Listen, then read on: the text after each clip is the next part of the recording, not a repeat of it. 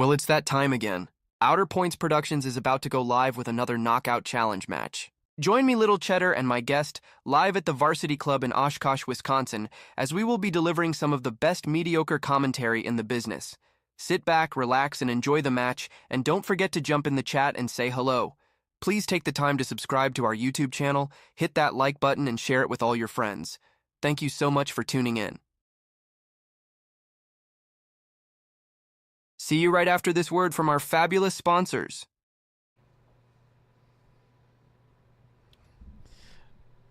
Good afternoon, everybody. This is Dale Little Cheddar Lorenz, and that gentleman right over here, he's back again, folks. Woo! Mr. Tom Manena.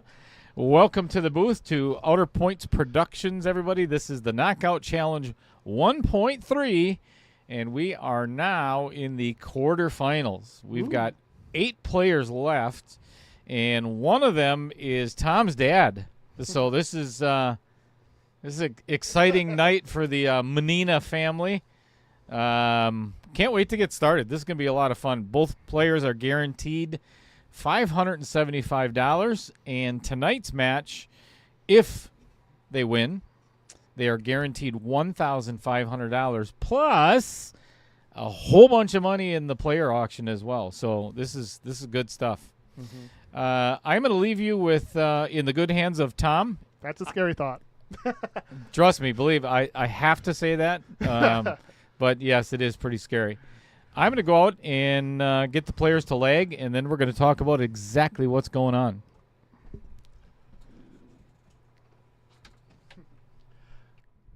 Good evening, everybody.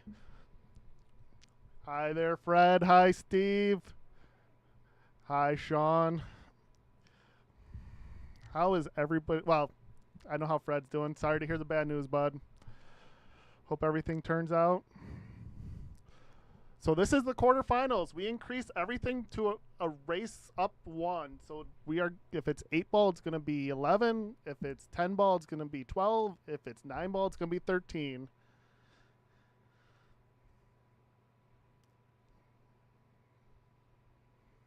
Good lag by Joe. Jim's a little short, it looks like, so Joe wins the lag and spins the wheel.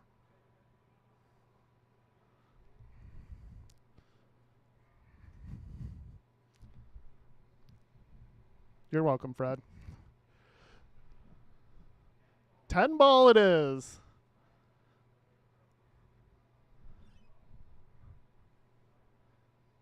So three foul rule is in effect.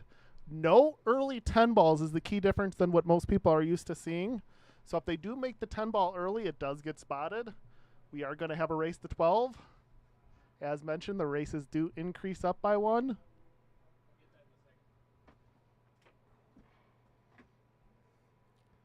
And looks like they will be using the magic rack.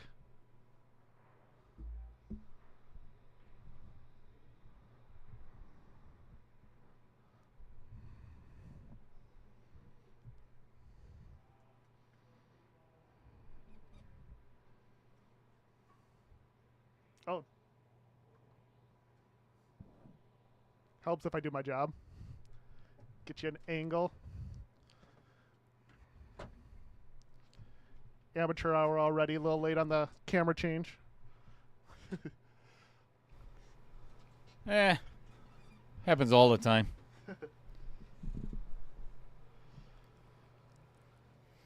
All right, we're playing 10 ball tonight. That is going to be a race to 12. The race has increased by 1 for the quarterfinals. So it's either 10, 11, or 12. Or wait, 11, 12, or 13. We did that already. Yeah, 11, 12, or 13. So we got a battle of the elderly tonight. I can say that because I am one of those over the hill. 60-year-old versus a 73-year-old. Love it. Fantastic. It's going to be some good pool. And Jim's out for Manena blood. I took him out at the state tournament, so he is out for Manena blood. He did mention that in his player spotlight, as a matter of fact. So, yeah, we'll be talking about that as well. Looks like it's Joe's first time racking 10 ball. Put the 9 ball where the 10 ball belongs. He is not too familiar with 10 ball. That's one of his least familiarized game, but I think he'll do just fine doing it. Yeah, once he gets past the first one there, I think he'll be all right. Don't worry, Dad. I've done that plenty of times on stream struggle. So I think I've done that a couple million times myself. Until you kind of get used to the magic rack, Yeah. you got to be gentle. yeah.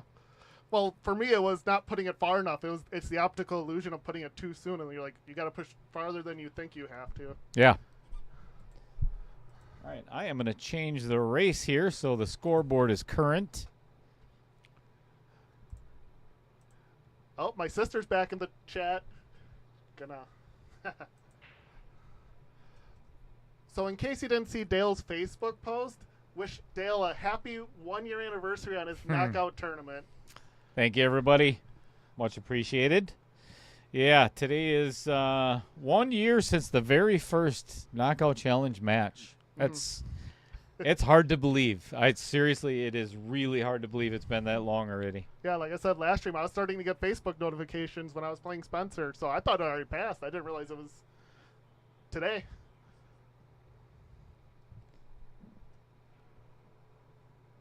I've actually had quite a few honors of first. I had the first night's matchup. I also had the last night's matchup. That was kind of interesting. All right, Joe Drybroke. Who did you play in the first night's matchup? Jeff Jarnt. Oh, yeah.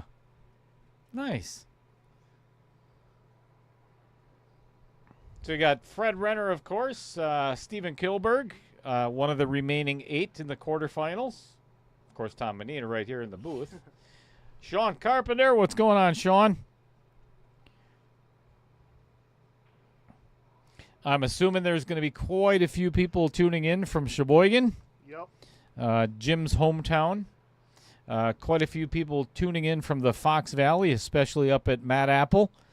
Mm-hmm. So we do have, again, once we're down to the final 8, just so everybody is prepared, right around game 7 or 8, somewhere around there. Depending on how the match goes, we're going to be doing a player spotlight. So we have an interview with both gentlemen. Mm-hmm. And it was a pleasure having a guy in the booth that's shorter than I am for the very first time in Joe Manena. What's going on, Marianne? Chris Green. You've heard of him before. Really? No. A lot of people like to forget him, but Probably the only person who's been on stream more than me. true. That's not a lie.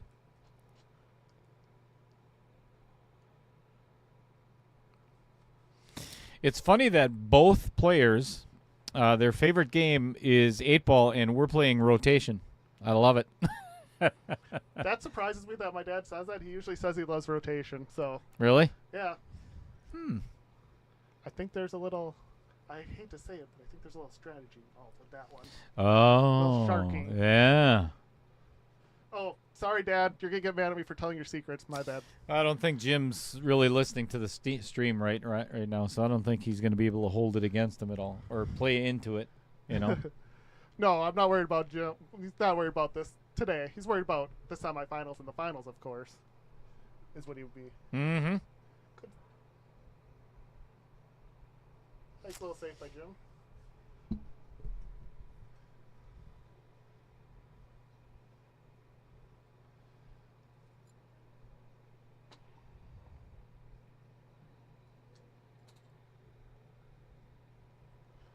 So Joe's got a kick, or well, he'll probably play safe, knowing him.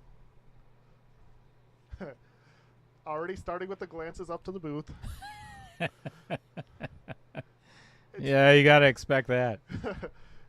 And I don't think it's not on purpose. It's all subconscious too. It's just kind of funny to watch him, just because I'm up here giving a little safety blanket, just a little security.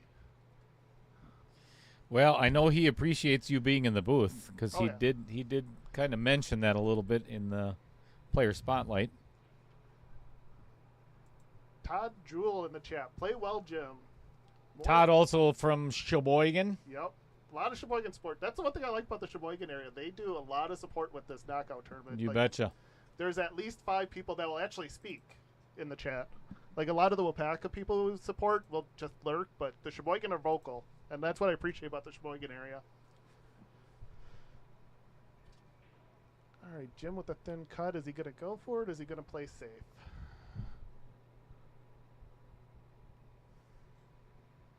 Play safe. Playing a defensive game early on. I like it. Oh, nice shot, too. Nice. That's hid the cue ball well behind that 9. And that one, as I mentioned as Dale was out, the 110 do not count. The 10 ball early do not count. So even though the 110 is lined up, if he makes it early, it doesn't end the game. Thank you, Heather. Much appreciated. Oh, that is foul number 1 on Joe. Ooh. And a really good attempt for a second safety. Yep. Just got to thin that one and send the cue ball down table. Thank you, Heather Green. Much appreciated. Chris Green, not so much. You know I love you, man. You're like a rash. You just never go away. Like a hemorrhoid rash or just a regular rash? Like a hemorrhoid, yes. Uh-oh. Uh-oh. Ooh, That getting looks behind good. the 10. I think he left a little piece of it. No, the 7 ball's blocking it. Oh, maybe. Oh, it might be a sliver. If not, if he can't see a sliver, that makes a really difficult hit because that 8 ball is also blocking the kick. Yeah. Regardless, good shot by Jim. Yeah, he can go straight at it. Just a sliver. Yep, and got it too. Oh, and is going to get away with it. Nicely done. Good roll. Just make sure you get a hit and good things can happen.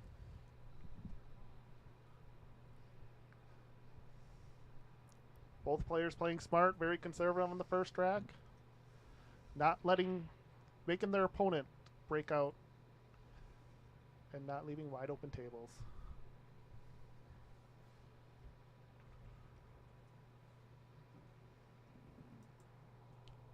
I would imagine Jim's going to just try to leave the cue ball on the bottom side and send the 1 ball all the way across the other side of the table.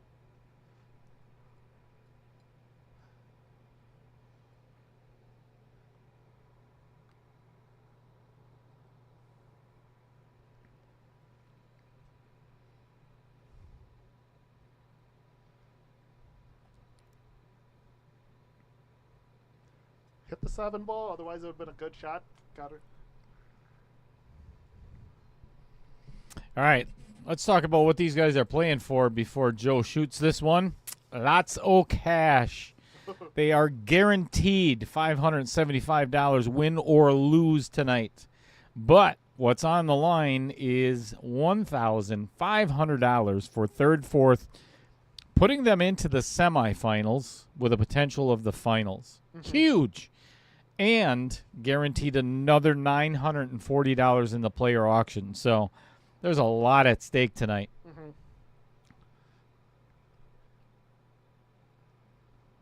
Which makes sense for the slow start. Just kind of don't want to give any games away early. Yeah, and winning that first game, it's a mental accomplishment right off the bat. Yep.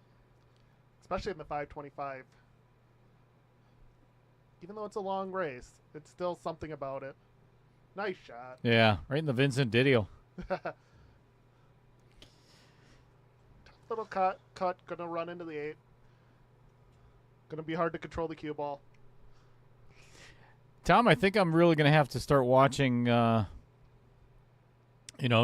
using the vernacular, or using the Vincent Didio, because it sounds a little pornographic when I say it like it, It just doesn't quite sound right. Oh, you got that one right in the old Didio. Okay. I don't know if people are going to be disturbed by that. You're worried about copy strike on your videos. Yeah. You'll get copy strike on your corner pocket. For sure.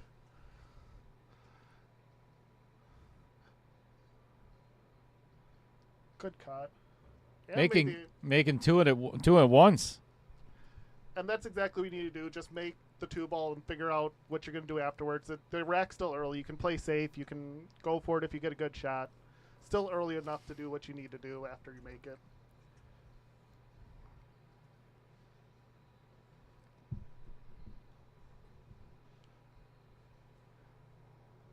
So I imagine we're going to see one more save coming up. Or attempt to save. It's very difficult to play safe. Probably just going to try to hide the cue ball behind the 4-ball. Just very, very difficult to accomplish.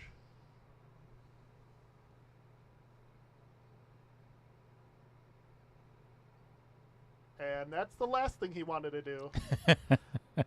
Indeed.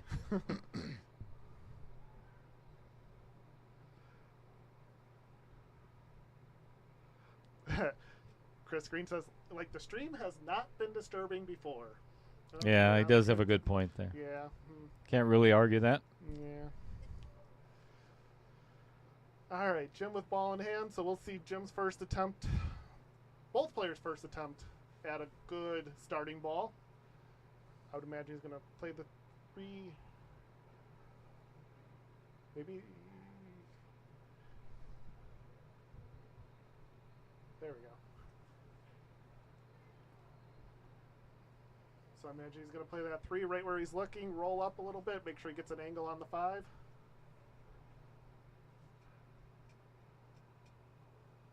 Or 4 to get to the 5. I think we knew what you meant. Yeah.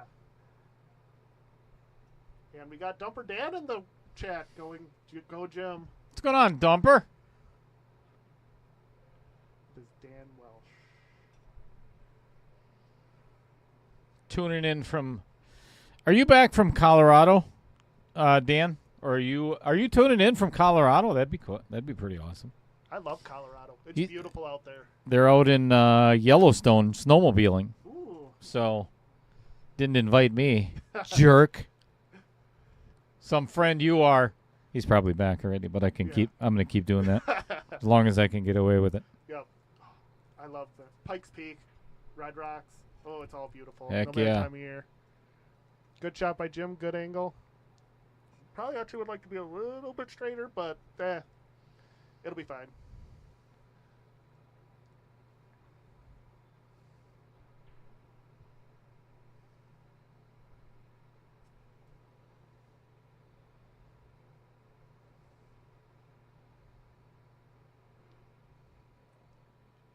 Just a smooth stroke.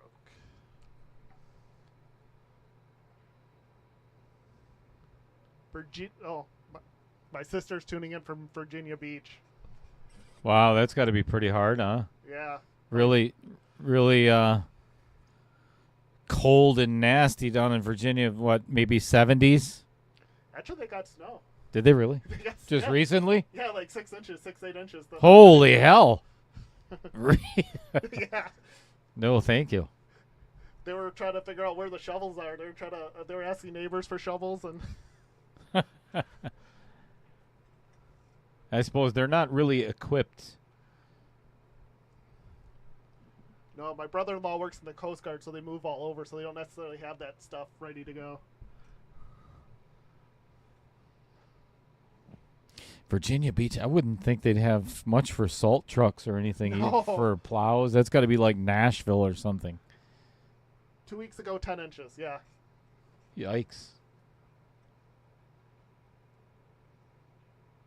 Yeah, they were sending my mom and us pictures of them with snow on the beach along the ocean.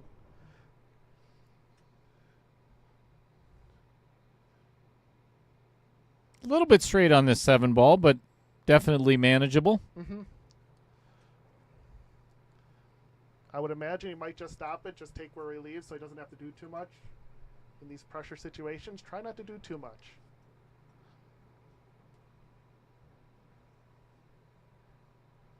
If he tries to go forward, he might try to hook himself behind the 10 accidentally.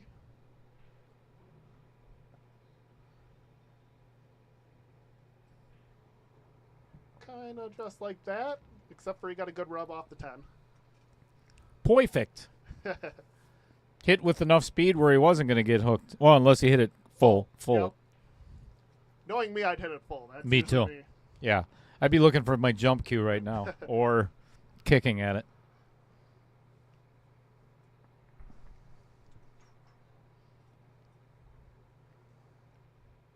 And both these players taking their time. Nice to see. Pressure situations, making sure you follow your routine on each shot.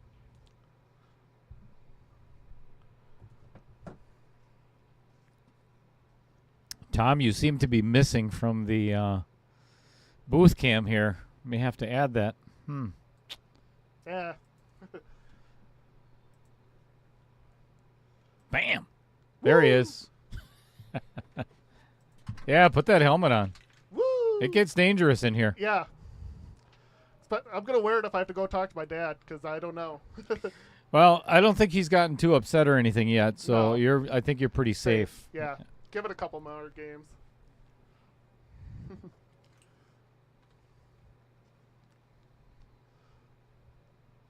The good old days of Mad Apple and hitting my head on a metal table. Oh, yeah. Good times. Good times. Or Shark Club. Yeah, that too. Good out by Jim. All right, 1-0. Did exactly what he did. Had ball in hand, finished the rack. That was a long game of 10 ball. That was. Not as long as Jim's first. Oh game my last- gosh, remember that? Yes. That was That was what, half hour, 45 minutes? I think it was 45 minutes. 45 minutes. We played 8 ball, didn't we? No, it was 9 ball. Oh, that's right, it was It 9 ball. worse. It was- That's right. Yeah, that was I think that was honestly the longest game of 9 ball I've ever watched. Yeah, I tried to watch the stream, and I'm like, I'm watching 45 minutes, or just to get a scout on it. And I was like, it wasn't like it was bad pool. It just couldn't do anything with it. Yeah. A lot of safeties back and forth, and yeah, just not a lot of open shots. Nerves. Yeah. First game. Jitters. Same with this one. Just didn't take 45 minutes.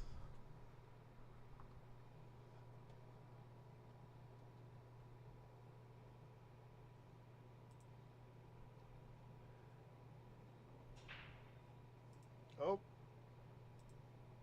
Vincent got the cue ball stayed on the table. Usually Vincent lets the cue ball go right in the pocket and doesn't rattle it. Doesn't leave Joe with a shot at the 1 ball at all. I would imagine we see another push out.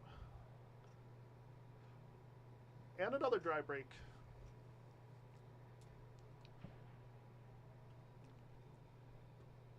I'm a little surprised that they went with the magic rack because we were kind of mentioning last week with the, no disrespect with the elderly age, they're used to wooden racks to make balls. Andy Coons in the chat wishing you a happy KO anniversary. Hey, thank you, Andy. Much appreciated.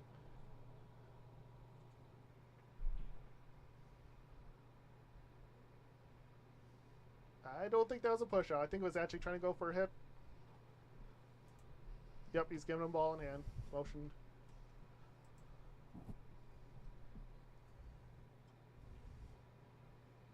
Not the worst thing in the world, but I would imagine we're going to see a safety after shooting at, well, depends on what kind of shape he gets on the 2. If he gets good shape, he's going to try pocketing it. If he doesn't, we're going to see another safety.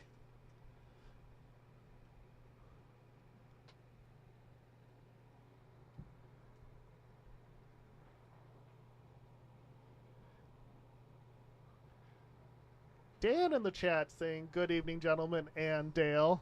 Happy anniversary. Yeah, thanks a lot, buddy. Dan, once again, giving a little bit of crap. Just a little. Dan Yenner, also one of the players coming up. He's been on quite a few of the KO challenges and one of the players in the upcoming Scotch Doubles, which just got another team signed up, as a matter of fact, just now. Oh, nice. Mike Quella and Timothy Bloomers. So get your partner, Tom. I'm free agent, 6 whatever, I'm free. 690 something, I think? Yeah. 680 something? Trevor M., good evening, folks. Good evening to you too, Trevor. That is, I'm assuming Trevor Misik or Misik, a newly acquired friend on Facebook. Cool. Also a new member of the KO Challenge Facebook group and Outer Points Productions. I think so anyway. If not, you better get over there, Trevor. It's where you get the news first of what's going on. Indeed. Nothing goes on Facebook until it goes through KO Challenge or Outer Points Productions. Me sick.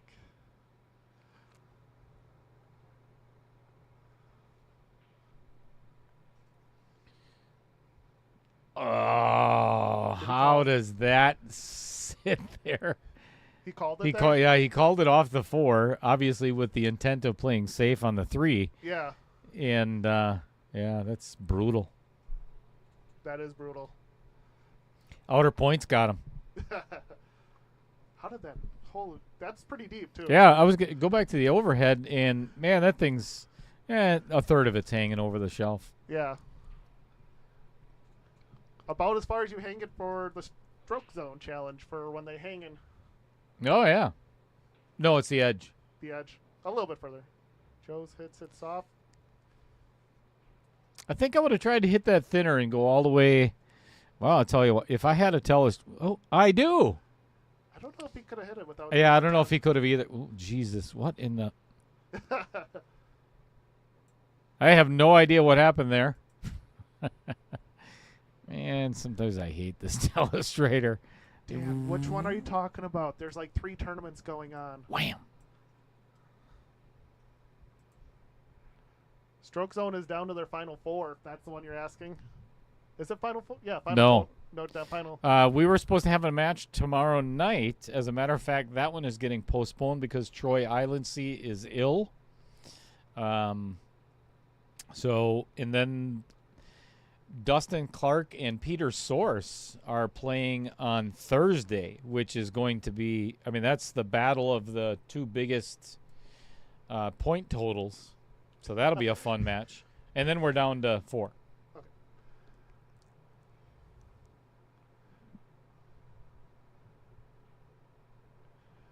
No, we have a general group for knockout tournaments. I think it's just called. Dale could say. What's the actual group? KO Challenge. KO Challenge. Yeah. Yep. That's what I thought it was. Yeah, if you want to look that up, Trevor, and then look up Outer Points Productions Facebook page. Thank you, Jason Harlan. Much appreciated. Oh, I missed that one.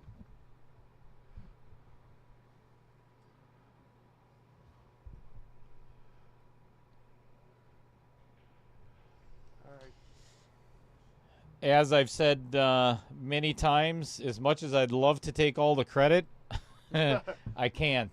There's a lot of people that have helped along the way. One of the things that you're going to see tonight, as a matter of fact, was an idea of the gentleman sitting right next to me, Mr. Tom Manena.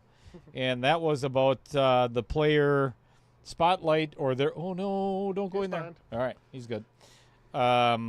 Doing kind of like a flyer about the previous matches, you know, the players as to where they're from, how'd they get into the game, and you'll see that all in, I don't know, about an hour.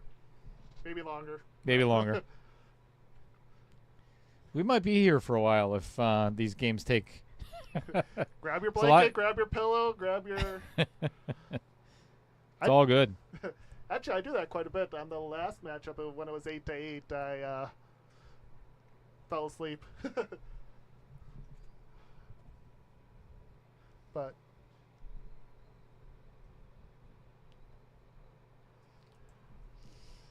I already told my boss I might be a little tired tomorrow, but that's fine. What time do you start? 7 o'clock. Oh, that's not so bad. No, it's not bad. I just usually go to bed at like 9, between 8 and 9. Yeah, I don't blame you. All right. Probably either he's going to have to take on the bank shot. I don't know if this goes in the side. I mean, it does, but man, it's going to have to be hit with the utmost precision here. Al Olden in the chat. What's going on, Al Holden, the hitman, tuning in from Waupun. I'm assuming probably cheering on Jim Sorensen, fellow former Sheboyganite. That seems like a disease, too. How many do you have in the Scotch is what Dan's asking. So right now there's 10? 21 teams. 21. Oh, yeah. 21 out of 32, so we're looking for 11 more. And right after he shoots this shot, I am going to put that flyer up there. So if anybody is interested, we are going to get this filled. And then wait till you see what's coming next. Oh, we tried cutting in the side. Yeah, a lot of body English on that shot there. Yep. All right, while Jim comes to the table, there it is, 12-10 and under. And there's actually 3 teams that are kind of on the fence right now. But this is, first one was 4.0, and winners were Taylor Collar. No, I take that back. Winners was Caden Hillman, who carried Taylor Collar all the way through to the finals. All right. We'll go back to that because Jim is not sure what he's going to do here. I don't blame him because he's straight on and on the rail. So, $13,000 prize pool, $500 entry per team. Single elimination, as always, on the Knockout Challenge. And once it's full, we'll be doing a draw, picking a date. Speaking about Taylor, did he ever tell you about the time I sharked him at Shark Club? No. So back in the day, I hope it was good. Me and my dad growing up, he would always teach me. We play a lot of straight pool, so we went over to after league one time after Sharks Club. Taylor went over and like, hey, yeah, let's play some money. I'll play you for straight pool, play you for some money. Smoked him. Nice. He's like, I'll never play you for money ever, Dad. That was back when he really had a temper, too. No, that's not true. Taylor Collar with a temper. You know, I can't poke fun at Taylor because, A, he's a teammate, and my temper used to be just like it. So I can't say much. No throwing stones here. Yeah. But, yeah, I got to give Taylor a lot of credit. He's gotten a lot better. Yes. Yeah. That's what I said, used to. I mean, he's still a dick. But, don't get me wrong. He's grown up. I can say that because I just got off the phone with Taylor for like a half hour before. Reason being is this year's fundraiser for the Ronald McDonald House Charity Foundation. Yep. Holy cow. We've got, I think, 9 people on our team.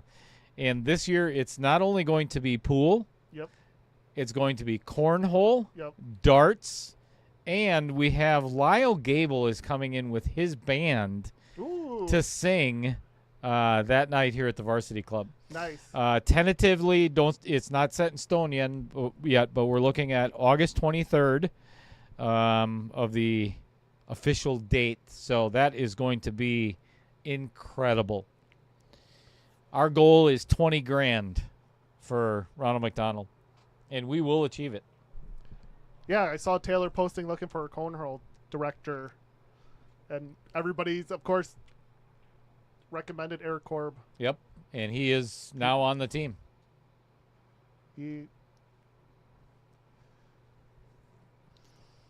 Yeah, we've got some incredible people on that team. Lacey Rochelle, Tim Schatz was part of it as well, I believe. I'm trying to think of Kirsten. I can't pronounce her last name, but Fred Renner, Corey Peterson, myself, Matt Strong is also on the team, and now we have Eric Korb and Justin. I'd have to look at somebody I've not met before, but it's going to be a great year for Ronald McDonald. Mm-hmm. I'm excited. I haven't participated. Well, besides just donating money, I haven't participated, but I'm looking forward to it. What's going on, Jamie Cools? And then Trevor also mentions that if he was asking if you need help, that charity's close to his heart and family. So if you need help, that's right. Too. That is correct. We could always use the help. The biggest thing that we're looking for is raffle prizes. Mm-hmm. Yep.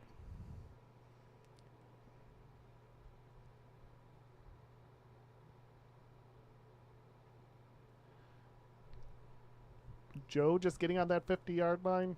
With this, just concentrate on making it, and you should be able to come around and get position on the 10.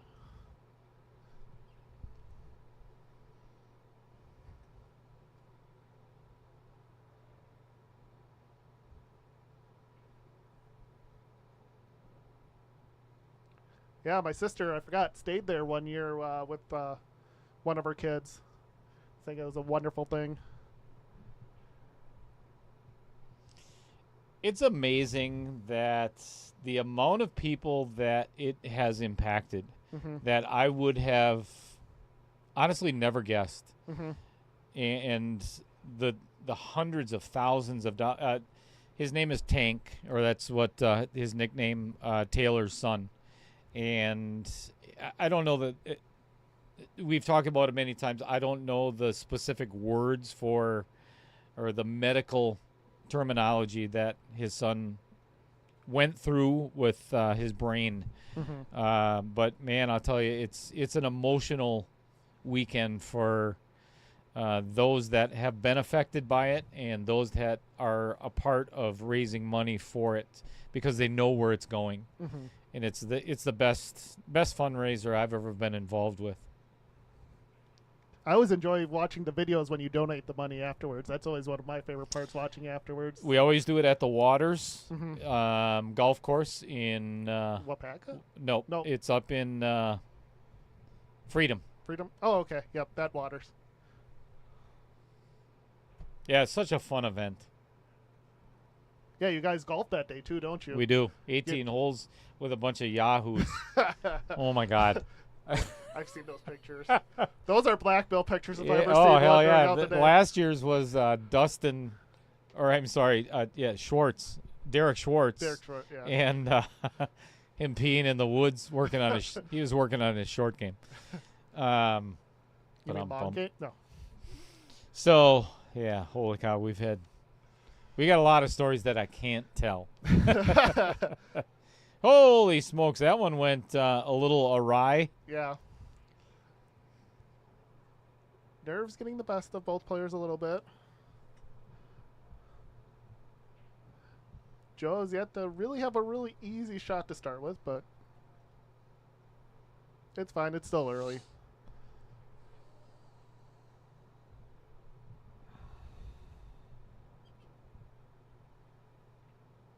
Yeah, Trevor, any help is appreciated, especially the raffle. The more the merrier. The more people can win, the more that people are more likely to donate again the following year. So anything is appreciated.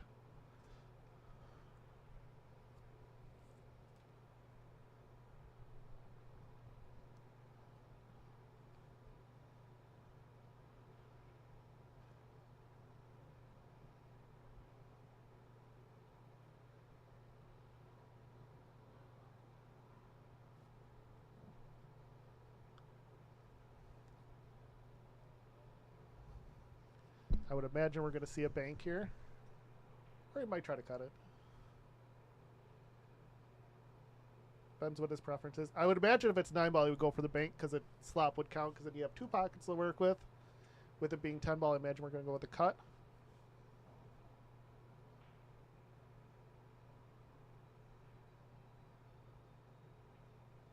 Good shot by Jim. Coming around. Good shot. Beautiful. This for a 2-0 lead.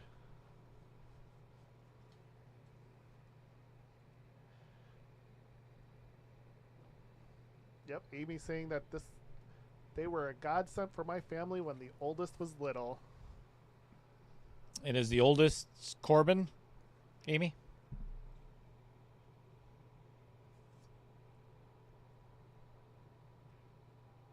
Oh no. In the Vincent Didio Memorial pocket, of course, it would have to be. But it wasn't even close. I don't think it even hit it. It was so close to a nipple that Outer points. yeah, outer points. One of those. Oh, yeah, it did hit an Oh, out yeah, that was, yeah. There's some nerves going on here. I guarantee it. Yep. Yep, he's sitting down, shaking his head. He knew it, too. That's a huge miss. Early on, there's a big difference between 2-0 and 1-1. Did we answer Dan Yenner's question? When is it? I think August again, you said? Yeah. Well, I was purposely not going to answer because it's Dan Yenner. Yeah. But, yeah, it's tentatively right now it should be August 23rd. I got to go over that with the new owner here at Varsity Club, Adam Carlson. So once we solidify it, there will be a flyer out there. Speaking of flyers, I literally just posted it on Facebook just now. Woo! There it is. $25,000 prize pool. $4.99 and under.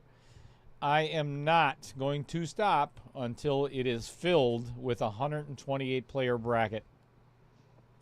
So guaranteed over 10 grand for the champion, and God only knows how much in the player auction. Holy cow. But this is going to be the biggest one in Knockout Challenge history coming up, folks. So if you are $4.99 and under, you can't sign up yet.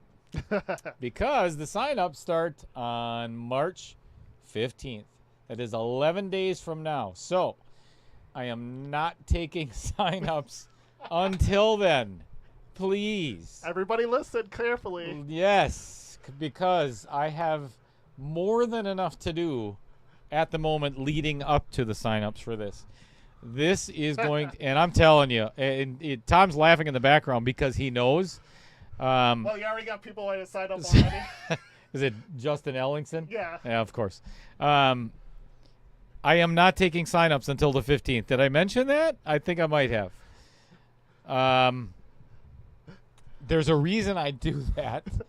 It's, to kind of get the word out there that that's what's coming, of course, in 11 days. But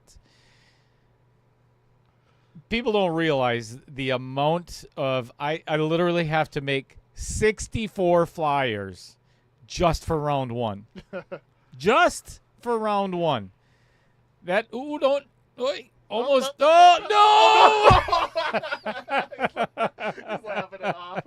I wish you could see the face. Okay. We need a player face. Camera just for faces. I have to laugh at that. I really do, because I thought for sure that thing was going in the upper side, gets kicked by the 9, gets kicked by the 5, and into the opposite side. Misses the 3, too, along Brutal. the way.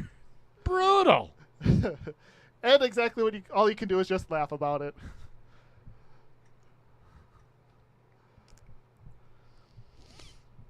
What's going on, Craig Bear? Yep. Oh, yeah, and Amy says that her oldest is Jancy. She is 26. Caden is 3. Corbin. Yep. Yeah. I read what I wanted to read. No. I do it all the time.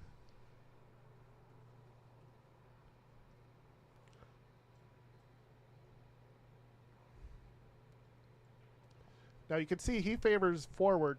So he's playing it the long way and missed. Or was he playing safe the entire time? Or was he playing two-way? I don't think that was an intentional safety there. No. I think he just preferred forward and tried rolling it forward. If he preferred backwards, then he would play the short rail. Thanks, Fred. Forgot to mark the score. Oh, yep. Hey, chat's on their game today. Who what? Huh? What? Because I remember Jim was playing last time, and everybody's like, what's the score? We took Vincent, half an hour to figure it out? Oh, that's right.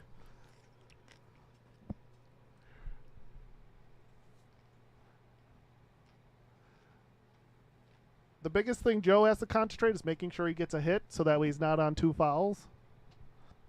Even though if he does miss a hit, it's not necessarily the easiest to get 3 fouls, but you don't want to be in that situation. Nope. A lot of pressure on that last third attempt if you have to. On both sides, too, it's easy to miss the safety, especially when it's not an easy one. Good hit. Well done. He left him a shot, but getting to the 2 is pretty tough. He'll take it. I would just take a hit. I'll take a hit and No leave doubt. it with it ever.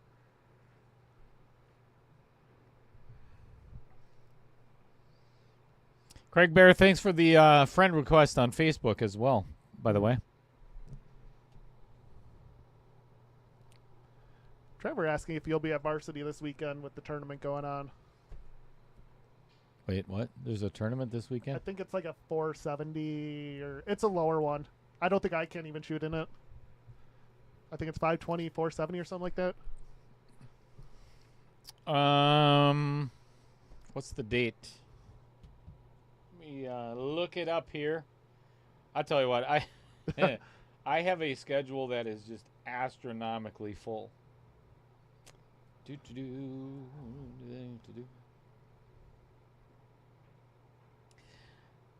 I am not going to be here. You have no idea how good I feel about that right now. I am no matches. No matches, no stroke zone, no knockout challenge. Little Cheddar is going to be spending time with Mrs. Cheddar.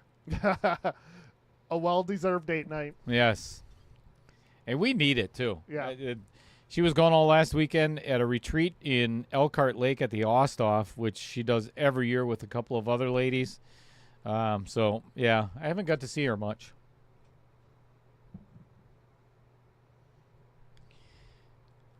Yeah, definitely do that before you start that 525, because then you definitely won't see her.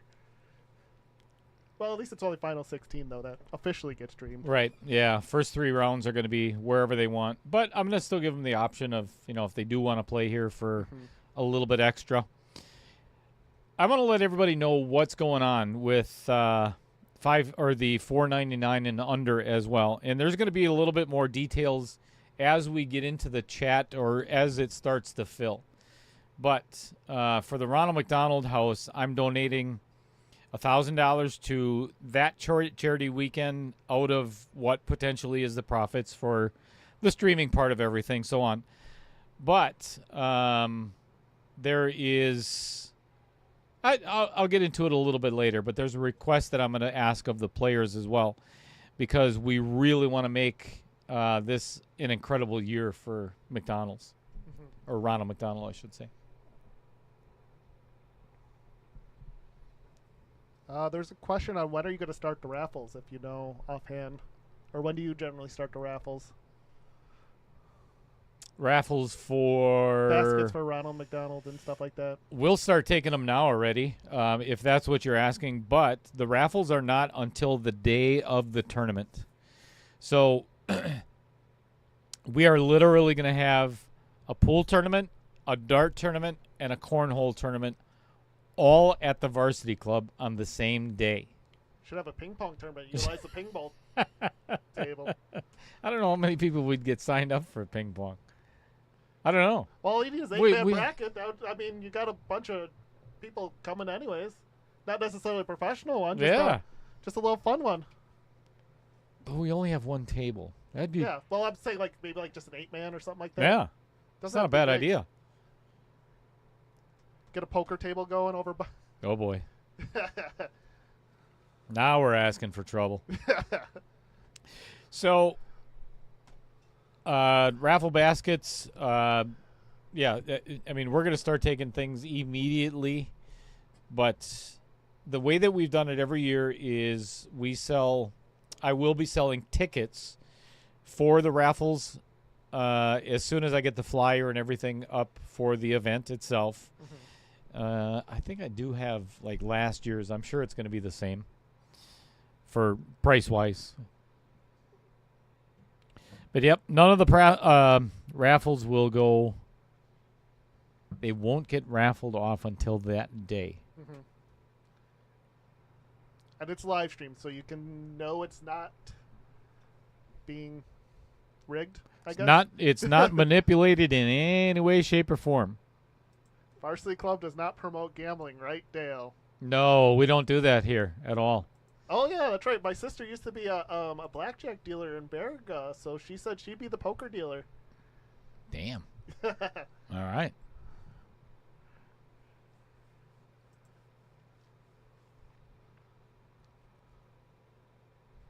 That's not the worst idea of doing, because they do that with poker night. Yeah. Where everybody puts in $10 or whatever. And Do a 1% rake for charity. yeah. Interesting. We might have to put you on the board. You're signed up, Mary. I get to see you in August again. I was talking about you, Tom. Oh, okay, that worked too. I'll do it. I'll be a poker dealer. When my sister comes to visit, she'll teach me how to be a good dealer. I'm gonna murder his last name, but Kyle Vertel. Oh, Kyle Vertel. Yeah, Kyle Vertel from Wapaka. Tuning in. Yeah, very nice. Good memory. Yes. All right, so this is last year's flyer, so don't quote me on that. But as soon as, we'll let Jim shoot first, and then I'll put that back up there. Yeah. I would imagine we're gonna see a safety.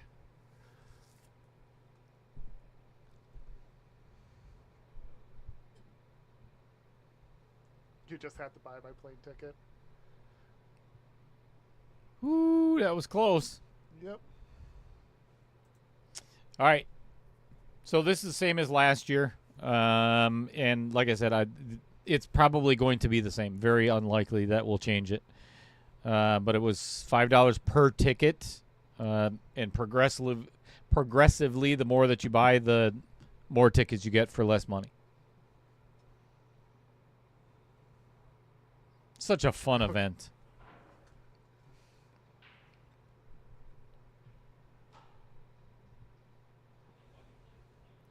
All right, Joe with a thin cut on the 4. Just make sure you make it, because then you'll get a hit on the 5 no matter what. Good shot. I don't know if that 5-9 goes. You have to cut it pretty thin. I don't know if it goes. I think I would almost attempt a safe here. Hit the right side of the 5 and try to get that cue ball behind the 7. That's what he was looking at. You saw him putting his stick out there. Yeah. Yep, that's what he's shooting for. Because that 9 ball is headed right for the outer points Yep. on the right side there. Yep. Good shot. I think he left him with a window, but not an easy shot, and very difficult to get on that 6 ball too. Yeah. From there. Even if he makes the 5 ball, what is he going to do with that 6 ball? Well, he can still play it in the same pocket as a 7.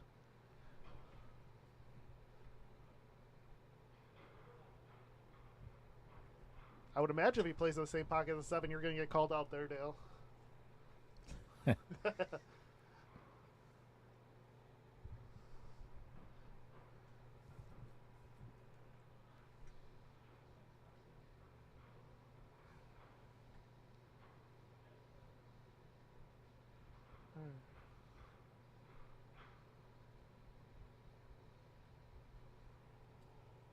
Both players take their time. Ooh, Jim cuts a little thick.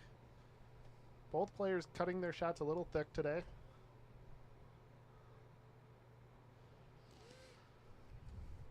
But he left the 5 ball. All that Joe has to do is make it, and then he'll break out that 6, and then he'll deal with the 6 and get a shot no matter what. Unless, well, he can hook himself. Knowing me, I hook myself one way or another. But yeah, and that's the key, honestly. Is just make the 5.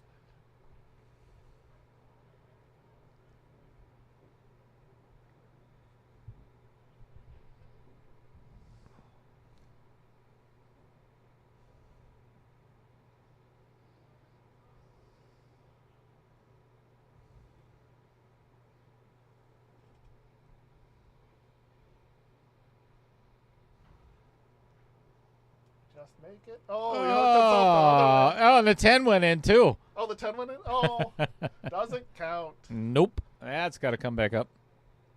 He didn't realize it. Nope. Jim had to remind him that's got to come out. Yeah. I don't think he realized it fell. Which happens.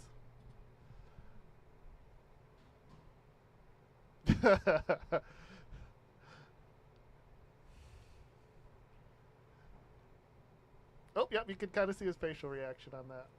I was just watching the replay. Oh, nope, not really. Okay.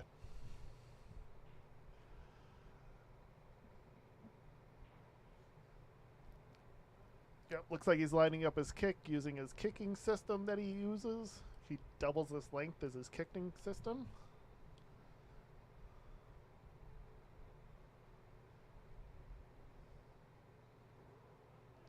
Talking to himself. I actually don't mind that. I like it when he does that. I do that all the time. Yep.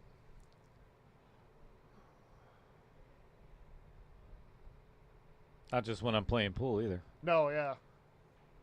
I even answer myself, which people get scared about. Yeah, that's when you have an entire conversation with yourself, that's when you should be worried. Or other people should be worried. I imagine we're going to see a return save here. Looks like Jim's going to decide to send the 6-ball down table instead of the cue ball. Beautifully done. Put on the bottom rail. Left them long.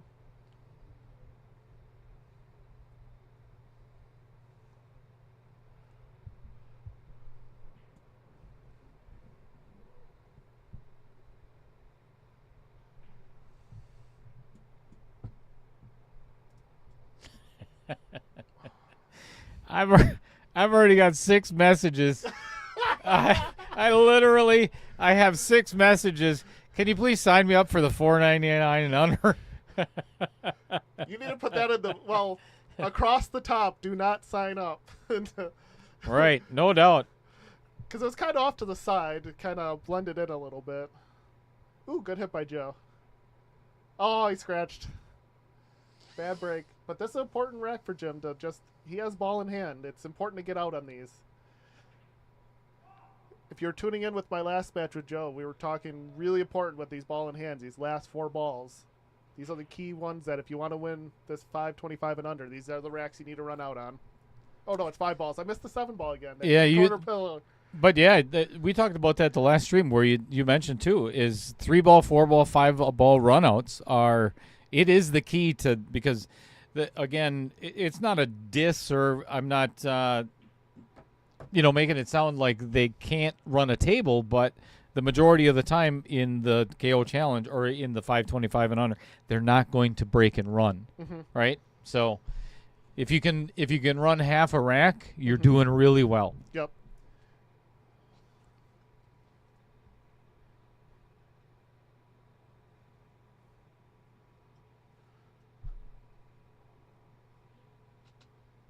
Well, I shouldn't say that because if you're running the first half of the rack, that's probably not going to bode very well. Yeah. Yeah, you run the first 4 and leave your opponent the next 5. If you can run those last 5 more often than your opponent, you're going to win. Trust me, even at any level. The 575 and under, that's usually my A-state game is based off of that a lot of times too. Play safety, play somewhat loose, but not too loose, but then make sure you get out on those last 5.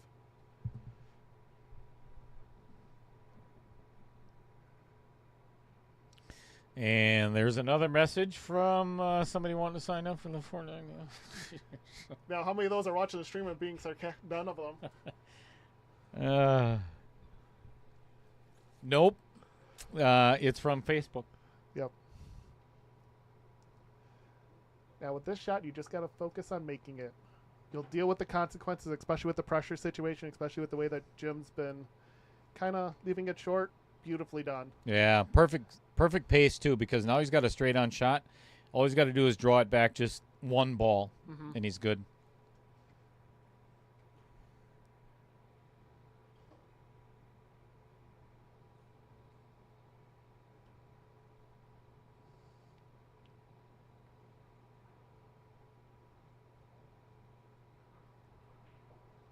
Perfect. A little bit more, but as of course, you're on the 10 ball. You'll deal with anything.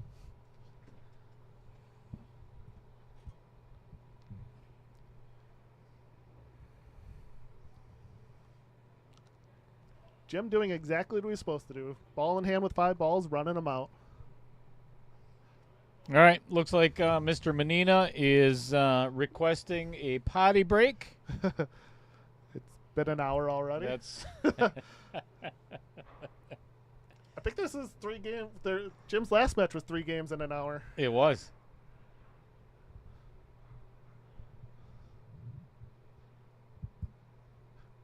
Do you have a sponsor spotlight I can read off while you're answering the... Yes. As a matter of fact, that is a fantastic idea.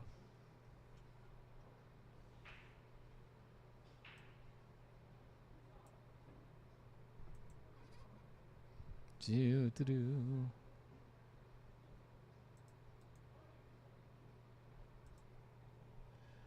All right. Vincent D. of Gallery 83 Tattoo Company is a multi-award winning artist with 20 years of experience in all styles of tattooing, from elaborate black and gray realism to simple small designs. He is equipped to bring all your ideas to life. Gallery 83 in Fond du Lac, Wisconsin is relaxing, safe, and clean environment. For more information, please visit vincentattoos.com or vincentattoos@gmail.com. You know, I think you just did Vincent Didio very proud there. I'm sure he did. I'm surprised I haven't seen him in the chat yet. Oh, give him time. Give him time. He better be watching at his studio right now. Otherwise, it's going to be hell to pay. And he is on his You know what? As long as we're waiting for Joe Another to walk one? back over here, let's talk about Bobby Joe Coons. Bobby Joe Coons is the broker-owner of Home Sweet Home Real Estate in Waupun, Wisconsin. She has many years of experience in residential, land, farm, and commercial real estate. For exceptional service, call 920-345-1055. That's Home Sweet Home Real Estate. It's better than I've ever done. I think Bobby Joe would be very proud. Andy, let her know that I'm going to have Tom Manena in here reading all of my sponsor spotlights from now on.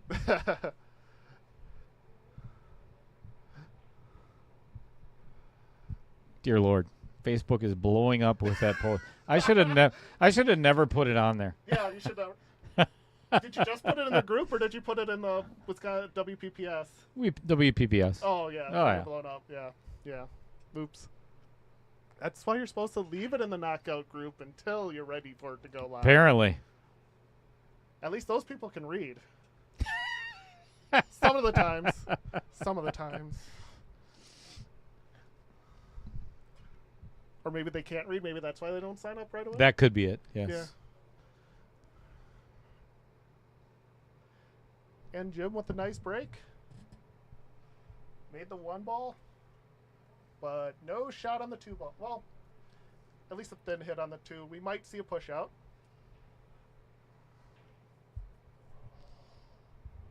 Vivian in the chat rooting for Joe. You got this. Woo! I'll add the woo. Was that ad-libbed? Or? Yeah, okay. The woo was ad lib. Excellent. Excellent. I like wooing. I like brick flaring.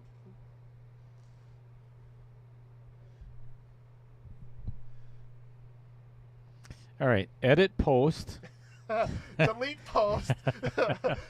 Where did this knockout? And then you'll see 2 minutes later. Where was that knockout sign up?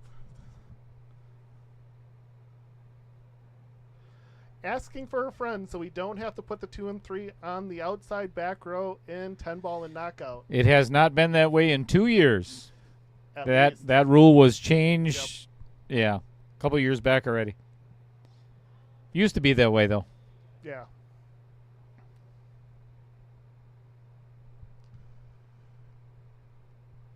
Andy Coons with a thumbs up from WPBS.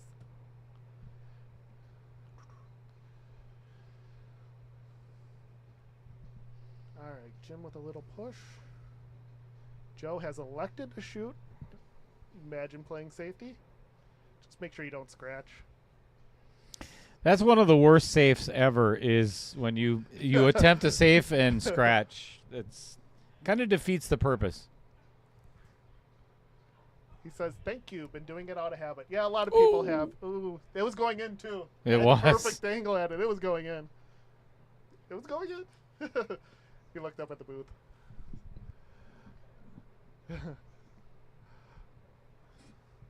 And puts a safety basically where the cue ball and the two ball were before. It's actually pitch perfect. Pitch perfect. I like it. That's one of our family's favorite movies. Oh, yeah. Good musical. So Jim's going to attempt to do the same exact thing.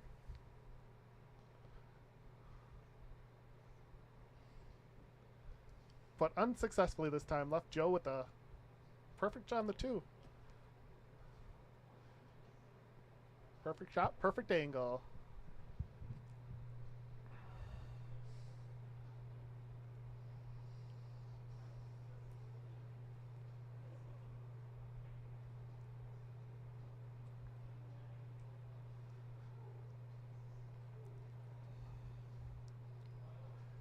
Already got raffle prizes coming in for the Ronald McDonald. I love it. That's fantastic. So that's why you cut me in the booth, so that way you can work the entire time, huh? No, I do this anyway. I know. But yes, you're right.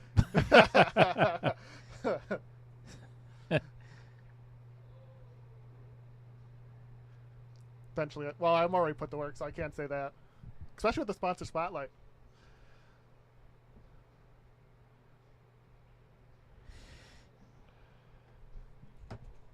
I've said it a couple of times too, where it's one of my favorite things to do. Yeah. And really getting to know. There's some things that I would have never guessed about some of the players that have been on the stream that I would not have learned if it wasn't for the player spotlight. Mm-hmm. So looking forward to tonight's. Yeah, I won't spoil any of it. I was gonna talk about some of the things about Joe, but I've heard some of the things that we're talking about, so I'm not gonna spoil anything with that.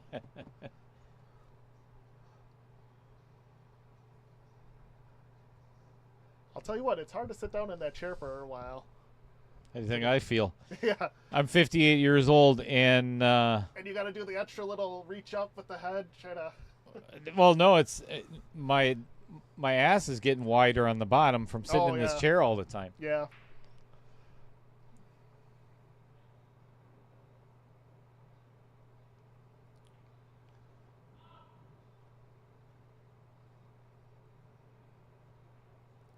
Joe going for the kick, which is the smart shot to try to get position with the 4. If he tried to cut it, he would have got no position with that 4. Left Jim with the shot. With this shot, just make sure you concentrate on making it and not hook yourself behind that 8 ball. That 8 ball can be a beach ball in this shot.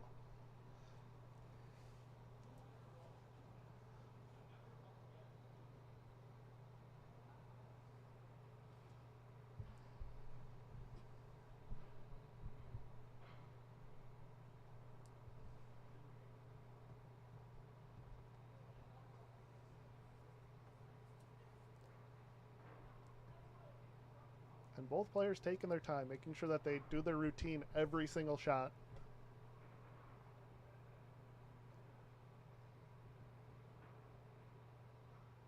Ooh. Chunked it. Outer points, and this is going to get away from. That's perfect. He had shape to play safe. Yep. Or to go for the 9 if he wanted to, but I would say it might have been probably more.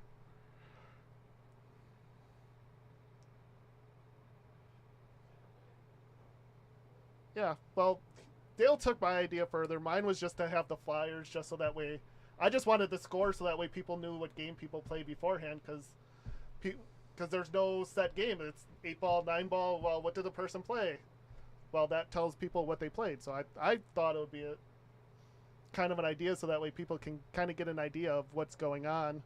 Dale expanded it to, age, interviews, age, location.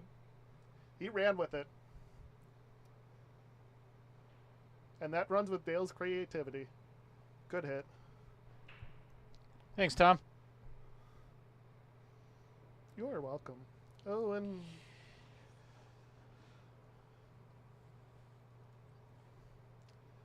Jim's just got a nice little shot on the side. Try not to hit the 9 to ruin the combination.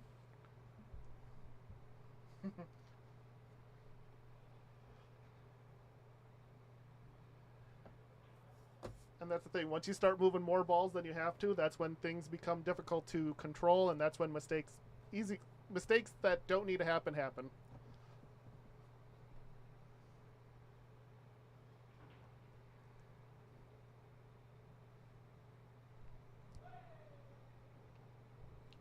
Good speed by Jim. Got exactly where he was the last time that he missed. I think this 4-ball it's probably going to run into a piece of the 6 at least. So if he just plays it as a stop shot on the combo, I think he's going to have a shot in the low where his hand just was, in the lower right. Yeah, well, or he can hit on that inside of the 4 to make sure that the 4-ball goes in that direction a little bit better, a little bit more away from the 6. I think if he hits it full, it'll go more full at the 6. And that's what he's looking at. Kind of playing in between that rail and that 4-ball.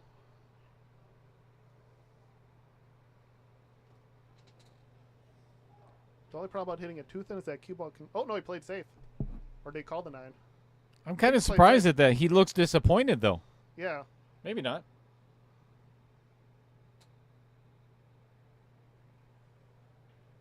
Or did he miss the 9 ball altogether and he was trying to do the combo altogether? That's what I was saying. I think he's disappointed because the 9 didn't fall. Yeah. Kind of a smart shot to avoid the 6.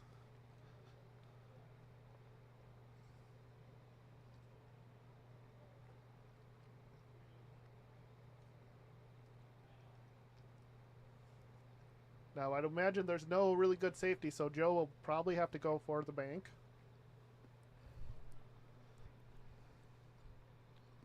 Tough bank. He's going to have to lengthen that out quite a bit. Looks like he's aiming at the 8-ball from where I'm shooting. Oh, no, he got a good hit. Wanted to hit a little softer, try to get the cue ball a little bit behind the 8 a little bit more, but still. Smart shot, especially where the 5-ball is. It's going to be very difficult to get back.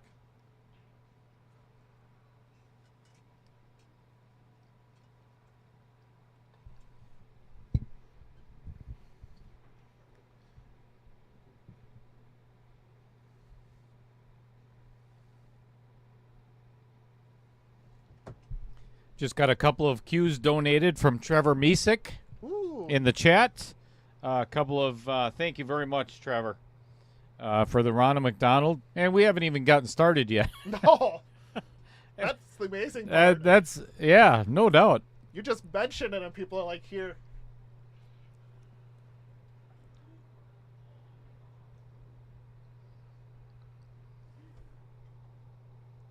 Now, here's again, just focus on making it when you're 525 and under, and you kind of got a little bit tricky angle, especially the way that Jim's been kind of hitting these shots thick. Just concentrate on making it. You should get a natural leave. You'll deal with the combo. You'll deal with the results. Just rule 1, make the ball. Oh, he hit the 9 first. It did not have room, or at least he didn't throw it. Yep. And voluntarily giving up ball in hand. And once again, we're with ball in hand with 5-ball outs. This is crucial in this level to make sure that you get out, especially when the balls are kind of out in the open. Like this. There's not much tied up here.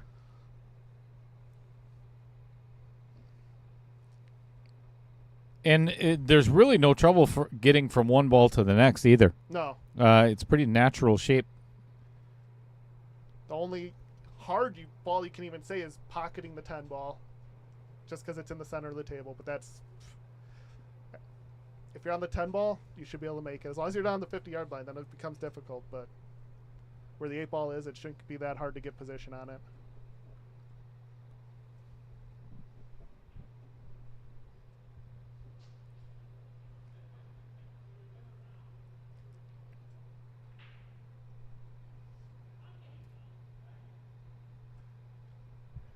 And then, of course, I did have another brilliant idea that Dale ran with that he absolutely loves.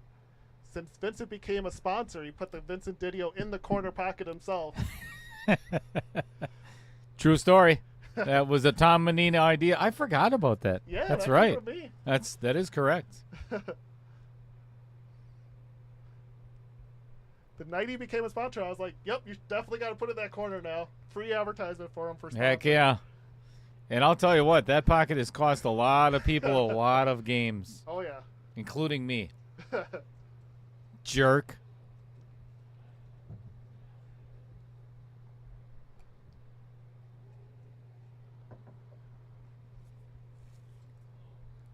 So who's going to get the next pocket dedicated to them? We could All right, let's think about this, Tom, from a financial perspective. I think we could have the sponsor sponsor a pocket too. Ooh. So for $100, actually we could have any of our viewers. Mm-hmm. I think we should do that. Let's do like say $50 a pocket. Yep. You get your name on the pocket itself. For a whole tournament? Or for permanently? I think permanently until somebody else gives me $50. Oh, rotate it out? To rotate it out, yeah. That'd be a good idea. I'm gonna give this some thought.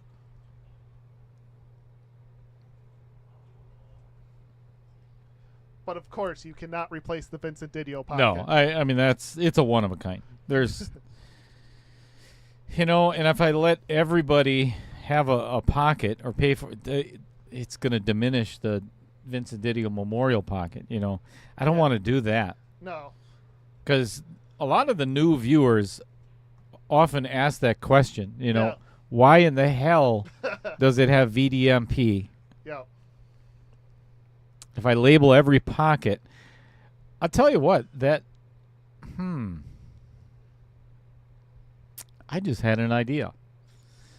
Instead of the pockets, I'm going to have rail sponsors. Seriously. Yeah. I'll have 6 spots on the overhead cam, because it'll just be on the overhead where your name will be on any one of the rails. Interesting. I think I'm going to make up a flyer. Good Nice shot. Don't scratch. Don't scratch. I don't think it's got enough No. steam. He's yelling at it, pointing at it. 2-2.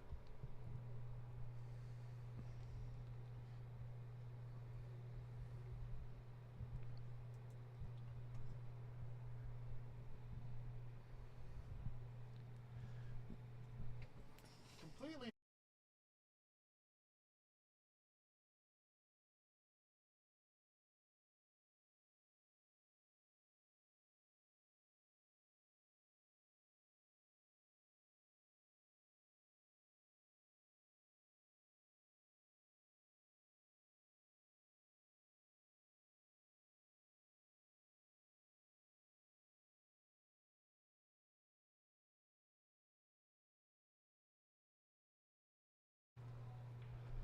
As I was about to say, this is a completely different match than the last time Joe played. Like, it was done in like 2.5 hours. We're on that already practically after 4 games. Yeah, that's not going to happen tonight.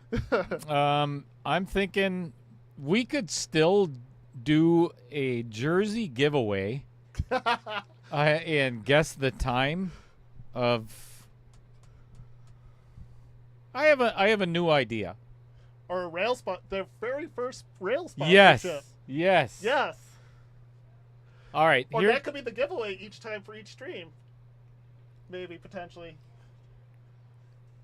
Let me give that some thought. So that way you get interaction with your viewers every time. They predict the winner and they get a rail sponsorship. So every 6 it rotates. Ooh, made the 7. That almost got yeah. kicked in. I got to give that some thought. You know what? Even though it's 2-2, I'll tell you what. I'm going to give away another jersey tonight. But this one is. Let me show you what it looks like before you guess, or before you put in a guess. This is my personalized jersey. This is my design from Onboard Sportswear. So I'm going to give away one of these tonight. If you can guess the score, final score, winner, and the time that it ends. Ooh. Not the full amount of time of the match, but the time tonight that it ends within 10 minutes. Ooh. All right. So I'm going to leave that open until we reach rack number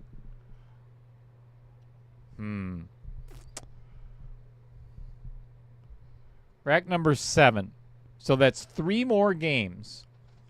3 more games of 10 ball. Once rack number 7, once the 10 ball is pocketed in 3 games after this, or 2 games after this, all guesses are closed. So name the final score, or name of the player, the final score, and the time that the match ends within 10 minutes. And of course, Go. Chris Green jumps the gun before you finish explaining the rules. Said 4 hours and 15 minutes. Joe 12 to 10. Chris Green, that doesn't count. Yep. Yep, you're out. John Williquette 12 to 10. 10:50 p.m. John, you're in. Justin, you're in. 10:12, Jim. 10:45. Amy Cools, 8:44. Joe, 12. Jim, 10. I love it. A lot of 10-12s. It seems like a lot of those knockout tournaments go like 10-10, and then the last 2 seem to Chris decide Green, the winner. you're going to get nothing and like it. By the way, in case you're just tuning in, everybody wish Dale a happy 1-year anniversary of the knockout tournament. Thank 1 you. year ago, this Thank was you. his first stream of the tournament. Thank you. What a ride it's been. Holy crap. Yeah.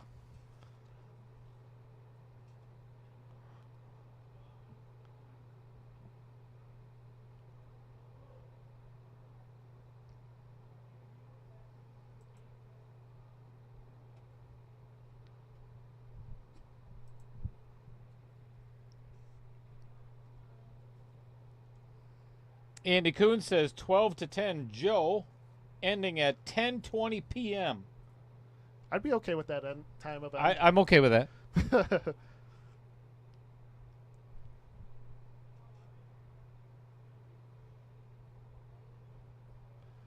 Old school says, Jesus, time goes by fast. 1 year already. Can you believe it? Yeah. I know, like I was saying last stream, the 1 year, my memories were showing up. I thought it already passed when I was in the booth the last time. Vincent Schrader says aged cheddar. Yep. Thank you very little. 1 year aged. Yeah. Ooh, that would be, yeah, now you can do, instead of little cheddar, you can call yourself 1 aged cheddar. I've told Mrs. Cheddar on several occasions, when I die, I want on my tombstone expired cheddar. Yep, And that'd that's be perfect.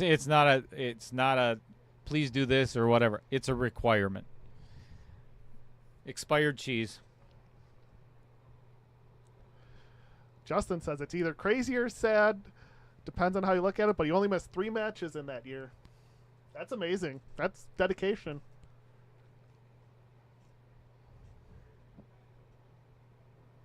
Damn. Yeah. That's Justin should get a prize for that. Put his name on a rail. All right, not sure what Mr. Sorensen was thinking there because it looked like, oh wait, that's the 4 ball, not the 8 ball. Yeah. I thought that was the 4 ball. Yeah. Or I mean, I thought it was the 8 ball sitting there. I'm like, what is he doing? Looked like it was just, drift forward a little bit. Yeah, when you look at the TV, sometimes the color gets a little confusing. And that's why they have the TV balls, but everybody also hates the TV balls. The pink 12. I was requested, and I'm using air quotes right now, requested by Matt Strong to get rid of the pink ball. Otherwise, my stream would be shut down. Don't want any of those mistakes. No. Apparently, Matt is, what is it called?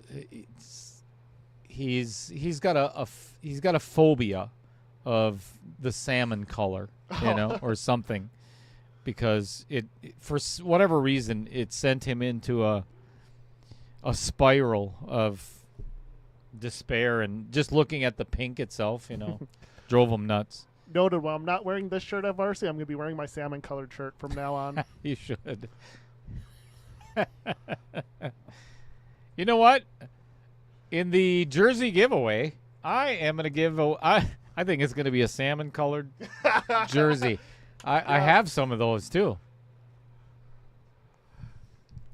And Jim trying to play safe. Just at least played long. Joe took a glance up at the booth as normal. Marianne says 12-11, Joe. 12-11 Joe. Wow, Hill. I'm disappointed in you. Ending at 10:45. You don't have better faith in our dad. Come on, Mary. Well, she does have him as the winner. Yeah, I guess.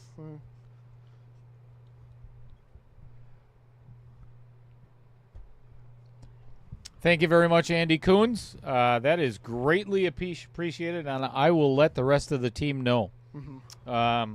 That's really cool. Thank you.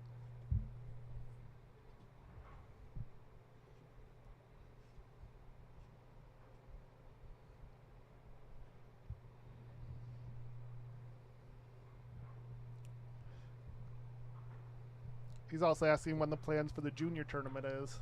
Or are. That's funny. Oh, is that on your list of things that was on your plate? I can't. I'm not even going to answer that right now. I can't.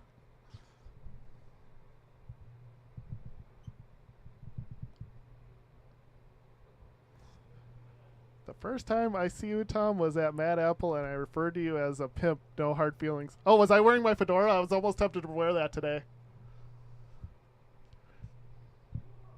My red one. I was because that goes well with the shirt. You had a red fedora? I have a red. I have a purple. I have a black and a green fedora. Nice. I like it.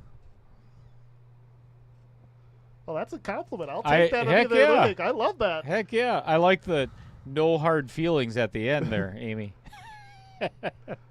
The pimp. My sister saying it's late. He needs his 5-hour energy.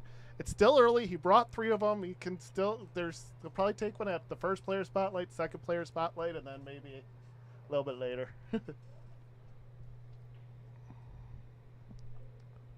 Oh, the pink shirt. Was that Badger State? Was that the year I won Badger State? There was a year I won Badger State, and I was wearing the pink. Nice. But I love that pink shirt. That pink shirt is phenomenal. I like dressing up for pool tournaments, though. I mean,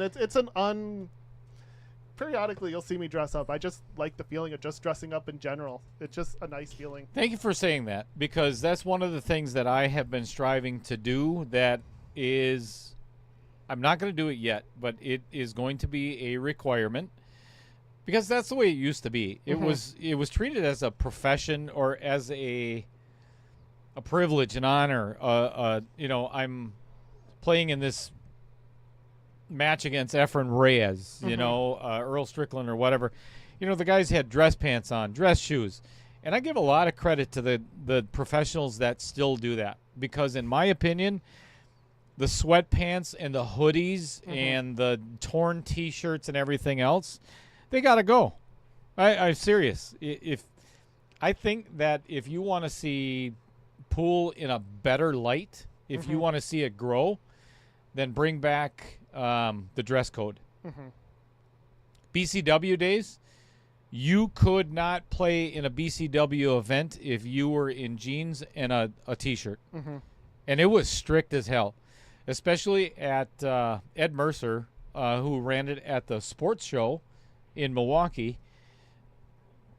There were guys that had to go across the street and buy a pair of pants, literally, because he would not let them play. And I think it should stay that way. Wasn't WISPA like that for a while? Yes. Especially the team was required at least a collared? Now you have to have matching shirts. Your team has to have matching shirts, and it should be that way. Yeah. Thank you, Andy Coons. My sister says burn those hats. That's the other reason why I wanted to wear it. She absolutely hates those hats. The fedoras? Yeah. I love them. Yes.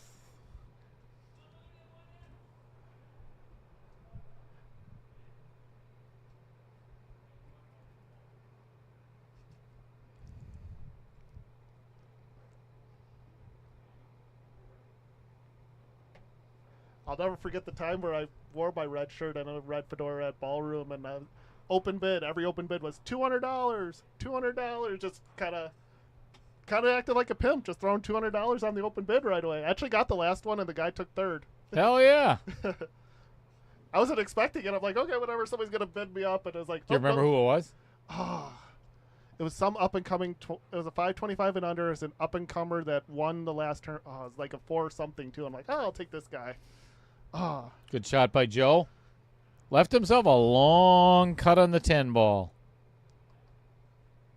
he'll take it though. I mean, I would take He's it. shooting at it. You betcha. Yep. For a 3-2 lead. No pressure. Oh, there's plenty of pressure here. I think I need to get started on a Ronald McDonald House flyer here. Yeah, at least finalize your raffle prices. See if it's going to be the same or not. Oh, that is. That's not it's going going to to be the change. same. That's been very successful over the years. Mm-hmm. This is, can you believe it? Our 4th annual. It's going to be the 4th year. That's cool. That's very cool. Congratulations on 4 years coming up. That's a big deal. Yeah, it is. I think we are over. I think it's let's see, 27 or $28,000 we've raised. Wow. And that thanks to you, the viewers, the fans, the It pool is. players. It's nothing to do. Dale just I creates the facilitate opportunity. it. Yep. That's it. 100%. Overcut it. Oh, that's not a bad overcut though. Nope. Look at where he left him. He'll take it. He'll take the bank, no doubt. As they say, the pro side of the pocket. If you miss it, you leave a long shot. If you cut it on the other way, then you basically sell out.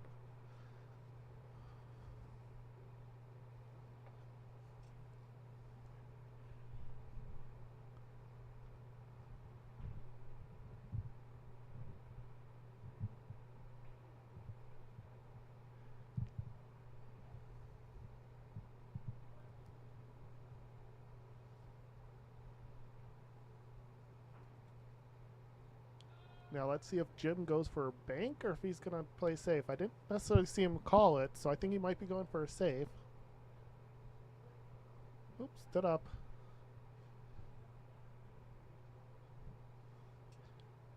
Very difficult to decide. A lot of half a should I or shouldn't I with this type of shot.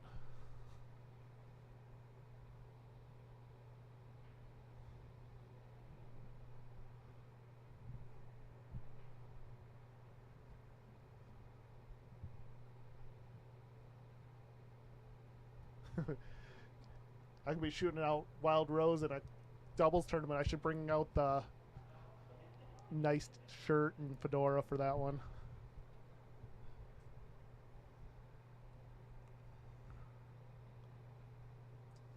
Good save. Very well done. Yep, Joe calls it. It's in a position where you have to go for it. If you miss it, you leave the 10 ball on the center of the Absolutely. table and cue ball on the bottom rail. Yep. Both players doing exactly what they're supposed to in that situation.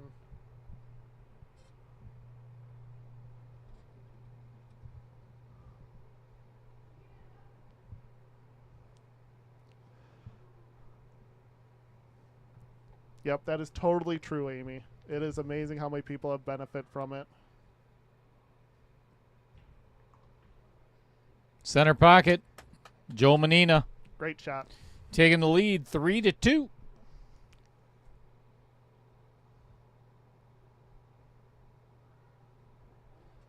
Couple more sign-ups for the one that's not signing up yet. Dear Lord. You should respond. Wait, you're signing up for the Scotch? Who's your Scotch partner? Oh, that's not a bad idea. We'll get that filled in no time.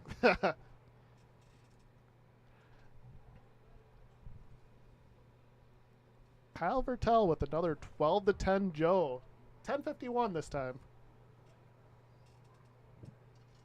All right, let me go back and screenshot that.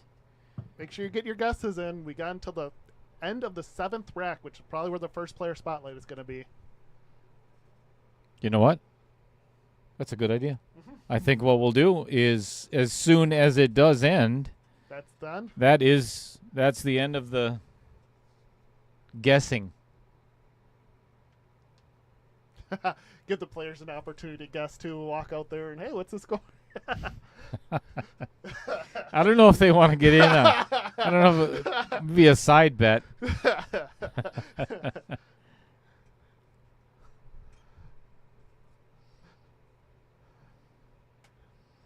And there's another sign up for the $4.99. Holy crap. Oh, Roger said hello and then he immediately deleted it. Roger Pregler? Yeah. Oh, yeah. We don't talk to him anyway. Oh, okay.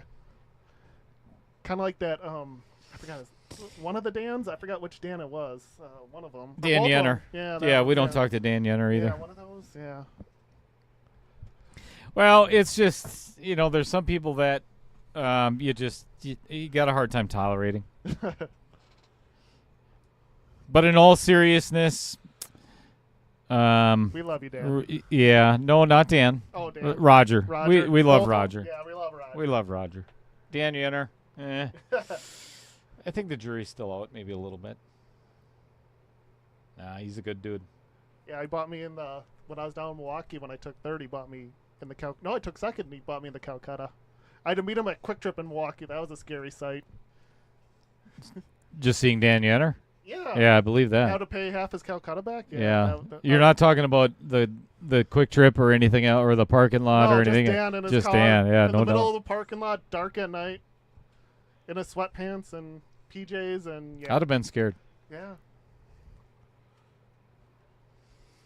All right. I think he can see a piece of this one ball, but I don't know if he's got enough to cut it into the lower right. If he wants to, he can throw it.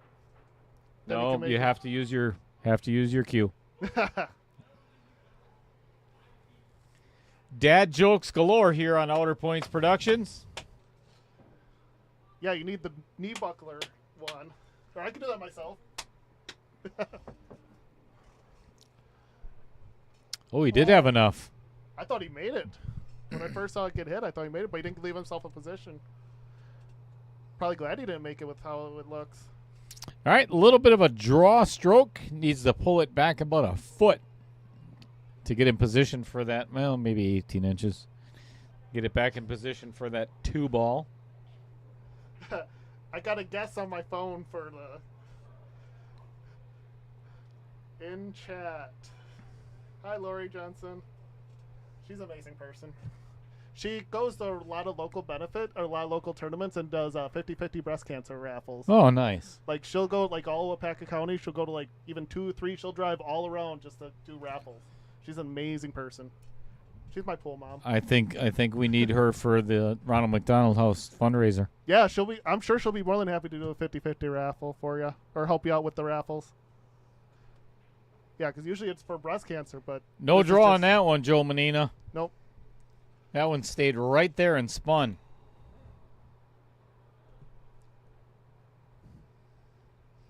Roger Pregler, I'm not gonna I'm gonna give you a jersey in the first place. You don't even wear the first one I got you.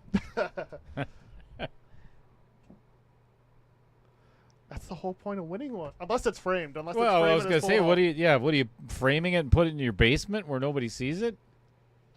That doesn't do any good. Well, yeah, it's in the basement, framed, where he invites all his friends, and then they come visit. Missed. Missed. All right, pretty much a stop shot on the 2. Play the 3 in the lower left. Stop shot you got for the 5. Man, this is really not that tough. 6 to the 7, and that's really not even that difficult. But 8 to the 9 might be. Yeah, this is not hard. But even though you see the stop shot, you being a 6+, a lot of players don't see that stop shot. They're gonna. It looked like he was gonna try to play, like, either draw back on the 2 and play in the other corner. Oh, no, looks like he's going to play that stop shot like you said. Mm-hmm. Or no, he's got a little bit of angle. He might try to draw it for that corner, the opposite corner of the Vincent. Nope, he lined it up straight.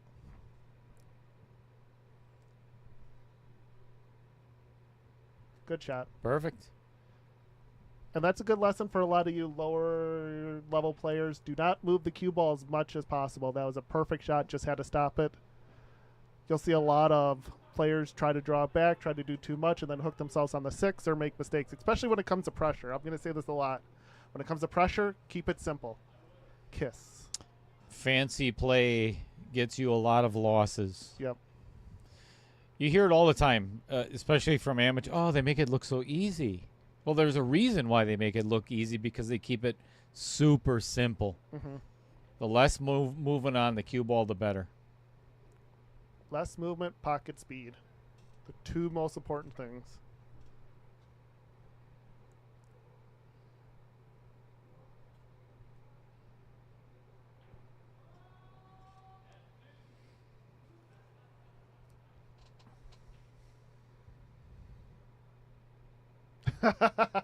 Roger said that the jersey's too small in shipping. Yeah. Uh-huh.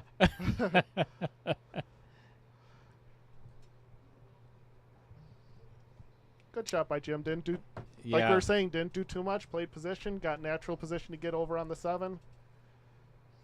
I don't think it's the shipping, Roger. I think it's maybe the chipping, as in sour cream and onion, all the other chips out there. Actually, as much as he's at Varsity Club, it's probably the Varsity Club food, because that is delicious food, and I'm sure I gained a couple pounds from just the food here. Heck yeah, me too. Oh. And that's what we're saying all night. Concentrate on making the ball. Position was just natural for the rest of the rack, pretty much. Rule 1, make the ball.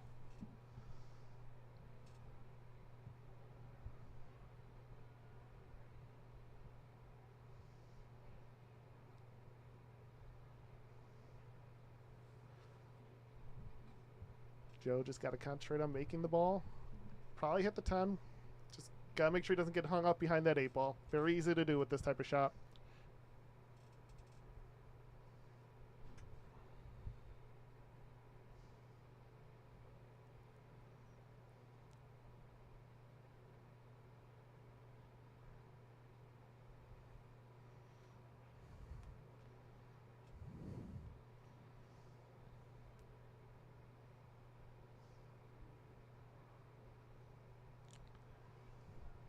Yeah, and both players don't seem as focused as the last time they're here, so that's kind of why we're seeing a little bit slower matchup. When you're not as razor focused, when you're not having that feeling, when you're not having that pace that you normally have, your game and matches tend to be a little bit slower. Yeah, and this is not your normal. It's not a league night at up at Matt Apple or here at Varsity Club or the Rock or wherever else where, if you lose, not that big a deal. It's a big deal tonight. Almost $2,000. Yeah. Big deal. Huge swing between first or winning and losing.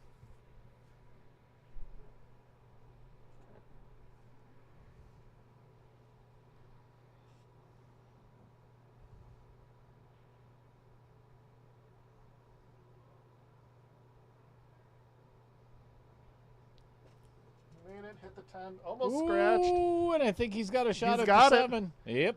Like I said, just don't get behind that 8 ball. You're probably going to run into that 10 ball, but just don't get behind the 8 ball, and that's exactly what he did.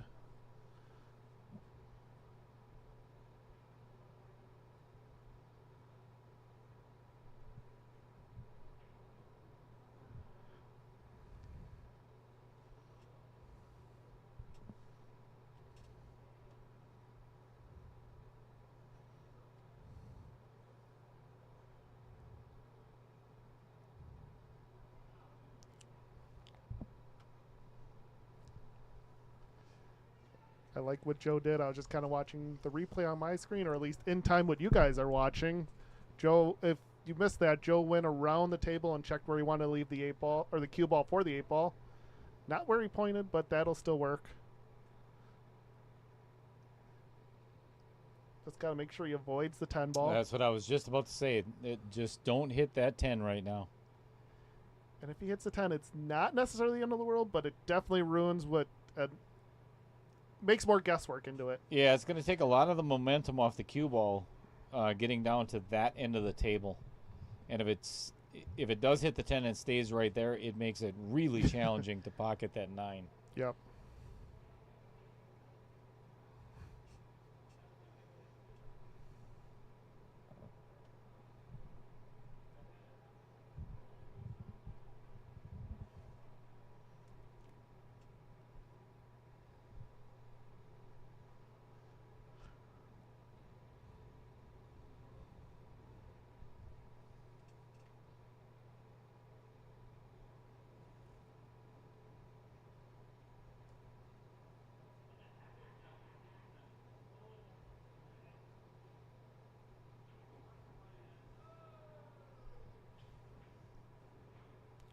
Ooh, he avoided that 10 ball altogether. Yep, pocketed and did leave himself with, it's a thin cut, but it's natural shape to get down to the 10. And if he does, remember what he did before on the 10 ball, last game or the game before, hits it nice and thin. That way if he does miss, he's going to leave Jim with a pretty tough shot. The whole idea to this shot is don't scratch in the lower right. That is a huge possibility from here. That's what I would do.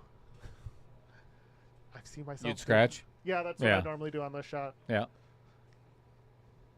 There's no way I'm going to scratch. Doom, right in the corner. Oops.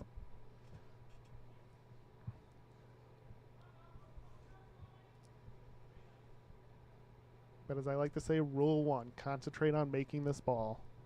Everything else should be natural.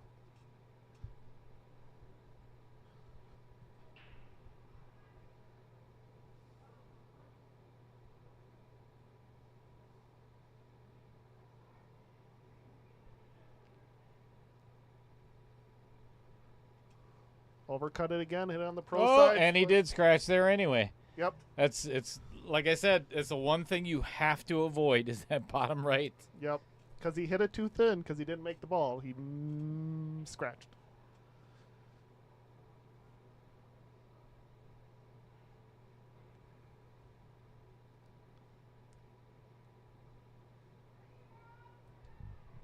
After this game, I'll tell the players to do the player spotlight.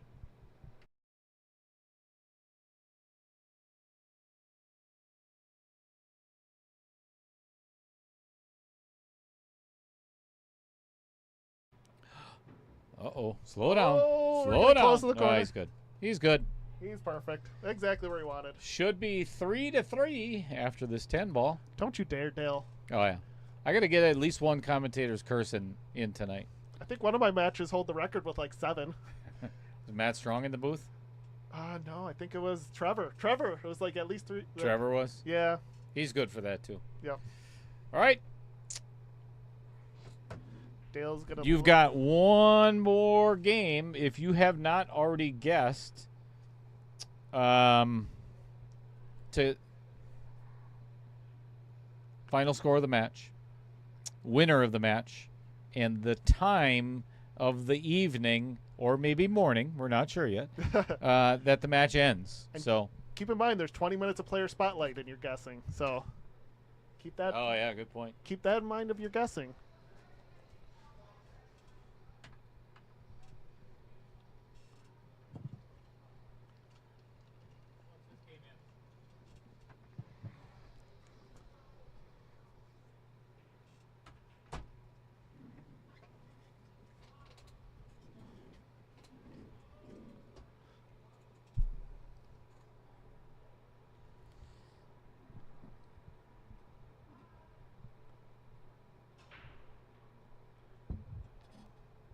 Jim with a solid break, but nothing went down. And a shot on the one for Joe. Or did something... Oh, maybe a ball did... Nope. No Nope. ball. I see 10 balls. Yep. Sometimes I can't count. That's a problem in pool.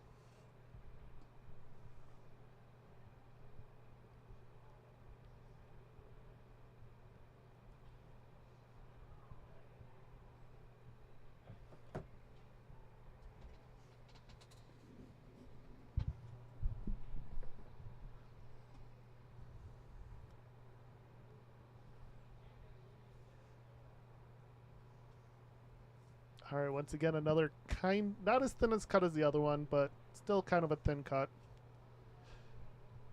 Just got to be careful not to run into the 5 ball. If you hit the 5 ball, you might hook yourself behind the 8. Oh, snuck it through those 5 and the 8. Perfect.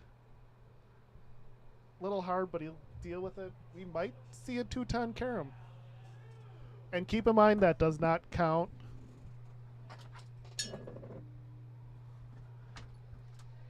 If he does do the 2-10.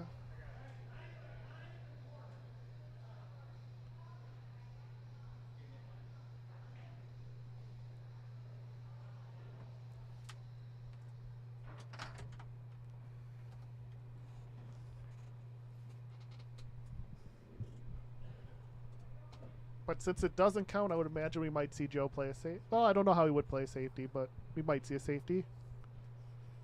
But the 2-10 carom would leave a natural position with the 2 ball on the side afterwards.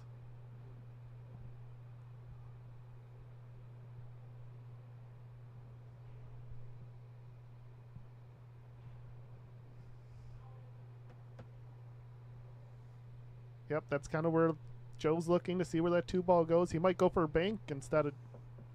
I think he called the 2 based off what I saw. Yeah, I think I would go offensive because being jacked up over the 6 ball like this, it makes it really hard to play safe. Regardless, I'd be calling a shot. Mm-hmm. Oh, and he hit it perfect. Wow. That was beautiful. Best shot so far. Too bad we can't play early 10s because otherwise this 4-10 would probably be the next shot after this 3 ball. So now Joe's got to figure out a way how he's going to play this 4. You can play the combo, make the 10, spot it, and continue shooting. And the rest of the rack is not too challenging. Well, he doesn't have a really good pocket for the 4, so I'd probably play the combo. But,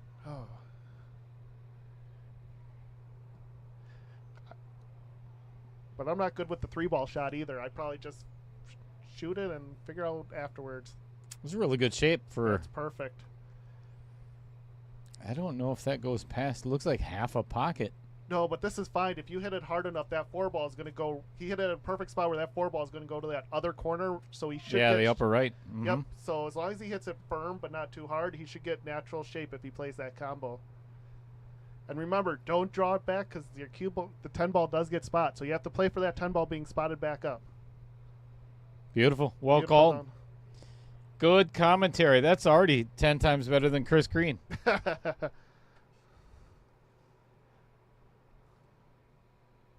Love you, Chris. That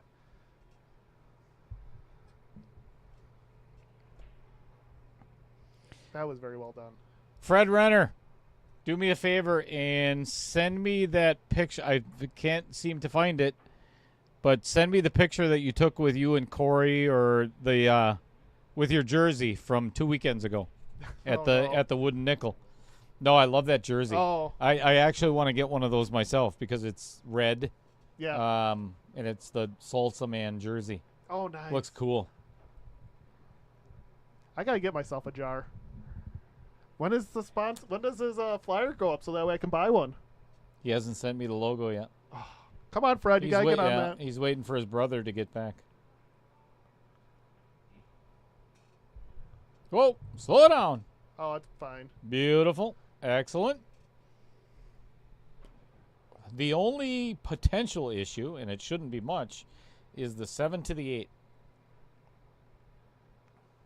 Actually, it's right now because he's a little thinner than he'd like to, but no matter what, he'll get position on the 6. It just makes the next shot a little bit more trickier.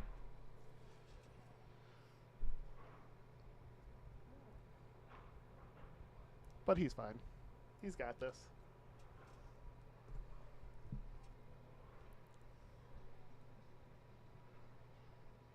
It's funny how you look at it on the screen, Yeah. and it's, oh, that's not that bad. You know, that's pretty easy. But look at it out on the table, Yeah. and it's a world of difference. Yeah, it's not as easy as it looks. Yeah, I'm looking at the table. I'm like, yeah, that's difficult. Yeah. Oh, he used the 8 ball. That was beautiful. A little rub. I don't know if that was a good thing, though, because now he's dead straight on the 6. But it's not that bad because he does need an angle to get, like I was saying before, the 7 to the 8. So he's going to need an angle. One way or another, he was going to need an angle. So might as well, earlier in the rack, take a little bit of a harder. Well, horse apiece. Now it's a forced angle. Yeah.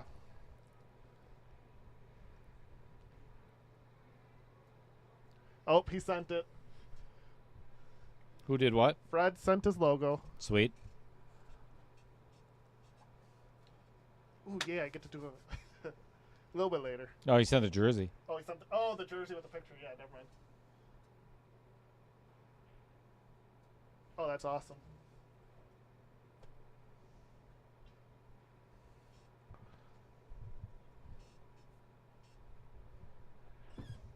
All right, Joe played it perfect. Just stop shot, didn't do too much, like we were saying a bunch of times already today.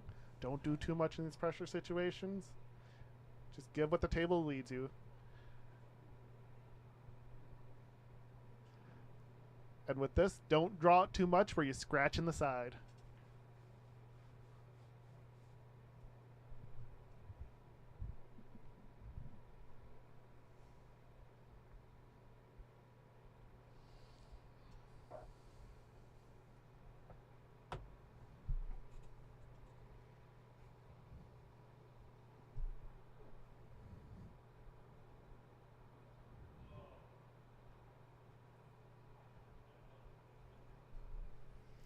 Big shot on the 7. Yep. Because the rest is pretty easy. Oh, Vincent. That son of a... Damn it, Vincent. Shame on you. And not the easiest shot. Jim's been struggling with these kind of thinner cuts. He's been hitting them kind of thick. If he makes this shot, we can start seeing Jim start rattling up some racks.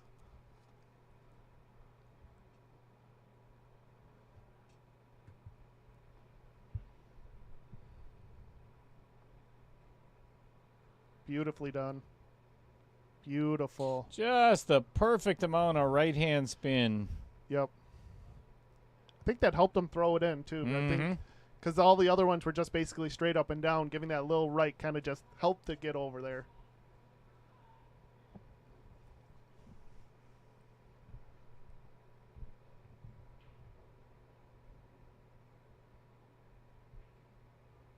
Beautiful. Yep. Now it's just make the ball, and you're already lined up for the 10 in the lower right.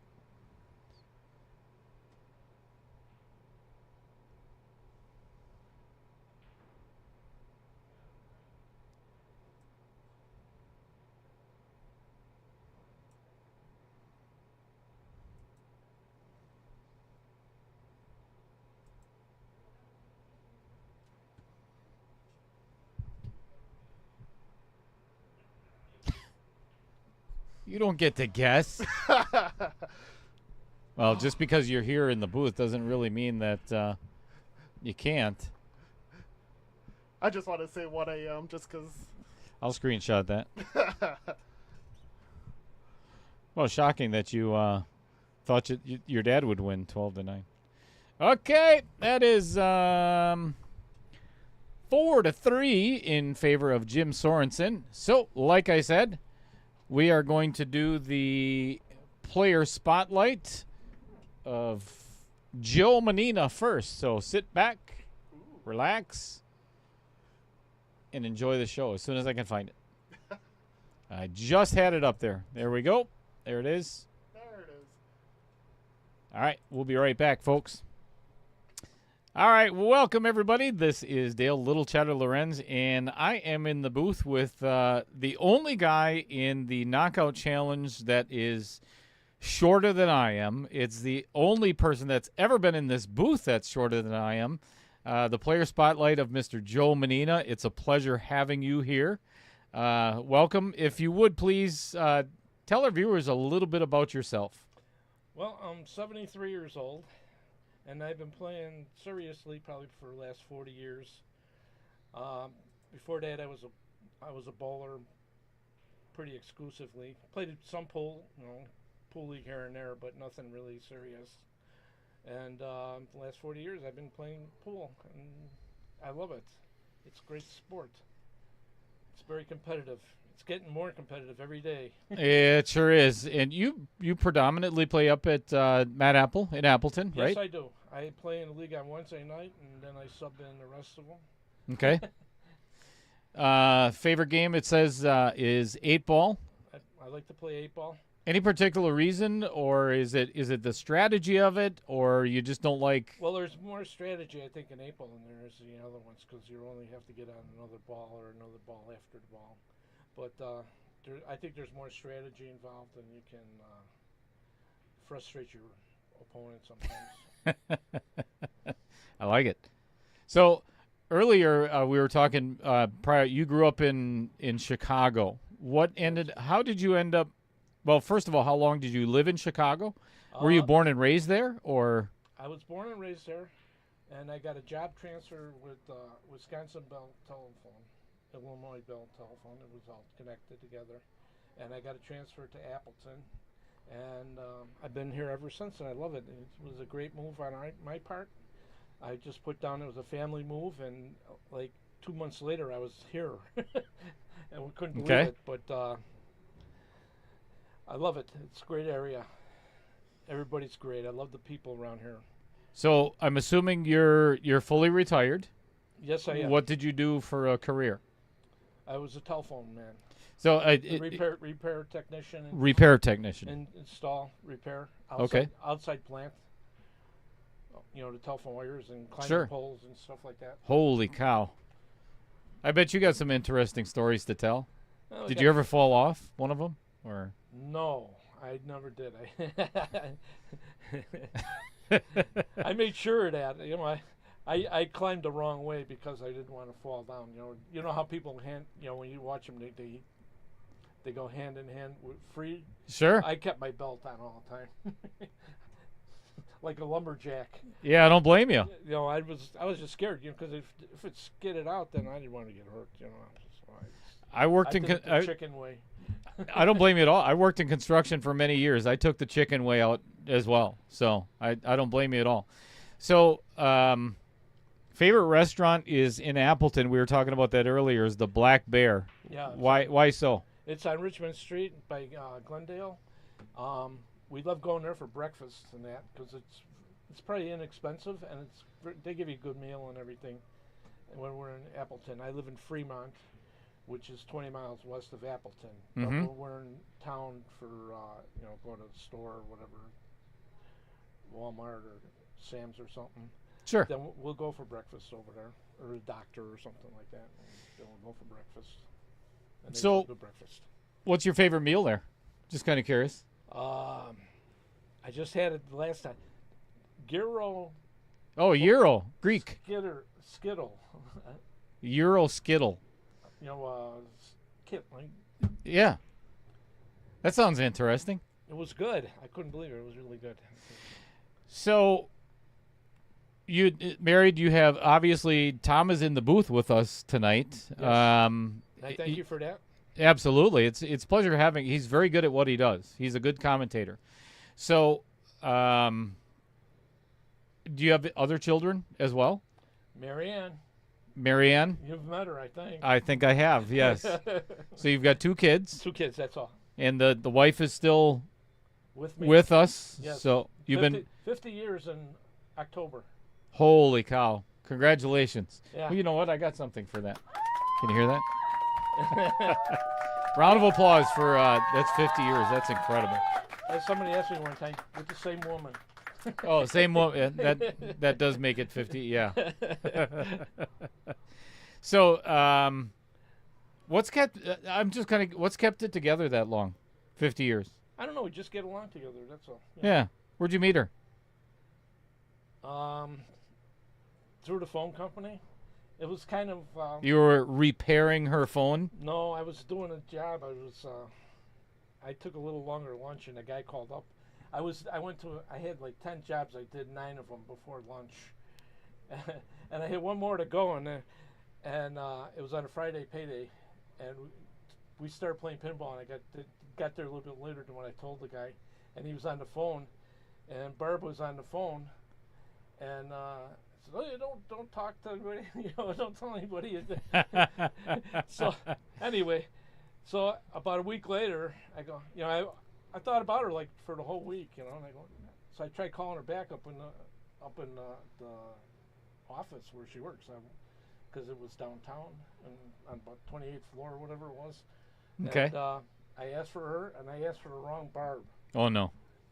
Oh no. I go. Did I talk to you about a week ago? And then she goes, no. She says, no, it's probably Barb Colton.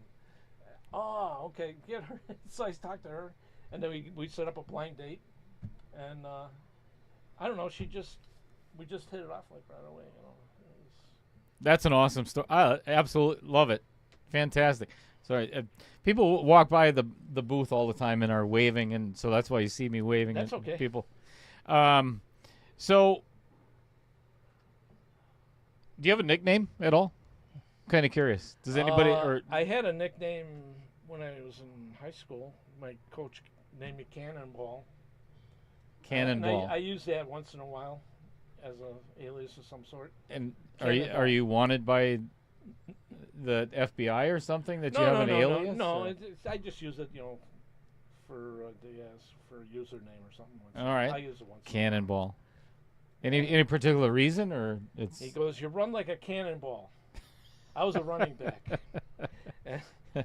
I've been an athlete my whole life, actually. So. Yeah, we were talking about bowling earlier. Yeah. You were a sandbagger in bowling back in the day. Yeah, I didn't say that. Back in the day in Chicago. That was confidential. Oh, I'm sorry. My apologies. So there's one thing that you said to me in your last match, and I'm never going to forget it, Joe, because it probably meant more to me than what a lot of people have said on the stream or in the player spotlight. But this tournament means more to you than just about any other tournament that you've ever been in. Oh, yeah. Why? Why? Because you want to beat your son. Well, that's not the number one reason. No. It's one reason, but it's not the number one. No, I'm 73 years old. God only knows how much more time I got to shoot well. I'm shooting well now. I'm shooting probably the best I've ever shot. And I figure this is going to be my last hurrah. If I can do something really, really, really special on this one, I can go peacefully. Wow. Well, let's not talk about that. You're too young to go peacefully, or to go yet. Hopefully you will go peacefully. But because there's a lot of good players in this, and it's. I was just about to say there's. And we're hanging in there, and it's. But the thing is, Joe, you started out. This is a 64-player field, and you're down to the final 8. Everybody knows that tonight. You're watching it. It's a hell of an accomplishment already, at the age of 73, to have gotten to this point already. So you should be very proud of your accomplishment already. And I've said this to everybody on the stream. I'm never biased in any kind of match or whatever, but I'll be honest with you, I'm pulling for you tonight. And I know and obviously your son is too, so he's going to be a little bit biased, but do you get nervous at all when you play anymore? The last match I was fine until like the last few games, and then my hands started sweating. I realized but other than that, I've been I do stuff to keep myself calm and relaxed, pretty much. And I don't get nervous anymore. I'm too old for that shit. I'm 58. I still get nervous when I play. The only time I get nervous is probably the first game. And then after that, then I'm fine. I've noticed you'll take a good deep breath. You've got a really good pre-shot routine. So it's fun to watch that. So I keep it up is what I'm saying. Well, it's a system I invented myself. It's probably out there, but I invented the way I do it. You personalized it. A long time ago. You betcha. And I've been doing it for 30 years probably. I wanted to get to a spot where I got to the end of the game and I wasn't guessing on the shot. I wanted them to be precise if I could be as precise as I could. Sure. I shouldn't talk so much. That's what the player spotlight is for. You're supposed to be talking a lot. But anyway, thank you very much for playing in the KO Challenge. It's been a pleasure having you on the stream, and I wish you all the best of luck in whatever you do. And like I said, I'm pulling for you tonight, but we'll see. That's why they play the games. You betcha. All right. Thanks, everybody. Okay. Thank you. All right. That was a lot of fun. That was a really entertaining, for me anyway, I'm sure you could probably tell, player spotlight with Joe Manena. So it was awesome. So I'm going to get the players, once they pay attention over here, to get. Now we're good. Just knock. Just make noise. So, hope everybody enjoyed the player spotlight of Joe Manena. We're going to have one of Jim Sorensen in, I don't know, another couple of hours or so. The way this match is going at the current pace. But it gives everybody an opportunity. Oh, wait, never mind. The opportunities are gone. Yep. If you've not already guessed, too late. Too late. But we're giving away another jersey. Hopefully. Maybe. Maybe.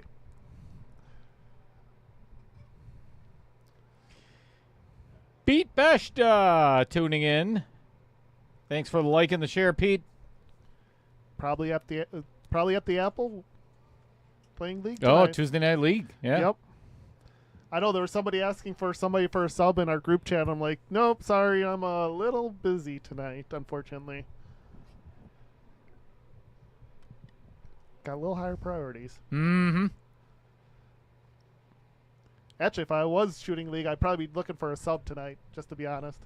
I'd rather do this. Yeah, I was gonna say I would hope you'd want to be here, or at least Dad thinks so. I'll have to listen to that later. I wasn't paying attention through it. I probably should, but I wasn't. The bathroom called. No, he's home. No league tonight for him.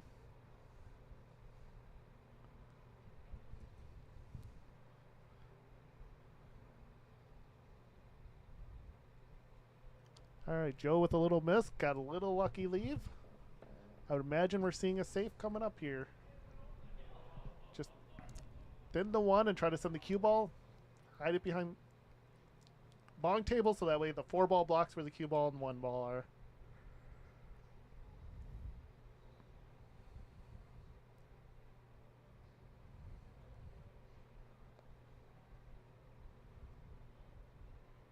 The way his stick is in the air, I think it might be going for the bank. No, kick bank maybe. Kick bank. Ooh, I think that might be a foul. I couldn't tell. Well, the one is ahead of the 4. So let's take a look at that. And we got I to think see. it went too far. Yeah, where the 4.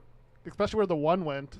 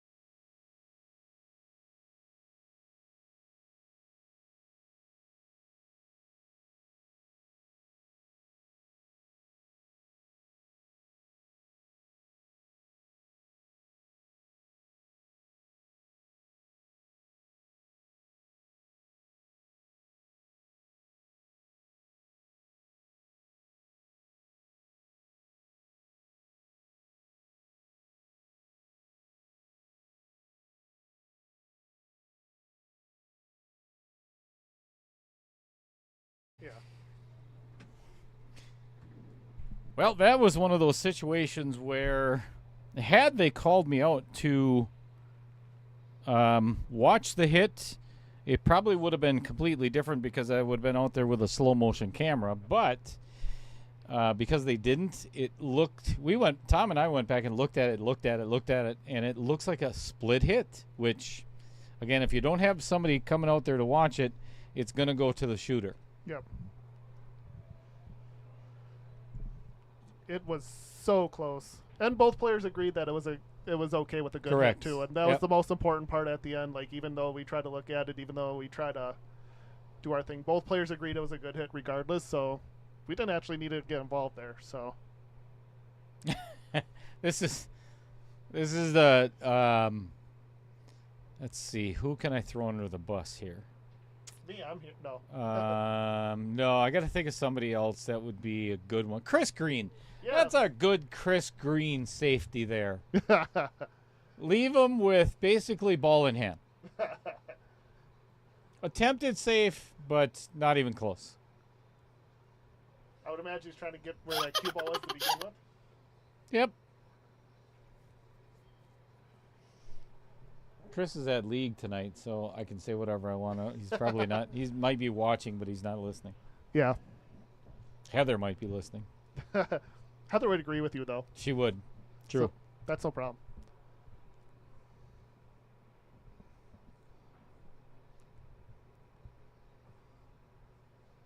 I think Roger might do that too. Dan definitely would. Yenner? Oh yeah, that would definitely be a Dan Yenner safety. I'm not going to disagree with that in any way, shape, or form. So take that, Dan.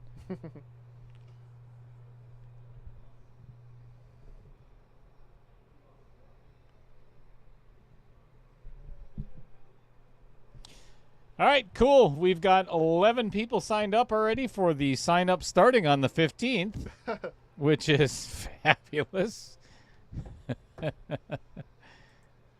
All right, That's all right. I fully expected it. Happens in Yeah. every tournament.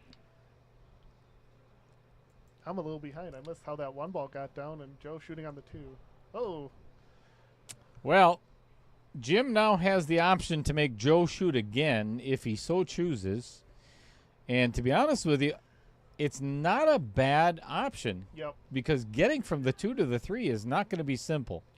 If you don't think you can put that cue ball in position to play safe afterwards, then give it to your opponent. Yep. Make him figure it out.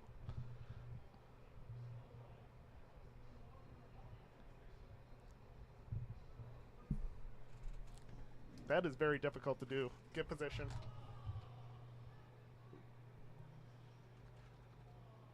I was wondering why we're so behind over there.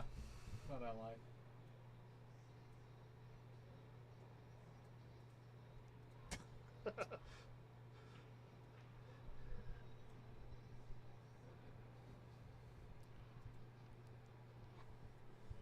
There we go.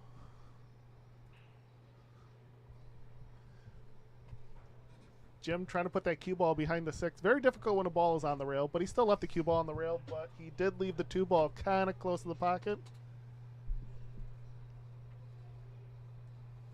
Not the easiest 2 ball, but for being right in front of the pocket. But still should be very makeable. Just concentrate on making the ball.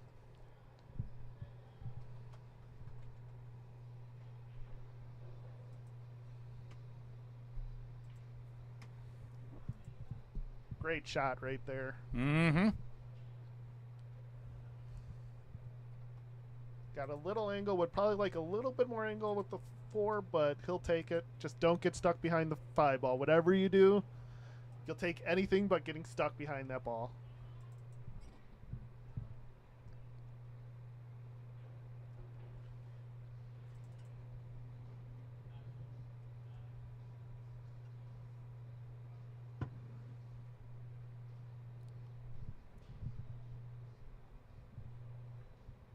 Oh. Oops. Oops.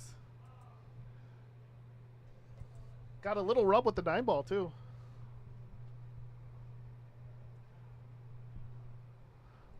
Yep, Steve Kilberg, the classic 1201 will sign up on March 15th. Yeah. How many of those did you get on? I know that at 575 you said you got like 5 or 6 of those right, Edmund, or was that the triple? That Right, was the triple scotch. Yeah, by the next morning, I had, it was like 5 or 6. They signed up at like 2 or 3 o'clock in the morning. Yep. Bar closed. Time That's to sign good. up. Yeah, that's good.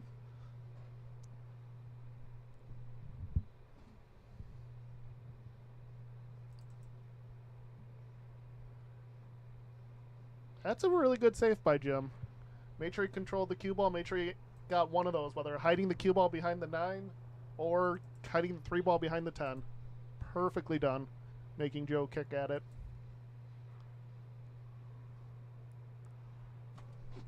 Now this is one of those where you want to be offensive with the kick and try to kick it towards that side. Yep. You want to try to kick it towards that side, and the cue ball will naturally go to the bottom rail.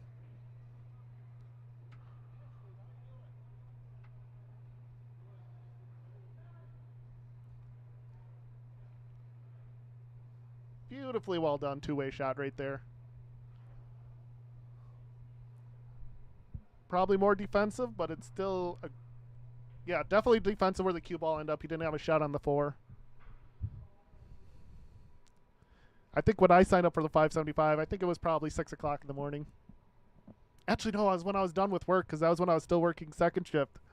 So it was 4 o'clock in the morning when I signed up.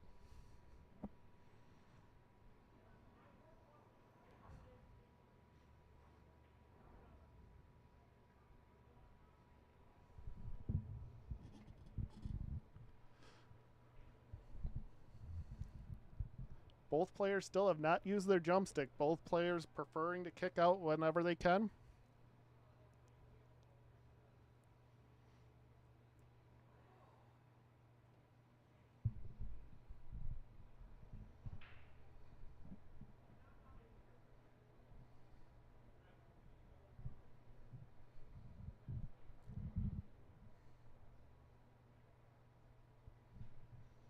Real good soft masse. Made sure he got the hit. A little bit less masse and he could have made it, but the biggest thing is getting a hit in that spot.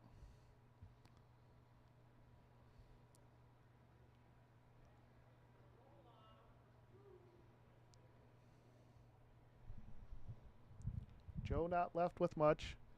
I would imagine he's going to try to just put the 3 ball past the 5 a little bit and try to roll the cue ball up onto the 5 ball. Play a little bit of a safe. And even if you make sure you put speed on it so that way you leave the 3 ball on the bottom rail.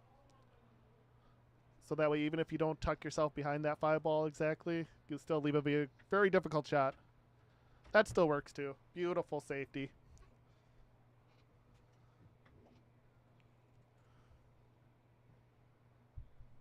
Beautiful, beautiful.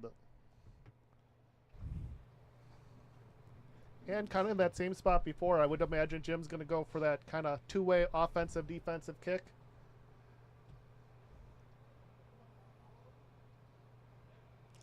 Steve Kilberg, I think you should do that, actually. Yeah. Yeah. If I'll tell you what, I got a deal for you. If your message is not in my inbox at 12:01, I'm not letting you in it. So you better set your alarm. Good hit by Jim. Tough leave for Joe. Even if he makes it, it's not going to be an easy leave for that 4 ball.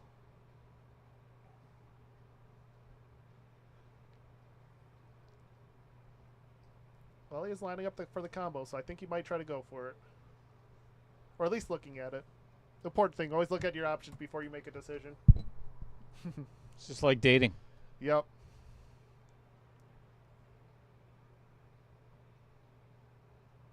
I plan on it. Yep.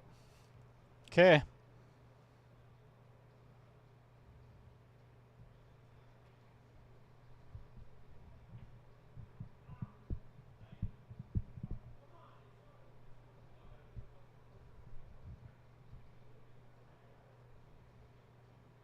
Joe doesn't like it. Shake it off.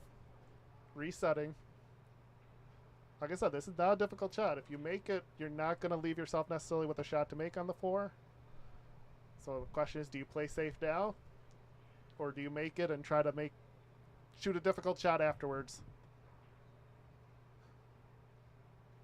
And most of the 600 plus would say play safe now.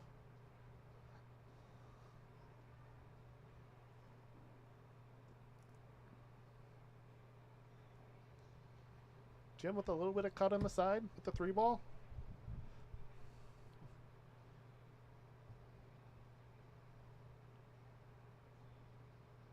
I would imagine if he makes it, he's going to float up and then play safe on the 4 next.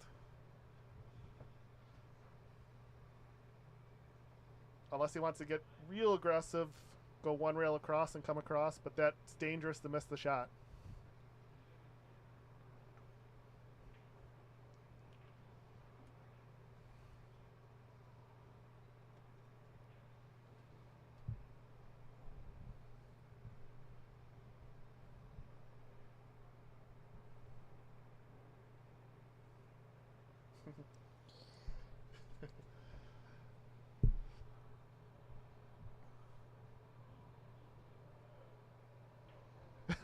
Jamie, I think I need more time added to my post if I have any chance to win. Unfortunately, you're 1 game too late. We gave you till game 7. We actually gave you to the end of the player spotlight. Yeah. Which is why I guessed 1 o'clock.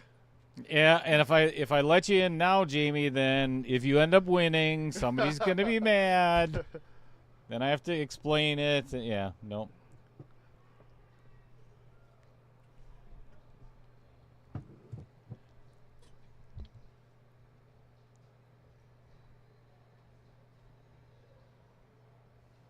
All right, Jim didn't make it, so I imagine we're going to play safe. Or he might go for the bank. Might try to go 2 ways. If he comes up short, it might tidy up with that 5-ball kind of nicely.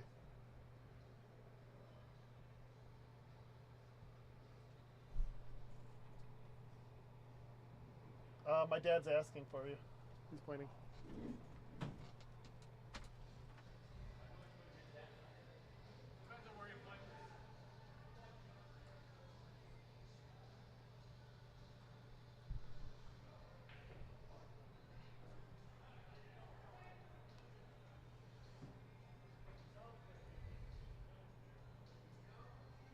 After that last close call, Joe being a little bit cautious, don't blame him.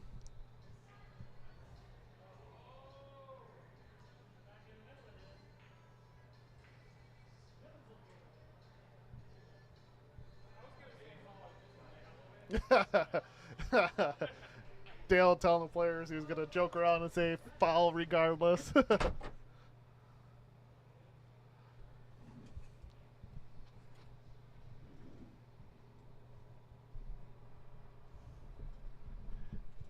And Jamie, of course, deletes a message. I see what he's saying now. He needs to add more time to his. Yeah. Yeah. So, yeah, at this pace, I think there's a good chance we might be done by Thursday. Yep. Wait, Wednesday would be more likely. Oh, and he scratches. Uh-oh. But Thursday. Well, tomorrow's Wednesday, so. Yeah. Midnight. Yeah.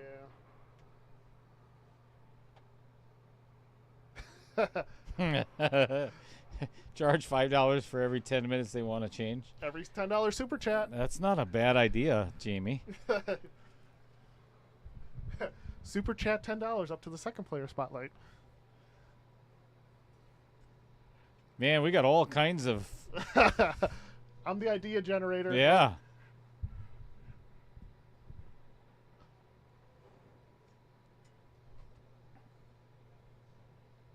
I'm still working on this rail sponsor. Is he playing the 410? Yeah, that's what I'm looking at. I think he's actually just playing it past the 10 in the side to get shape on the 5. Yeah, it does make sense. Yeah. It just looks weird from this angle from looking at the camera on the table. Especially looking at the table from this angle. From the camera angle that the viewers see, it's pretty easy to go past. If you're looking at the table, you're like, it's going right directly in that 10 ball. Yeah, you can see there's a pretty good gap there. Great shot. Good shot. Perfect. Boy, you couldn't have hit that any better. Just make sure leave yourself a little bit of angle, but you don't need much.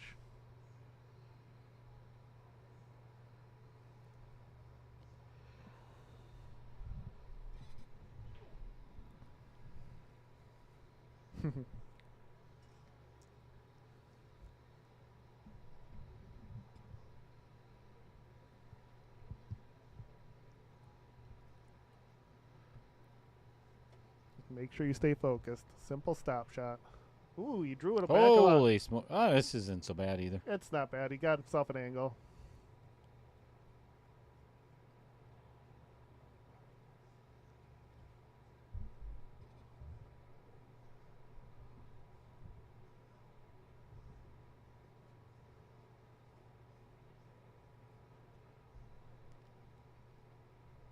Once again, just focus on making it. He's been hitting these a little thick. Perfectly done. Little bit of right and should be naturally get over there. Just make sure you don't scratch in the side.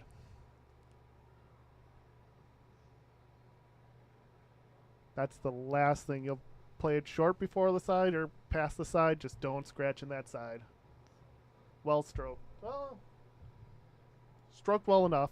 Gives himself a shot on the 9. Like I said, you'll take whatever you leave. Just don't scratch and give your opponent 2 balls left.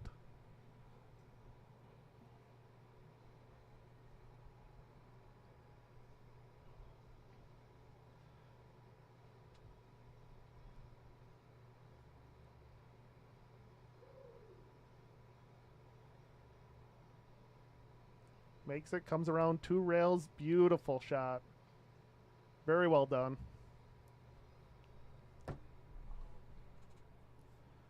Once again, just concentrate on making it. Yep. For a 2-game lead. Yep.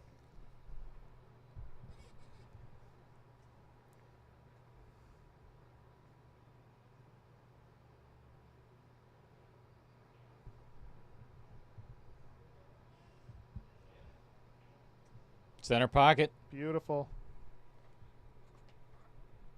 So what sponsor are we going to talk about now? I think we should talk about Andy Coons, given the fact that he may or may not have fallen asleep already. Sitting at home. So wake him up. Go ahead. All right. Wisconsin Pool Player Society was created to share tournaments, knowledge, and discuss other pool-related topics. With over 11,000 members. Wow! Hell yeah. Wait. Hang on. Woo! 11,000. That's awesome. It is the largest Facebook pool group in the Midwest. Congratulations on 11,000 members. And once again, I've said it a few times, but congratulations on 1 year for Dale. Thank you. In case you haven't heard, this is Dale's 1 year anniversary. Soon to be my 10-year anniversary with Mrs. Cheddar. Ooh. That is a bigger accomplishment, trust me, Yes. for her. Somebody put you up with you for 10 years. That's my point. For it's a big accomplishment for her, and she will agree. Yeah.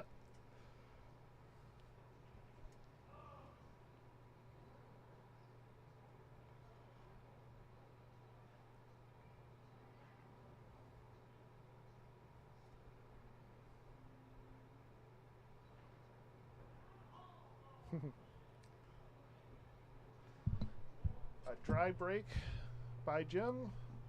Not leaving much to shoot at with the 1 ball, so we're going to see safety, most likely.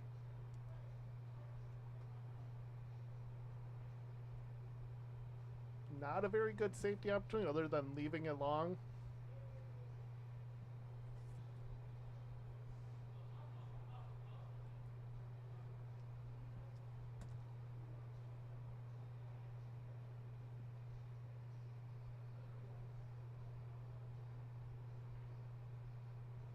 Yep, that's what I was afraid of by going for the bank. Possible double hit, which is fine. I mean, the rack is not the easiest rack. We're still probably going to see another long rack. There's a lot going on in this one. 25 years in August for Fred and his wife in August. Wow. 19th. Congratulations. Happy soon-to-be anniversary. Yep.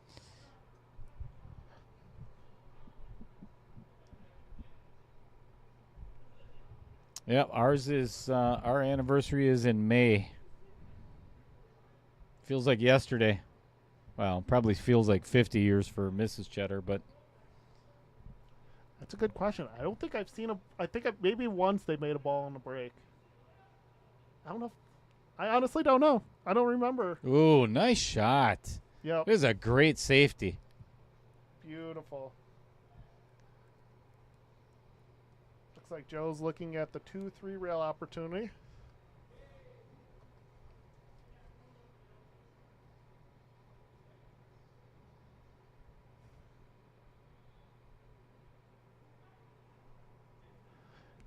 Easier to figure out than trying to go that short rail, try to go the long way.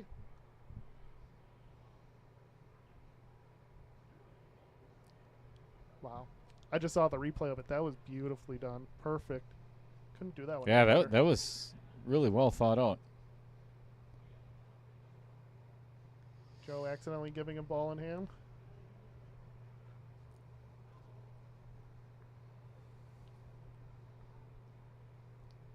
I would imagine we're going to see him try to pocket the 1 and 2, and then probably going to play safety once he gets to the 3.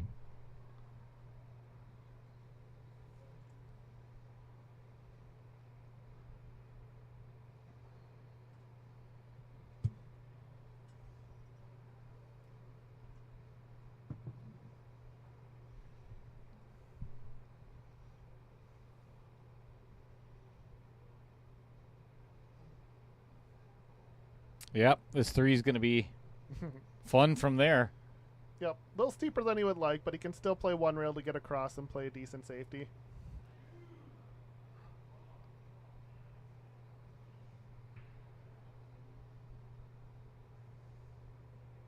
Who knows? We might see a safety here if he doesn't feel confident getting enough to get across. I might consider that. I think that's why he stood up, because it might be at least considering it. Yeah, because playing a safe on this 3 from wherever he ends up is not going to be simple. Yep. It's going to be a long shot on the 3 ball.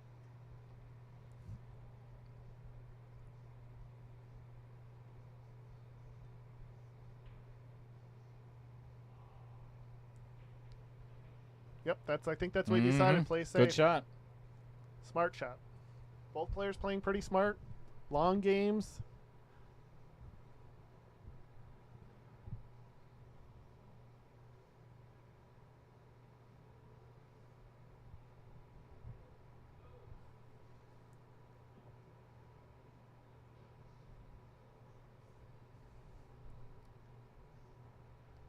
Just gotta make sure you get a hit, so that way you're not on 2 fouls.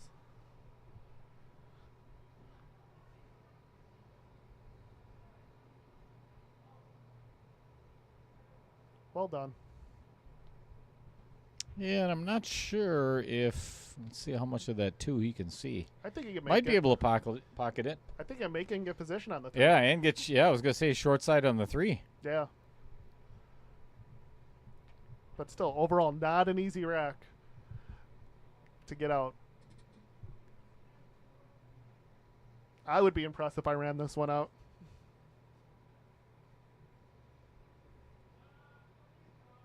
I'm gonna leave that one alone. I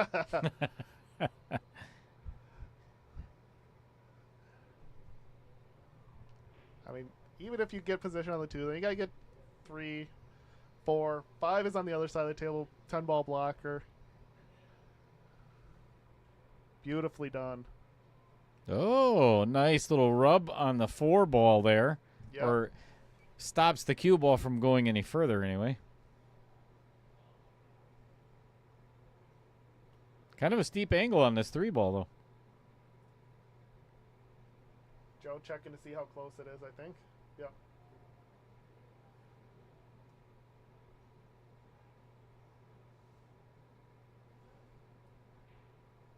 This is almost a target pull shot with one of those that are you have to put the high right on there. Yeah, throw it down the rail. Yep.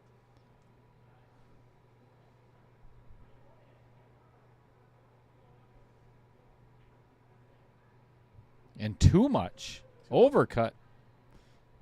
Leaving Joe. Oh boy. I think he can just follow past that side. Yeah. I don't think he's got to worry too much about. If he hits it with any kind of pace, he is going to scratch. Yep. Maybe a draw shot. You know, if I had a telestrator, I always get nervous on these type of shots. I wish I knew the. I need to learn the tangent line better with these shots, to be honest. yeah, if he can just pull it back to Yeah, if he can pull it back, that'd be perfect. right into that area, even if he hits the rail, he should be okay. Oh no, he rolled it forward, but he missed the shot. He still talks about hitting that one ball or that circle with the one perfectly, dead center. He mentioned that in the player spotlight of. And if you don't know what Tom and I are talking about, I put the telestrator on, and this was his last match just a couple of days ago, and put the cue ball right dead center of it. That was impressive.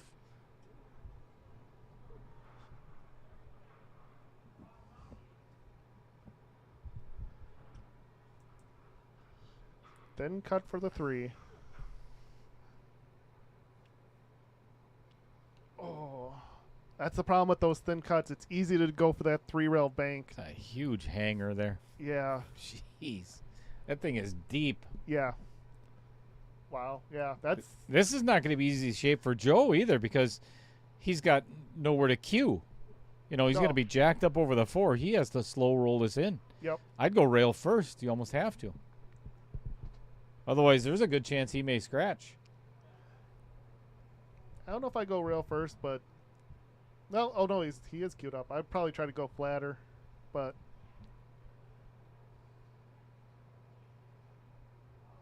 that's the problem. Uh-oh. Oopsies.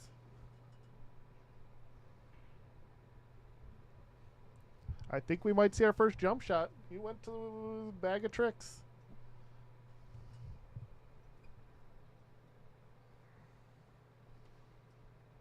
There it is, his jump stick. I like it. I like the aggressiveness. Mm-hmm. I mean, there really isn't an easy 1-rail kick or necessarily easy 2-rail kick, so might as well take the air if you can't get an easy hit. Especially with the 6 ball being too close. He's a pretty solid, he's a good hit jumper. He almost made that too. Oh, that was close. Nice attempt. And gets away with it. Pretty natural safe for Jim, but Joe will take it. He got a hit.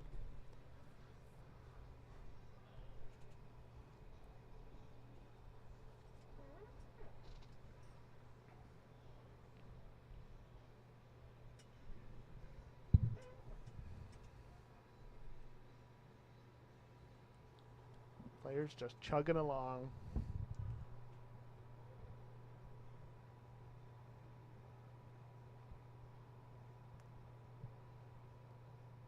Good speed. Beautiful. Yeah. Still an easy 1-rail kick, but, you know, he's not shooting right at it, so that's all that matters. And he hit down on it where it started spinning forward to control the cue ball really nicely. That was a very well executed shot right there. Because most of the 525s, you'd actually just put high on it or just try to put center. He did the perfect English for what he needed to do in that one.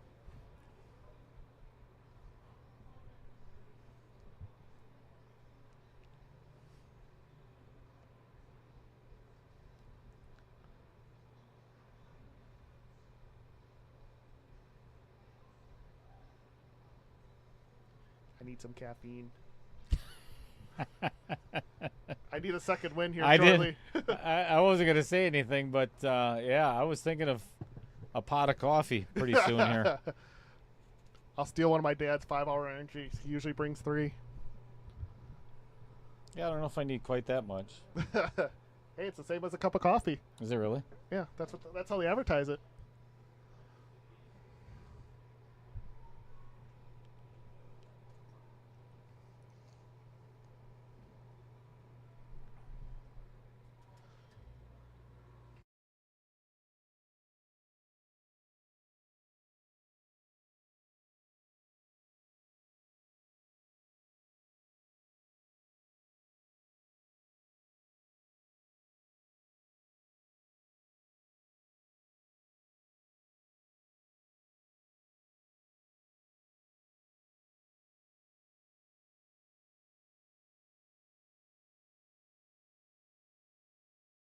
think he attempted to save. Sounded like he looks disappointed enough to where he was trying to make it. Did he? I don't know. Could have been either way. Bad save where he was trying to roll the 4-ball past, or bad cut. Where the 4-ball ended up, I would imagine it was a bad save. He wanted to play the 4-ball further.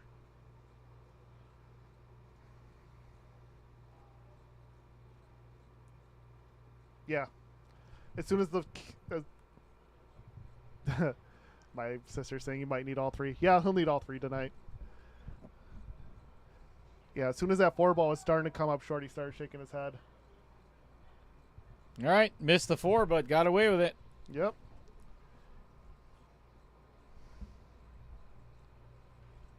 I would imagine we're going to see Jim kick short rail.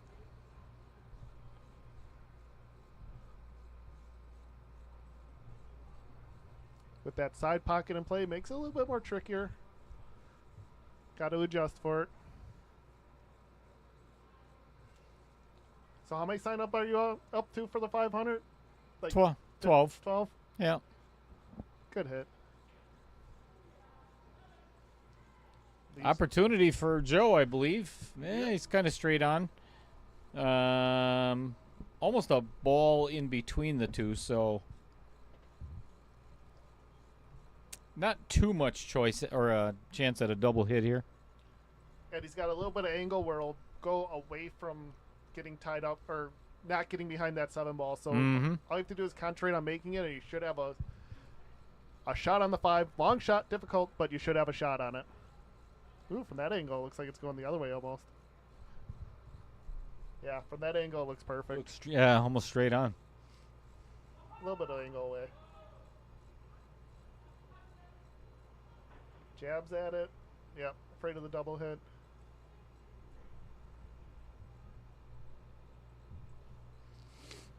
And that's the problem with that shot. You get kind of jabby with it, and it's easy to miss it or overthrow it. Leaving Jim with an opportunity.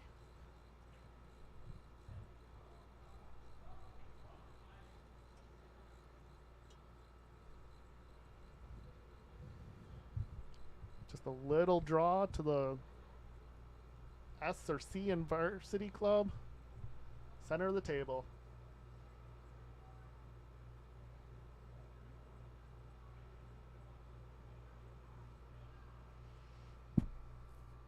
Oh, nope, he's going to go high.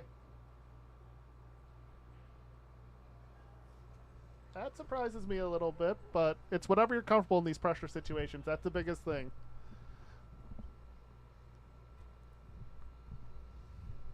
Or maybe there was just more angle than I thought there was, and he couldn't get over.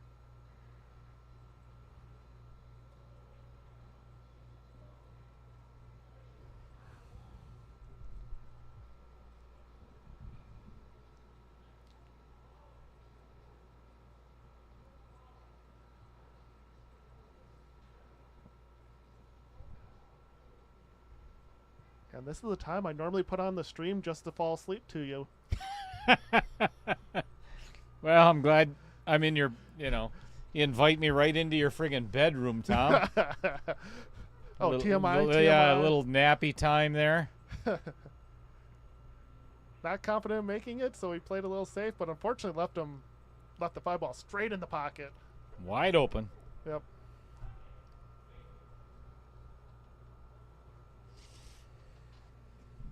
Okay, flyer time. Woo!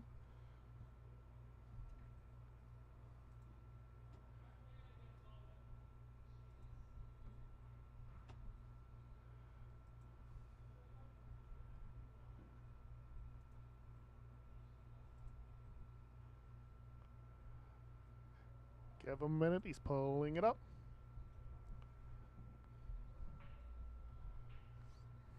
Joe with a nice shot with the 5. Gonna play. No, I'm actually going to work on a flyer. Oh, you're gonna work on a flyer. Never mind. Dale's going to work.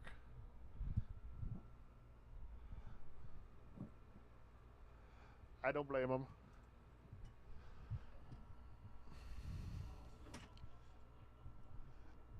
Now this shot is a little bit tricky because he can That 10 ball is a giant beach ball. It's easy to get stuck behind it.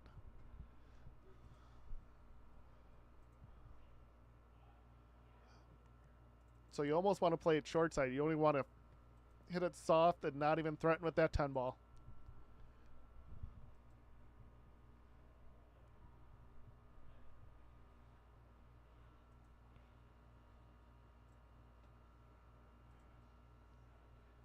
Or you can hit it nice and hard and play 2 rails.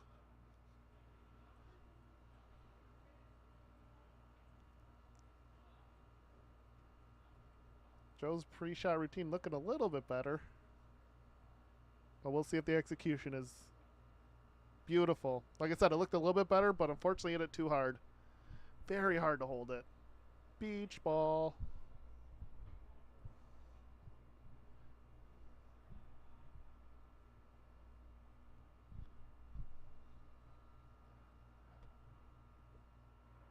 Oh, yep, there we go. That's the Joe I want to see. Starting to get angry. Starting to get the passion again.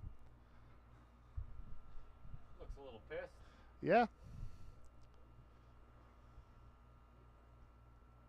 He shoots better that way, though.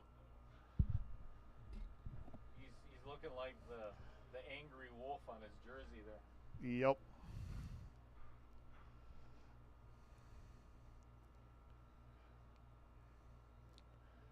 And that's the weird thing about my dad. The more angry he gets, the better he shoots. So it's a lot of people when they get angry or they get in a frustrating situation. Wow.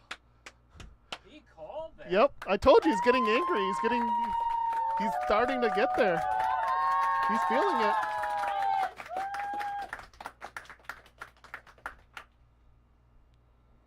Wow. Nice kick.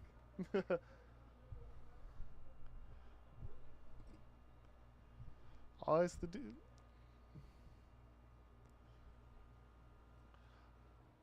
And here, all you gotta do is make it. You should naturally get possession by rolling up. But me, I would make sure I'm straight in. That's how I tend to play this shot. Make sure I don't give myself an angle, so that way make it difficult to get position on the 10.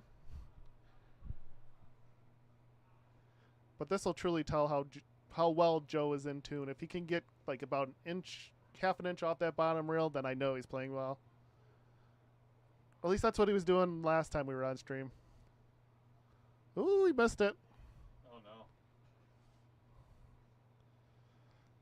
Not the easiest shot for Jim. Last time he had the shot, he 3-rail banked it and left it deep in the corner. Let's see if Jim makes the adjustment to make it. Yeah, this is one you can hit really thick.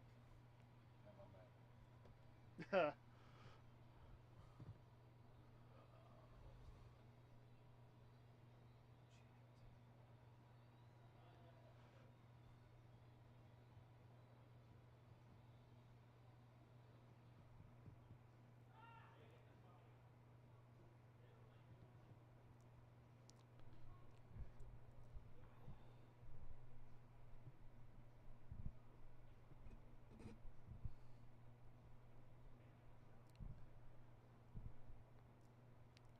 And it only increases the difficulty seeing that cue ball right on that rail. It adds 3 times the difficulty at least. Makes it this time. Beautiful shot. Made the adjustment.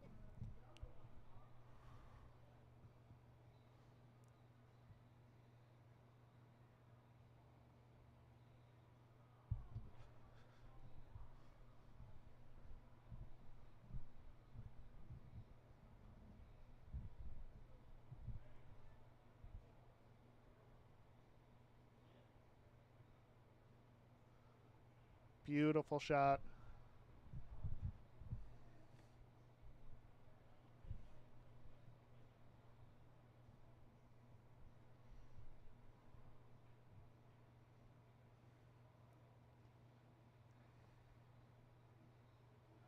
Seems like the rhythm has picked up a little bit more between both players.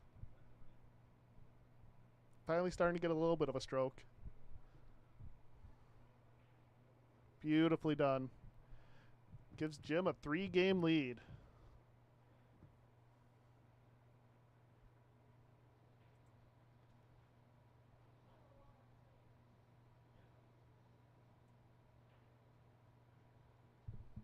Dale's pulling up somebody for me to talk about. Oh, yeah, this is the one I want to talk about at some point. The Wisconsin Billiard Hall of Fame and John Kramer is a nonprofit organization that recognizes and honors the individuals who have made a profound impact in billiards throughout exemplary talents, dedication, and their contributions to the sport in our state. We work well to preserve the history of these individuals and act as a foundation of support.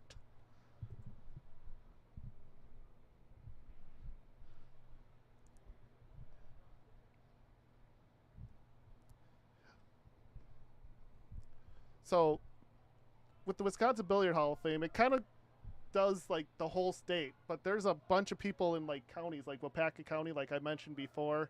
If we had a county Hall of Fame, there, my dad would probably be in the Wapaka County Hall of Fame. I believe that. I would say Bob Anderson, Rolly Burns, Swamper. I would even argue Lori with all the fundraising, just kind of bringing the fun out of it. Who's some people around you that people might not know? Or is your mic still off? My mic's still off, yes, but I can talk loud. Who's some people that people might not know that would be in a county like Sheboygan? I'm not in Sheboygan. Or when you used to be, or wherever. How about Chet? Who's some people that people may not know that if you had like a county or a local Hall of Fame that would deserve it? Heck yeah. Give them that shout out that Yeah, they never get.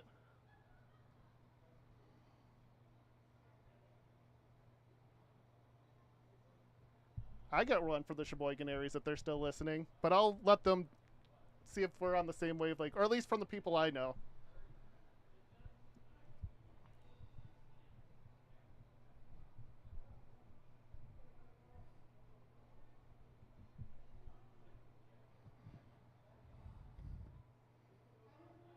Joe shooting the one ball, trying to get perfect position on the two. Looks like he's got a good angle. I think that's good enough.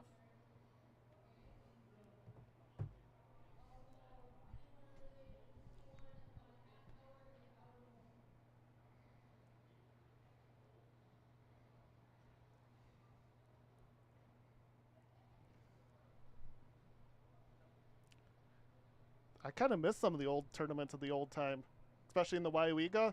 We literally had an ice fishing tournament, but they also had a pool tournament right on the ice. Heat blowers and everything. They put the pool tables on the ice? They put the pool tables on the ice. Fantastic. It was one of the greatest pool tournaments ever. They don't do that anymore, but it was so much fun. It was called Cool Pool, no less. Huh. Funny name. Pool. Yep. I would think that would not be good for the pool table. No, well, they rented them out or whatnot from D&D Amusement back when is it still D&D? But yeah.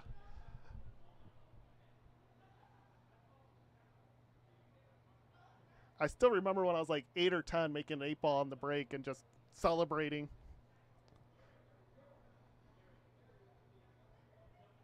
Good shot by Joe.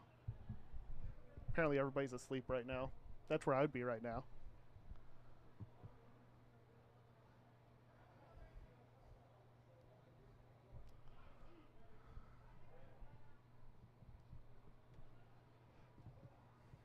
I think they just muted us. Yeah. Which I don't blame them either. Yeah.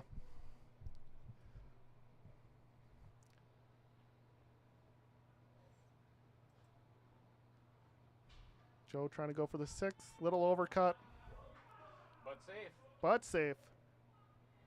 If he made it, he would have had a shot on the 4. But since he missed it, overcut it, he left a good safe.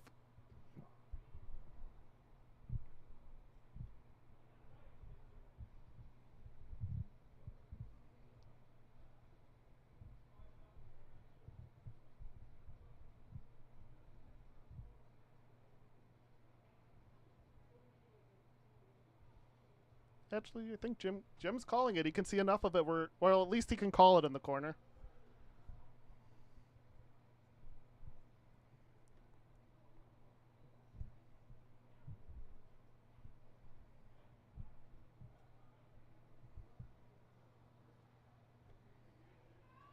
Good hit. Hit it solid. Would like to hit it a little harder so that 4-ball got on the bottom rail, but that'll still work.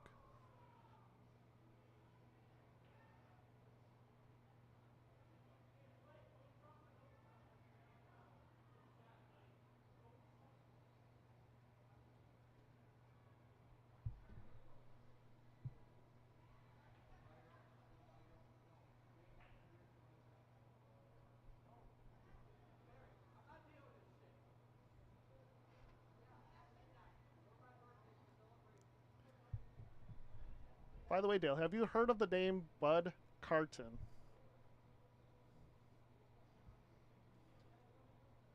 No. So he went viral a couple years ago. I think Nate took a picture of him at the state tournament. He's a Wapaka player that, not because of skill, I believe that belongs in the Wisconsin pool players Hall of Fame, but because of an ingenuity. He lost his hand. So in order for him to hold his pool stick, he literally puts on the end of his fake hand, he puts a fishing rod holder so that way he can clamp a pool stick down. Wow. Just so he can shoot. I've never heard of that guy. I'll show you a picture of him. Yeah, he went viral a couple years ago on one of the...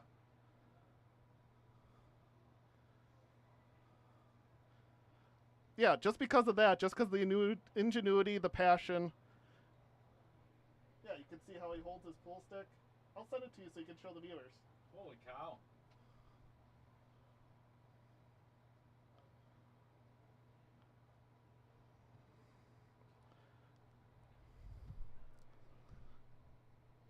And yeah, not because of skill, but just because of the passion of the game, just the ingenuity, not letting a disability let you down to play the game of pool. I think he's an inspiration to everybody who has a disability to get out there and figure out a way to play the game that you love. That's impressive.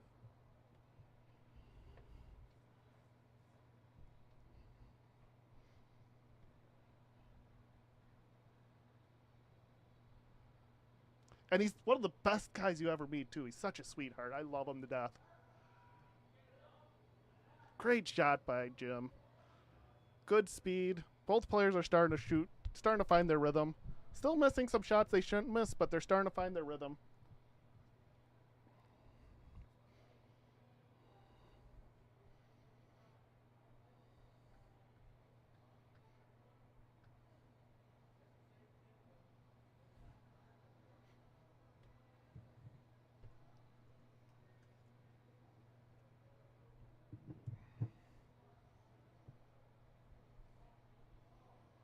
Nice thin cut, comes around 2 rails. Would like an extra foot or two, but he'll take it.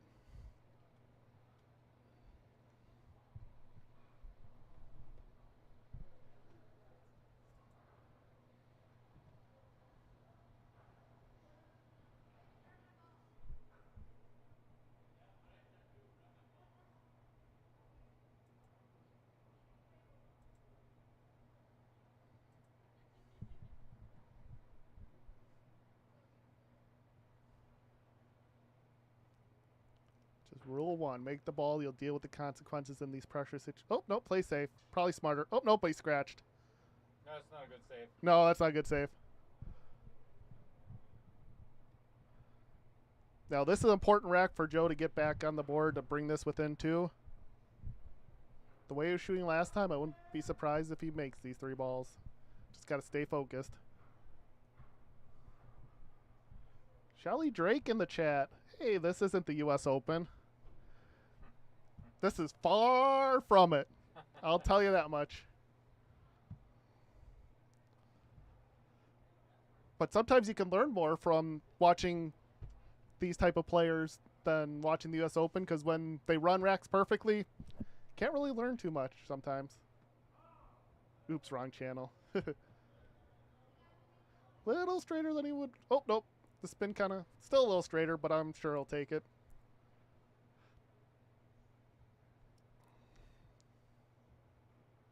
Now, I think the higher level players might try to draw back, but I don't think he has that much draw in him, so I think he's going to try to go forward. Looks like he's trying to force it over. Easy to miss this type of shot when you try to force it.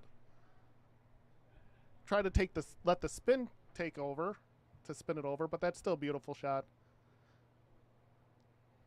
Just concentrate on making it, and then you will not scratch.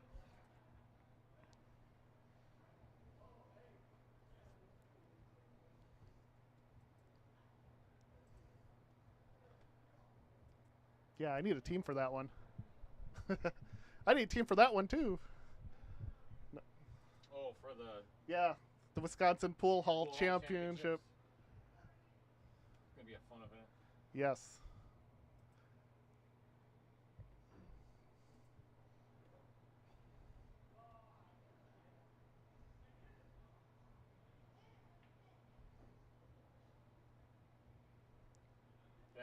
Good shot. Good shot. Exactly what Joe needed to bring it within 2 games. Do you have that picture I sent you so that I can show the viewers, or you want to? I think I got it yet. Oh, maybe now I did. Oh. Still didn't get it. Huh. Okay. Yeah, we'll get you a picture of it eventually. But yeah, he's one of my inspirations. Just for the passion of the game.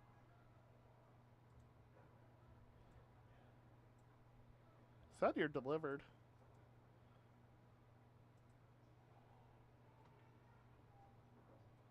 Yeah, otherwise use my phone.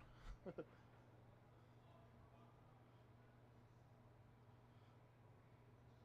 it is. There it is.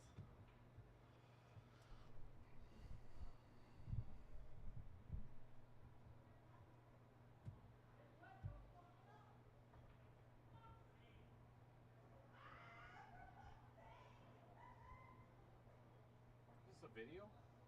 Shouldn't be. It should be his Facebook profile. You should be able to click on it. Oh. Or I'll download it and send it to you. It's not working. That should work. Here. We're good. Yeah, I just shared off the profile instead of downloading it. Oh, sponsor spotlight. Tovar Construction specializes in roofing services including full re-roofs, asphalt, and rubber roofs install, leak detection, and repair. Fill out our contact information form on our website, tovarconstructionllc.com. Don't worry, you didn't miss much. He just broke dry again. And didn't leave much on the 1 ball, so we might... Well, I think you make it. Yeah, you can make it.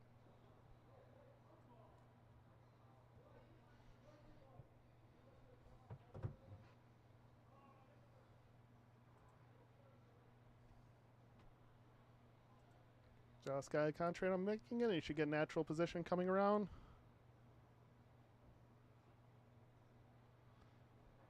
Little too hard.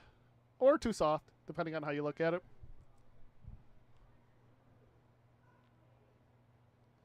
Long win.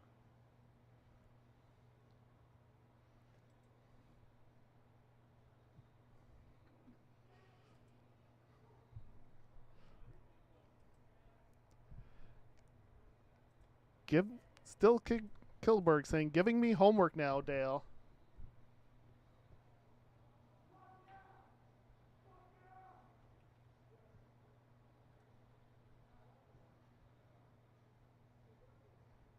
Oh, he's talking about the player spotlight. Oh, yeah. Mm-hmm.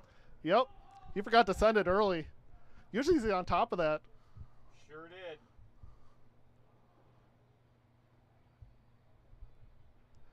Usually it's a hard, you got to be here an hour early, otherwise you forfeit.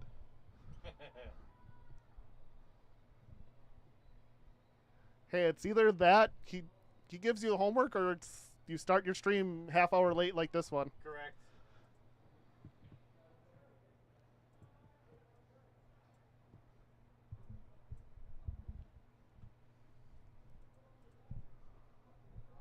Joe with a nice little combo. I wonder if he's going to play the carom. Looks like he went for the carom. And Vincent got him. But it was well done. He got straight in on the 2. But still, getting on that 3 ball is not necessarily the easiest thing to do.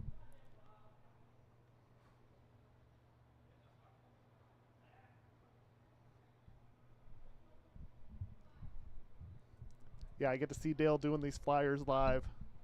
Pretty exciting, isn't it? I get spoiled.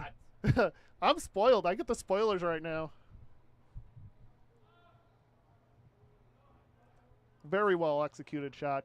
Gives him a shot on the 3. Probably the only spot that you can put the cue ball where you can get a decent shot at the 3. The only problem is he's going to run into the 4. So it becomes difficult controlling 2 balls. Or he could probably get past if he goes high. Just make sure you hit it soft.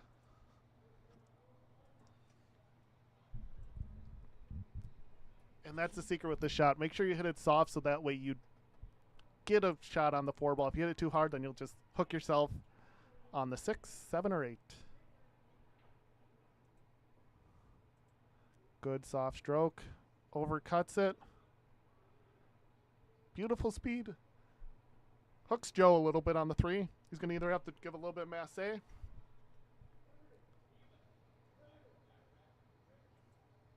Or jump. But I imagine knowing Joe, probably masse. It's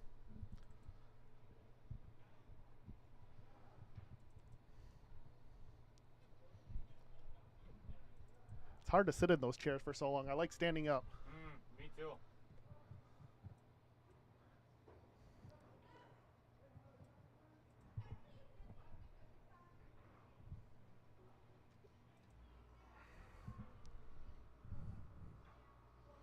Considering getting better chairs. Yeah. That's what a lot of streamers do. Recommend the investment in this chair is worth it in the long term. Oh, no doubt. It's just as important as a computer. Looks like Joe's playing on the inside, so he's playing pure safe. He's going to try to put the 3 ball like where the 10 ball is and send the cue ball down table. Oh, nope. He went off the bottom rail and stuck and held. Fortunately, it might have gone far enough. But I think we got another 3-9 carom attempt here. Oh, no. It hooked him enough.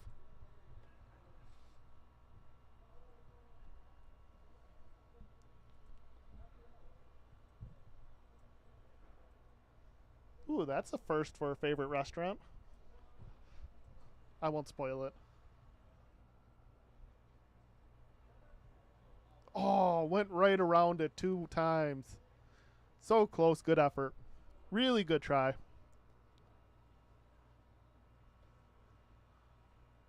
Joe doing the smart thing, double checking whether he did his ball in hand.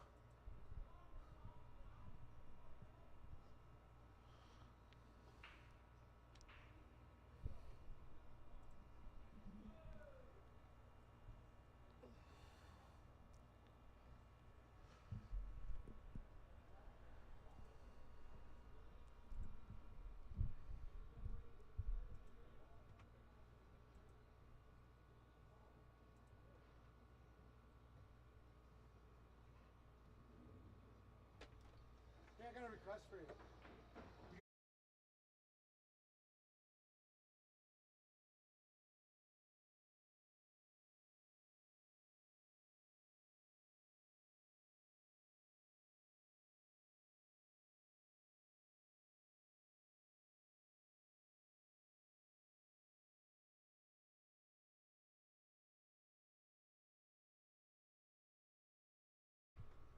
Somebody's trying to get us copyrighted here. We got asked for a request for the jukebox.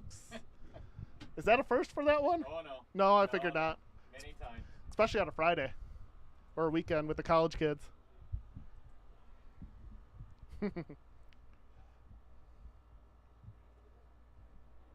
So Joe decided, voluntarily went for the combo. Not the worst idea because it's probably going to be easier to get position on the 3 on the short side.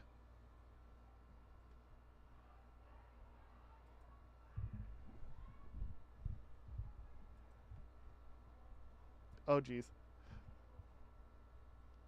Is it Jesus or Jesus? Probably Jesus. Jesus.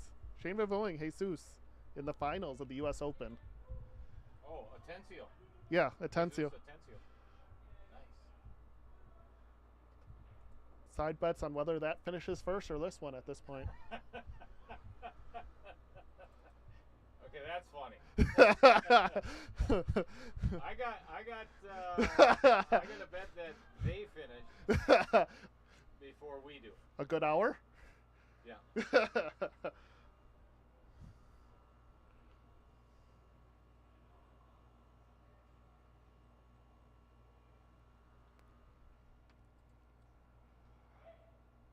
All right, not that good cut on the 4 ball. 50-yard line cut. And Andy Coons money on Shane Van Boning. I haven't watched any of it, so I don't know who's playing well. I would imagine, well, Shane always plays well.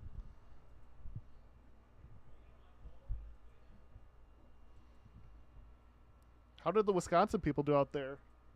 How did Tyler and Sergio do out there?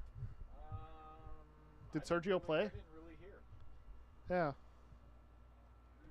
Yeah. Yeah, usually when Tyler blows up, WPPS blows up. True.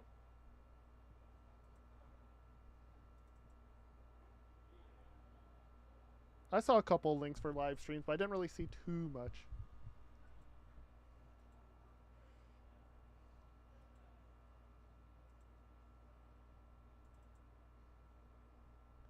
Once again, a very, very difficult cut.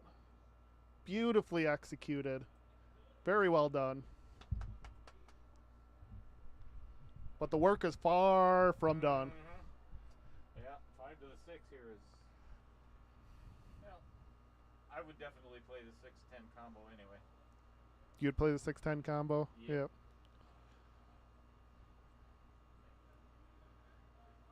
And that's the difference between 6 and 10 ball, though, or 9 ball and 10 ball.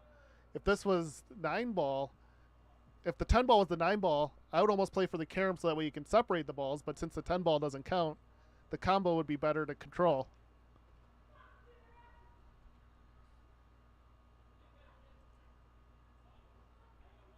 Joe playing high, going to go either for the bank or going all the way down. I think the bank is a two-way shot. Well, both of them are kind of two-way shots. Just whatever you're more comfortable with.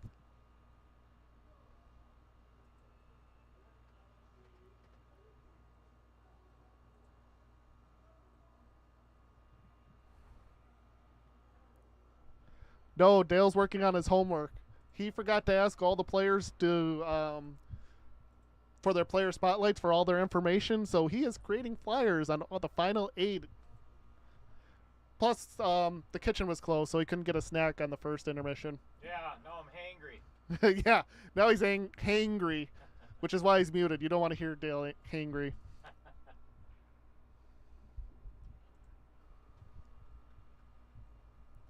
Yeah, that's why we started 15, 30 minutes late, because homework was not assigned out. Nope.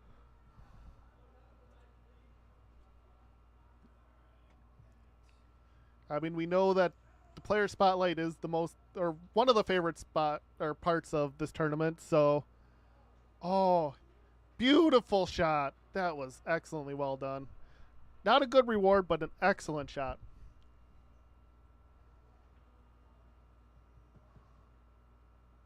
I would imagine he's going to go for the bank. I definitely would, because it's pretty much a stop shot on the cue ball. Yep.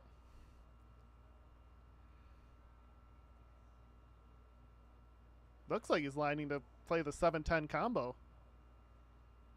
Nope, he called the bank.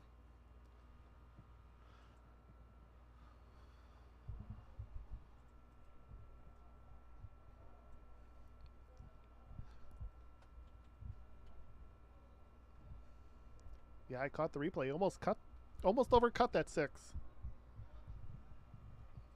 But beautifully well executed.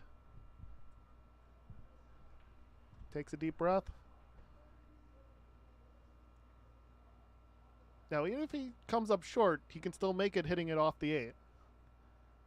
But the only problem is getting position when you move another ball.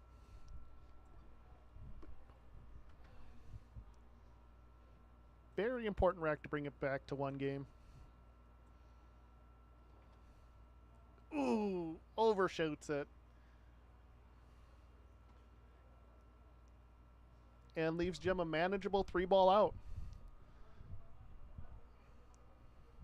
These are the keys. Like I was saying, more so the last stream, these 3-ball outs are these are the most important outs if you want to win a tournament like this. When your opponent makes a position mistake and they miss because of it, you have to take advantage of it.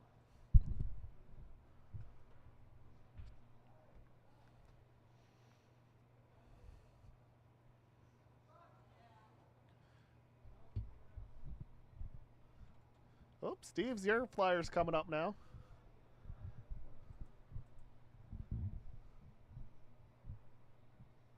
I like the favorite game. Yeah, me too.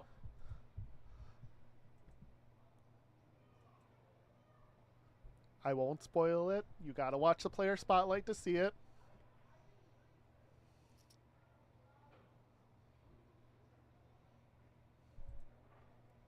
Very well executed by Jim.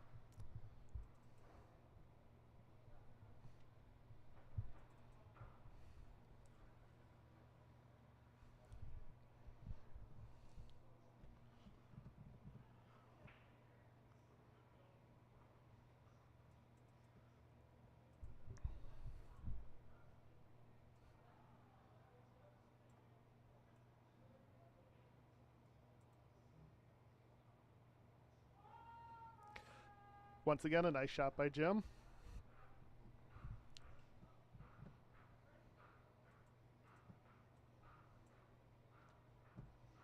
And that brings Jim up 7-4. Technically not at the halfway point, and we're almost 4 hours into the stream. Oh, Joe taking a break. Should we do a player's? We're gonna now. All right, we're gonna do a player spotlight. So tune in.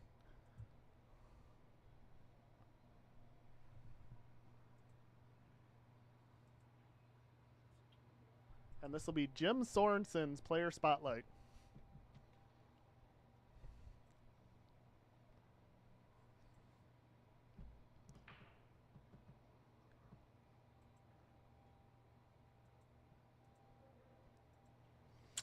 All right, welcome everybody to the player spotlight of Jim Sorensen in the final 8 of Knockout Challenge 1.3.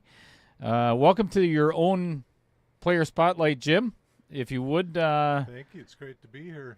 tell us a little bit about yourself, if you don't mind. Yeah, I'm from Sheboygan, 60 years old. Been playing pool since I was 15. You know, I really started getting serious when I started hanging out in bars, and everybody, you know, just about every bar in town had a pool table or a couple, you know. It's not like it is nowadays. But What was your favorite back in the day when you started? my favorite? Yeah, in Sheboygan, because I used to live in Sheboygan. Yeah, I know. I remember playing against you at Sly's Yeah. Friday nights many years ago. That's like 35 years ago Yeah. or more. Right. Yeah, I enjoy the tournaments a lot, playing league. I play league Thursday nights. Really haven't gotten serious about the game. I mean, I played league a lot off and on through the years, but recently retired and picked up the sticks, bought myself a new pool table. And What are you been retired from? practicing. I used to design plastic injection molds. Okay. Working around tool shops around the Milwaukee area, Cedarburg. Also worked at Bemis for about 10 years in the injection molding as a tooling engineer. So yeah. Retired at 60. That's good. I'm just tired right now. Yeah. Haven't reached the retired part.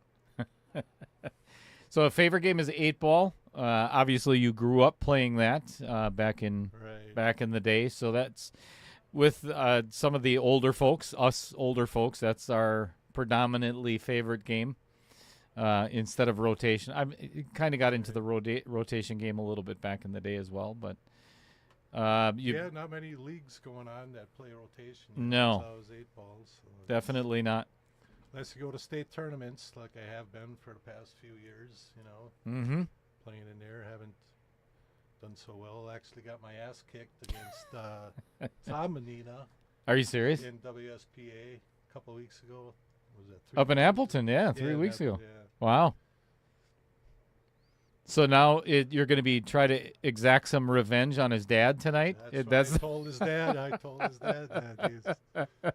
That's Right good away, stuff. He was like, I got no part in that.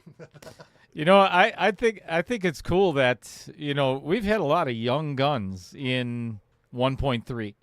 You know, there's a 525 and under, and a lot of them have been eliminated by you older folks.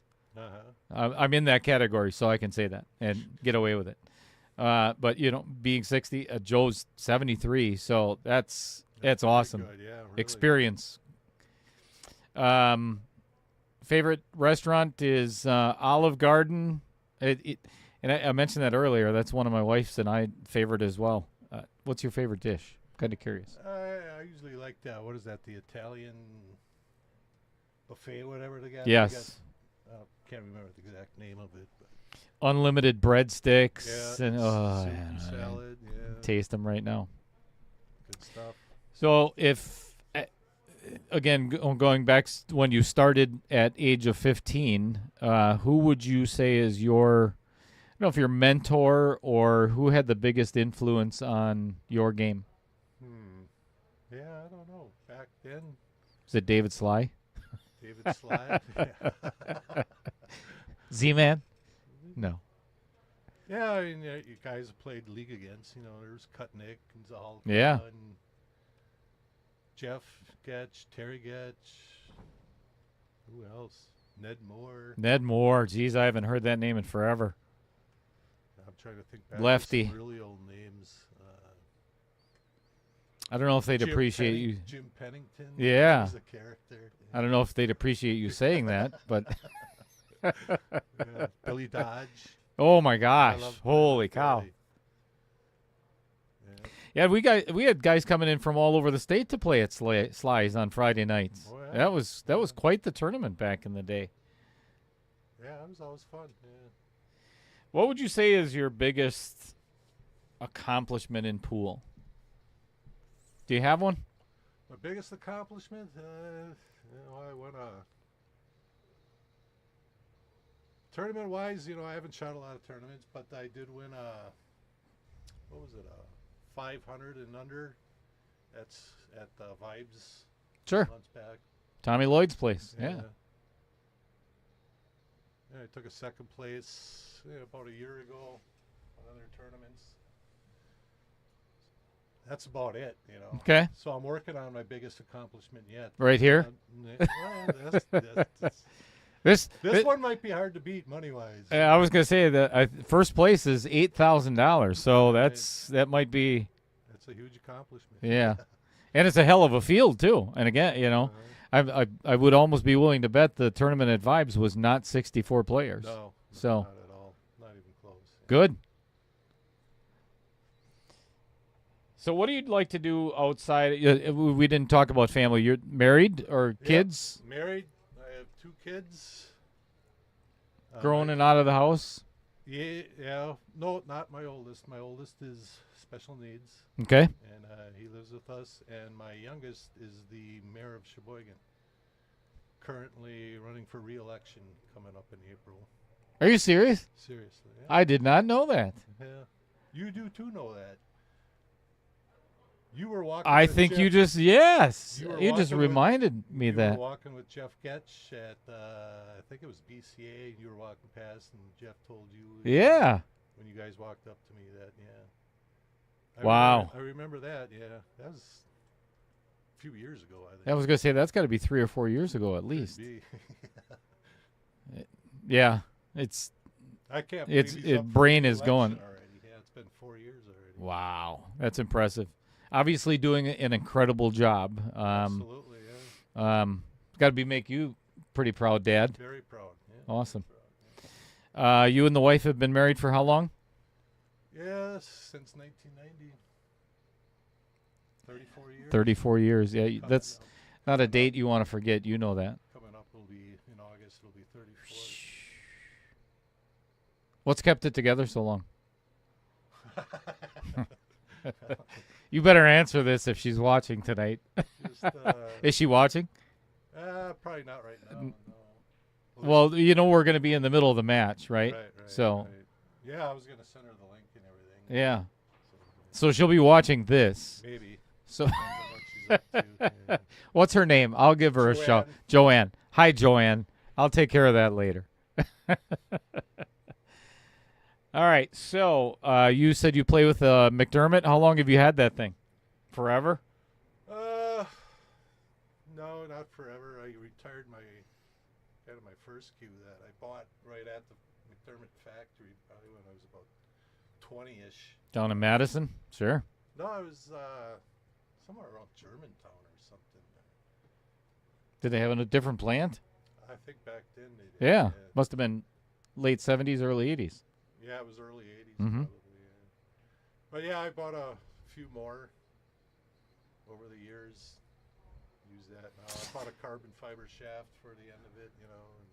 And As pool players, we all need an excuse to buy another cue or a shaft or, yeah. I haven't bought a whole lot of cues, but still don't own a jump cue. Well, I got a brake cue that breaks. I have one for you if you want to buy it. Yeah. I gotta learn how to jump yet.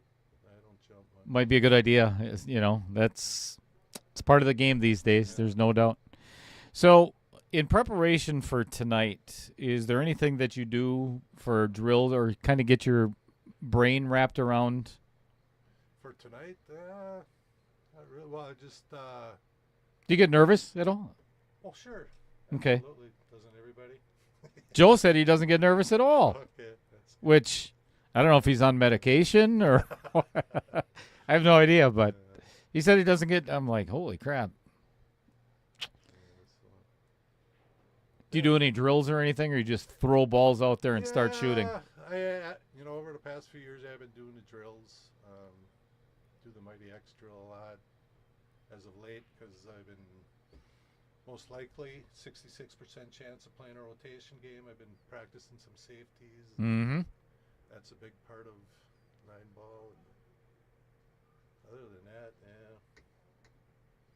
Well, I wish you the best of luck in tonight's match, Jim. And it's been a pleasure catching up again after 35 years. Right. One of these days, I might have to make it back to Sheboygan and actually play at Vibes. Sit and talk with Tommy and the boys. But best of luck, and thank you for playing in 1.3. Thanks very for much putting so. it on. It's been fun. You betcha.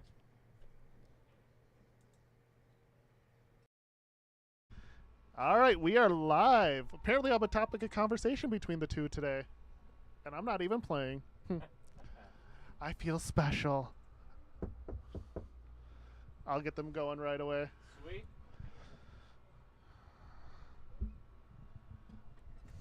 In that case, I'll have to check out both of them when I'm done tomorrow. It'll be a late night tonight.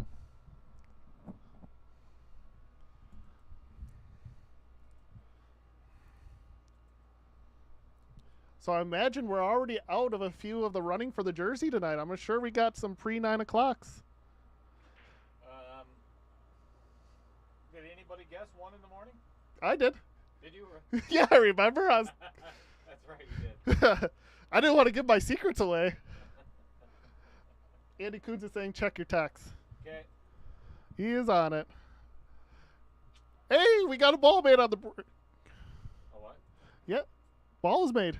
I think that's the second time tonight. It's a good start. Apparently the players needed that break. We're making balls now.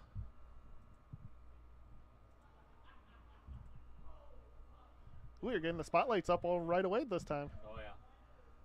May as well do it now, because otherwise I forget about it. Yeah. And Jim playing push. What you should do is on like the semifinals and the finals, have the link as you're making the post to their player spotlight. So that way people can click on the link, so that way they can get the profile when they're checking out your flyers, like in your posts, Facebook posts. Yeah. So that way you can get extra click links. Good idea. And then that way people can see as the semifinals and the finals approach, people can see who they're yeah. who they're going to be watching. I like it. More ideas for Dale. Keep them coming. And Chad, if you have any ideas, bring them to the forefront. I mean, we love to hear ideas. This stream is Good, this stream is for you guys anyway, so any ideas that can potentially make it better, we're all for it.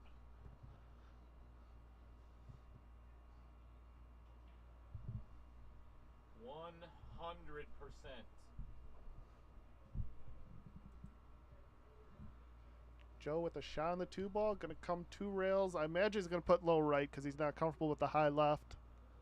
But he looks like he's putting low left on it. Oh, yep, to draw it back. Oh, he hit it good. He hit it perfect. He loves that shot. That's well executed. Good angle with the 3. Yeah, when I was talking to my dad a little bit, a lot of kicks. That's what's getting him frustrated a little bit. Not a lot of good opportunities to get out. A lot of kicks. Even on himself. He's playing kick shots for himself, too, when he gets position.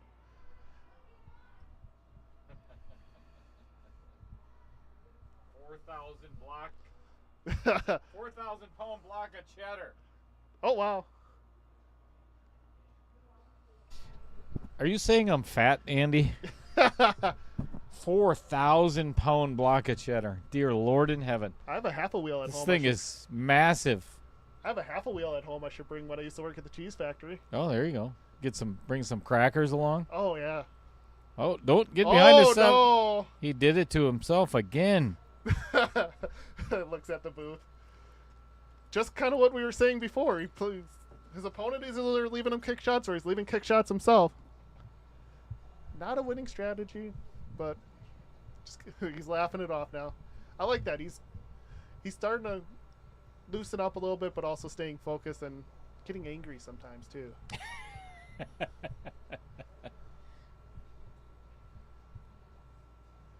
Lifetime supply of cheese for you. I'd be plugged up from here to eternity.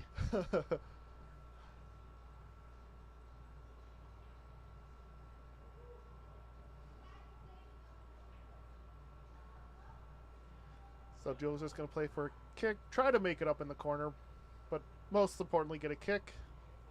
Unfortunately, it looks like it's going to be left in the side. Ooh. Not makeable. But Jim can play safe.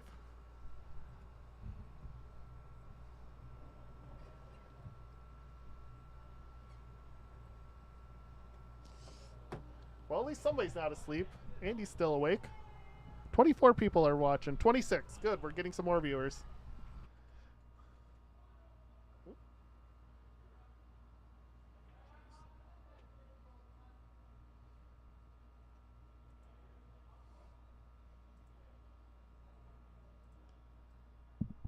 Oh, I thought I was muted for a second too when Dale did. You're the voice of Outer Points Productions, right? I am. You are not going to get muted Nah, unless you so choose. I'm good.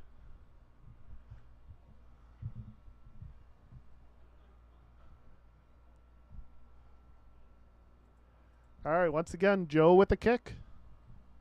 Story of the match.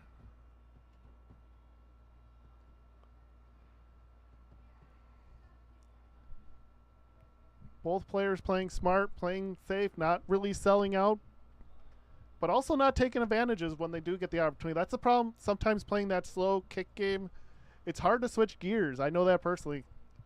It's hard to become tight. My sister, Tom, go piss off Dad and get this match over. It's past my bedtime. It's past my bedtime, too.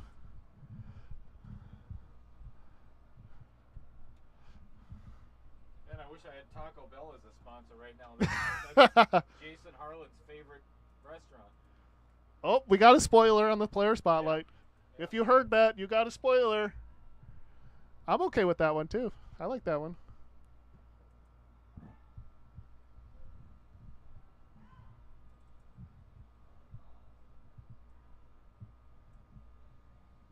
Jason shot good for a long time, and then opponent came back. I forgot who he played, but his opponent came back. But he played strong for the first quite a bit. Jim playing safe. Pretty solid safe. But also easy for Joe to play safe. Well, I shouldn't say easy. Manageable. I mean, you got to play off the rail and full. Didn't Jason play Ronald Groween? Yeah, that one match we were talking about the last time. Yeah. Yep. That makes sense now.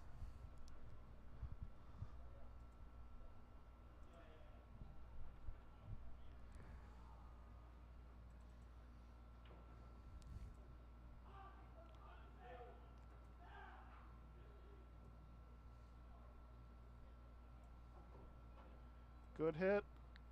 Gonna leave the 4-ball on the bottom rail. Joe shaking his head. Kick, kick, kick, kick, kick, kick, kick. Quote from Joe when I was talking to him.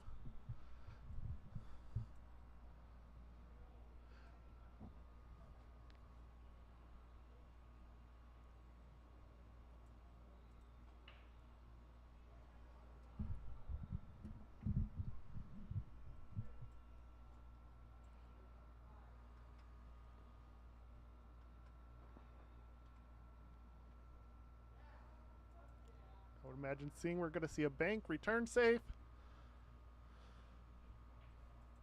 Not trying to do too much, just playing 50-50. Just a smart, simple shot. Try to make your opponent make the shot, or play safe, return safe.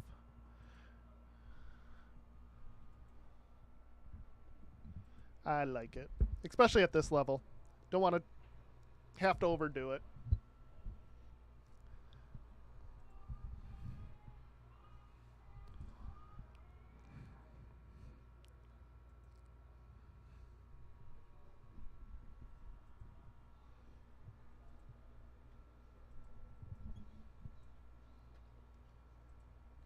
And at this time, you have almost no choice but to be aggressive, and that's exactly what he's doing, calling the corner.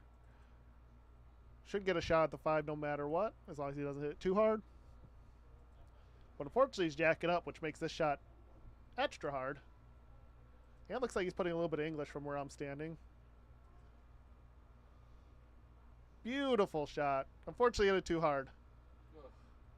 Another kick. Another kick. He's cursing himself now. Good thing the camera's not on him. That would be a demonetization right there. You could try. No.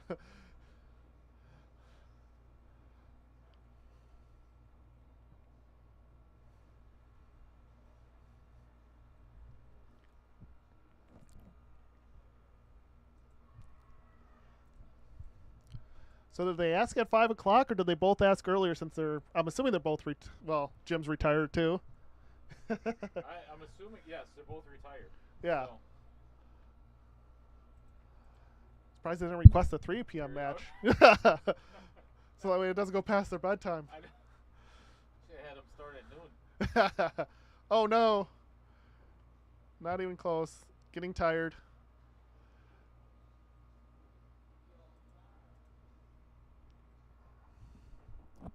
This for a 4-game lead.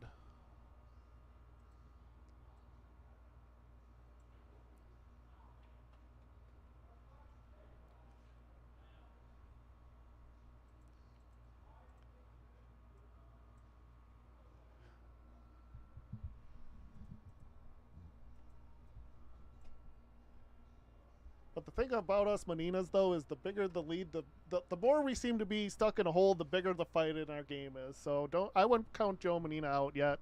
I wouldn't count out any Manena yet. I would have to agree. I feel a comeback coming. Yep.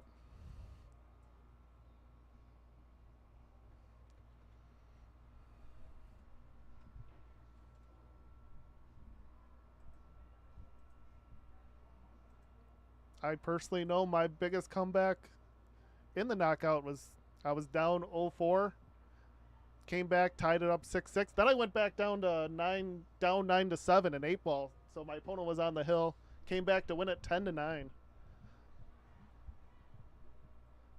Wasn't playing the greatest either, but I was playing my game, smart game, safety game. I remember that match. Yeah, really brought on the last 3. Yeah, because that was an epic safety bet on the last one. It was dual stream too, I believe, wasn't that one? Yep. Yeah, that was your first dual stream. Another first I'm a part of. Good shot by Jim.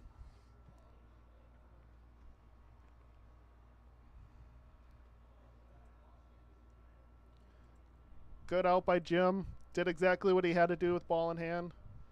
8-4 lead. Doubles up Joe. Oop.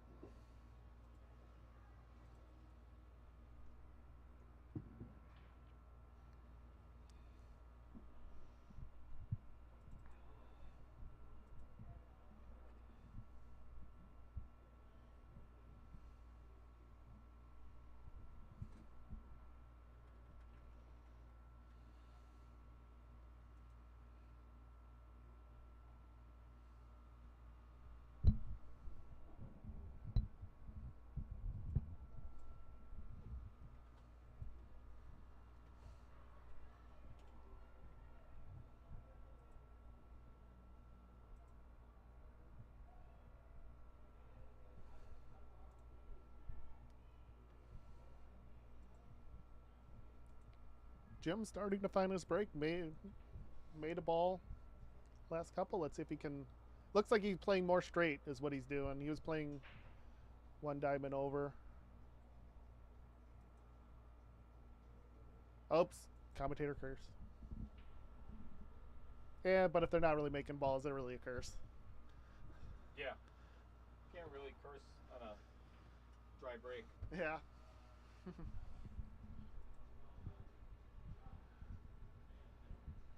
All right, them removing the magic rack. And once again, not a very easy opening shot. But not a kick shot. Not a kick shot. Combo.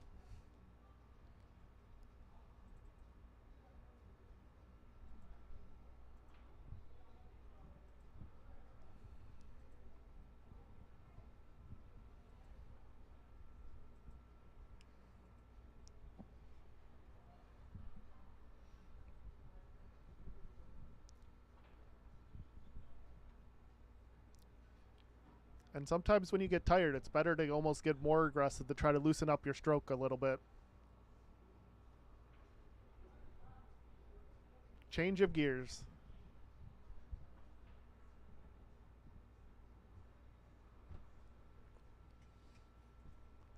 Very close.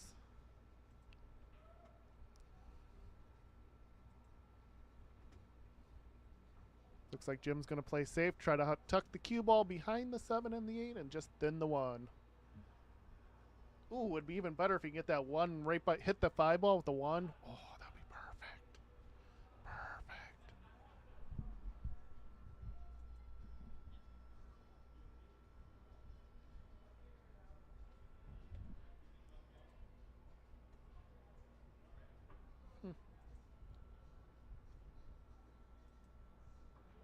Looks like Joe's getting more focus in the corner. He was looking a little relaxed when I looked over there. Now he's starting to get focused again.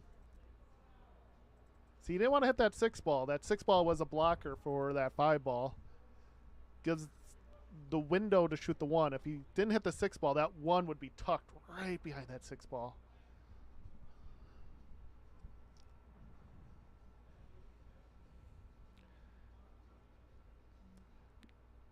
Now, if he wanted to get aggressive, he can go for that 1-5 combo, but he's going to hook himself if he does that, most likely, with the cue ball behind the 1 ball. Sneaks past the 6, and the cue ball getting the 6 ball acting as a blocker.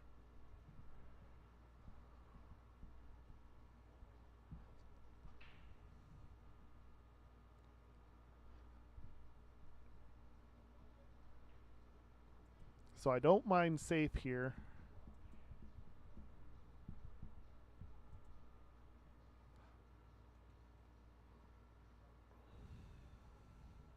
But not an easy safe to execute. If you wanted to thin it, you could. Hit it thick. Probably hit it thick. Thinned it. Made the 5. Yep, exactly how I called it. Oh, no, I think you might actually see the 1 now that I look at the screen. You can see the 1. Maybe a piece of it. I don't Yeah. know if you can make it, though. Huh. The 1-8 combo is wired. Dale says the 1-8 combo is wired. Yep, he'll go 3 rails and go for that 1-8 combo. Yeah. Why wouldn't you? Chris Green would do it. Yes, he would.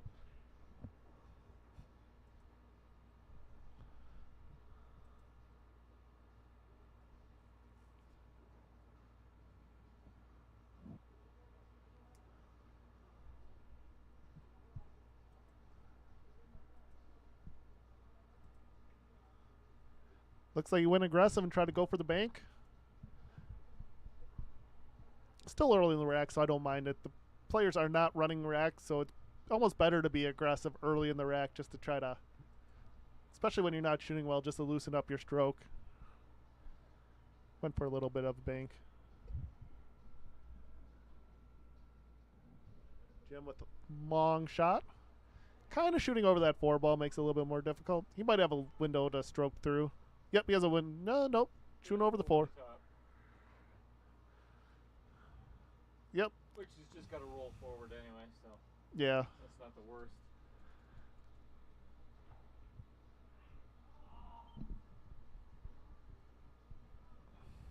But enough to make him second guess and go through his routine again.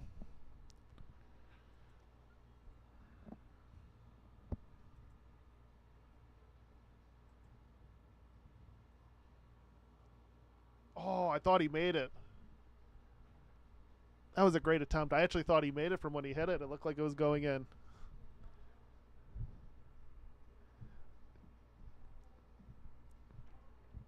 Overall, not too much trouble for this rack.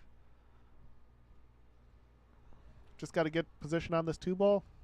Try to fight through that 6-ball.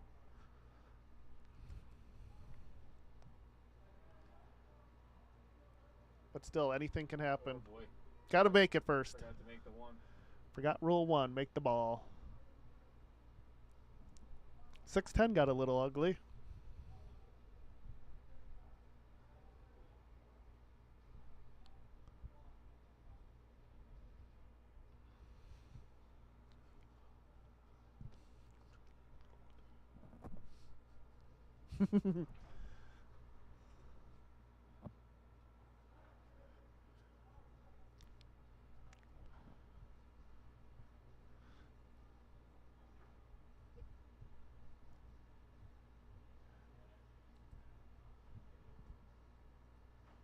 All right, Jim's second guessing himself. I wonder if he's going to try to break out that 6-10 and not have to worry about a combination or anything like that. That's probably what he's looking at. But if he does go for it, it's going to be hard to power through.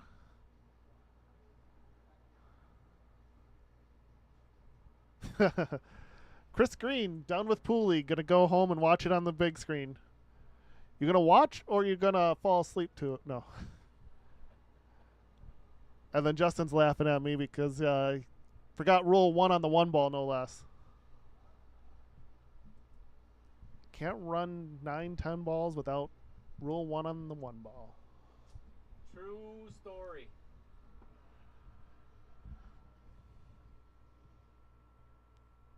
All right, Jim's playing a little bit short, but that's fine. He's got a good angle.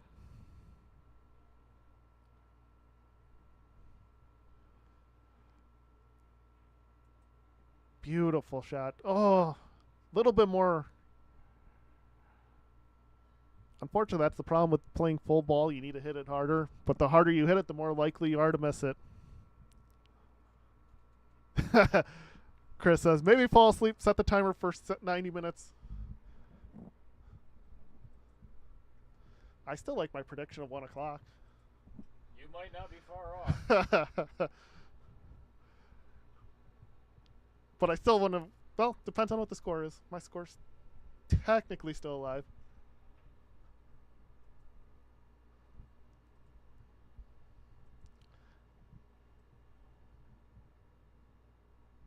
I didn't see what happened, but Jim is, asking for the bridge.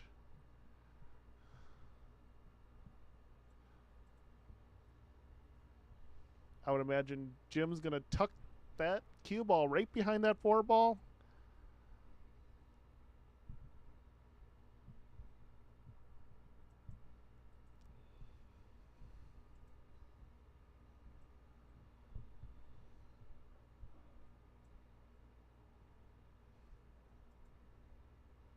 Oh, he missed it completely. Hit it on the backside, though. Was he trying to cut it in? That 6-10 is still ugly. Yeah.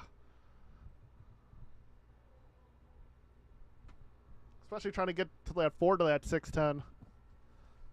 You.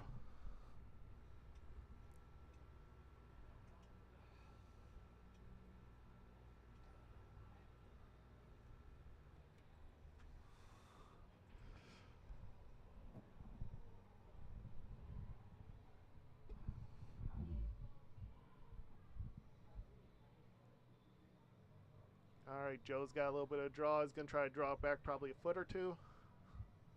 Just so that we make sure he has an angle. 3/4 of a foot. Probably wanted a little bit more, but he can still come around. Just don't scratch in the side. Whatever you do. There's commentator's curse for you. Yeah, especially me being his son. That Yeah, it's like automatic. Do we reverse jinx it, or how many times do we have to do jinx to reverse jinx? And I think it has to be an odd number, right? odd number, okay. No, Even number, yeah, because then it's even number. Yeah. Otherwise, it's the regular jinx. All right, whatever I did, it was enough. It was a Drew it past it. beautiful shot. I think he might have an angle for the.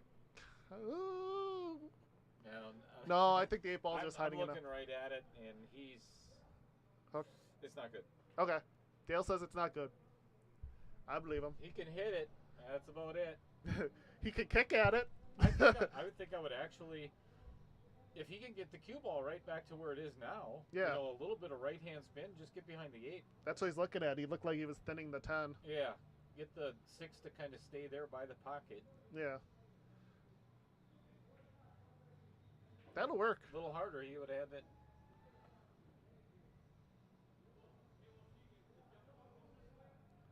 Now I imagine Jim's just going to play hide the cue ball behind the 7-8.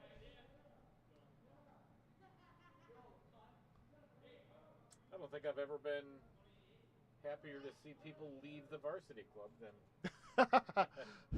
very loud people. The one time you don't want varsity club to have business. Hopefully Matt's not in the chat. Please, Matt, don't be in the chat. Right?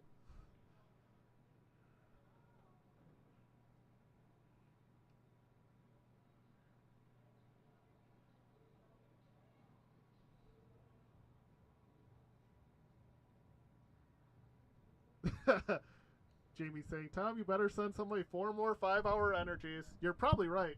We were talking about putting a pot of coffee up here not too long ago.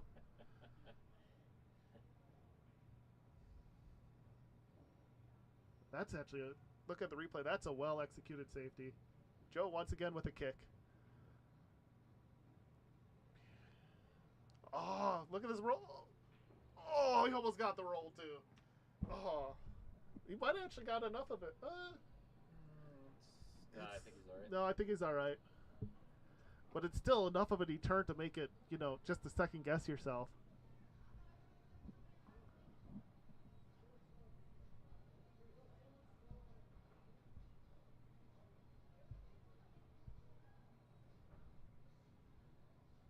From this angle, I wouldn't want to be shooting at it, but sometimes when you get it to the table, it looks pretty easy. 2 for each person. Yep. I knew I should have gone to Sam's Club before this match. Wow. That was a Holy great shot. smokes. Wow. That was fabulous. Good shot.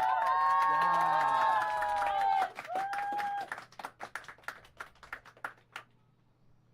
Hit it that hard and that full to get that much movement. Wow. And to make it too. We've been seeing it all this 525. Rattle, miss. Wow.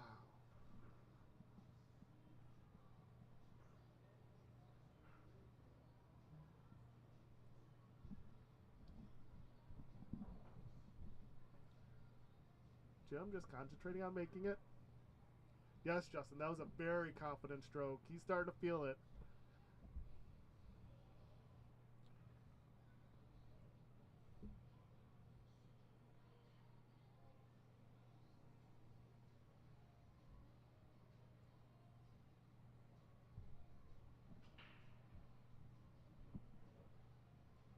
Just gotta make sure you make it. You'll deal with the leave in this situation. Makes it, plays one rail. Perfect. Couldn't ask for better shape. Yep. Straight in stop shot. Yep.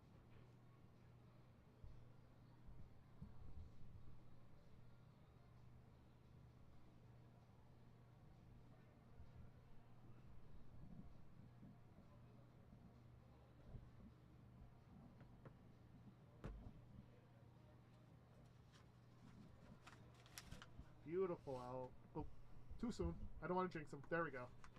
Beautiful out by Jim. Impressive.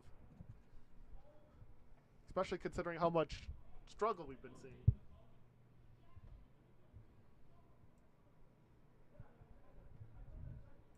Yeah. Oh, yep. There we go. Sponsor spotlight.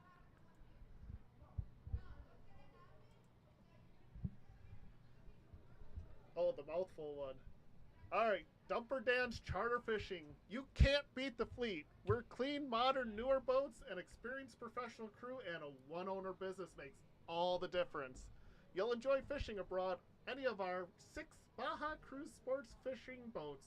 Troll on beautiful Lake Michigan for quality trout and salmon aboard Sheboygan's, Wisconsin's all-time largest charter fishing fleet.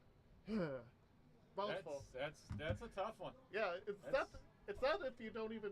The words are hard, but you also run out of breath in the middle of it. It's like run-on sentence, or it feels like it. Yep.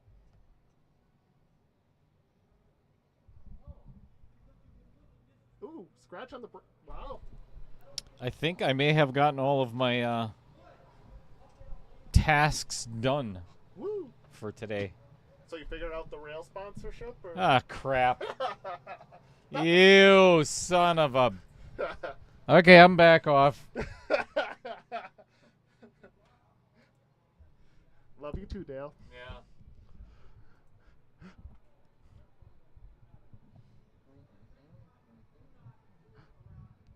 Most balls on the break, and unfortunately, he's scratched. 2 balls on the break, giving Joe ball in hand.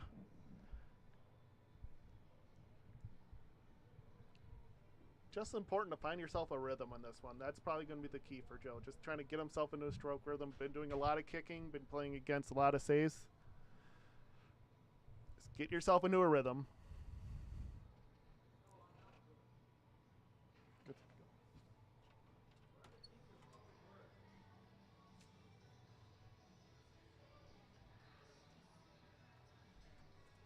Beep, beep.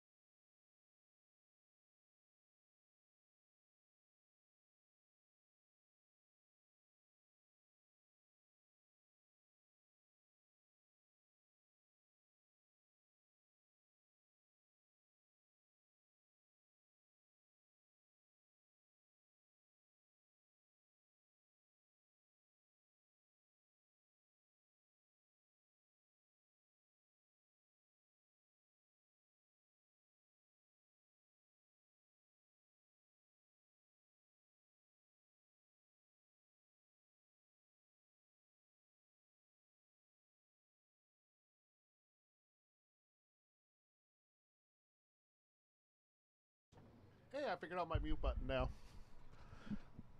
Of course, a little entertainment with the varsity club. Never ends. On a Tuesday, no less, when there's only one table playing and you have some nonsense going on. It's not just, oh no, don't do that. Don't scratch in there. It's the bar scene. It's the pool hall or whatever. It's anytime there's alcohol involved, you've got egos and... Especially this being a college town, like you get the college crowd being cheap. Yeah. Cheap, good food brings out the college crowd. Rule 1, just make the ball. You'll deal with the leave. Unfortunately, you see this with a lot of 525s. Oop, I won't finish that thought until I finish this. Beautiful shot by Joe. Didn't hook himself either. I want to say a lot of things, but I don't want to do a commentator curse right now. So I'm just going to keep my mouth shut a little bit. Joe just got to shoot a... just got to make this. Shoot the 9 ball on the side. I don't want to beat the plane. Joe taking a deep breath. Like I said, this is what he needed to try to get a stroke in. Been kind of struggling, kind of been playing hook, kick, kick, kick. Difficult shots. Very important to start the comeback now.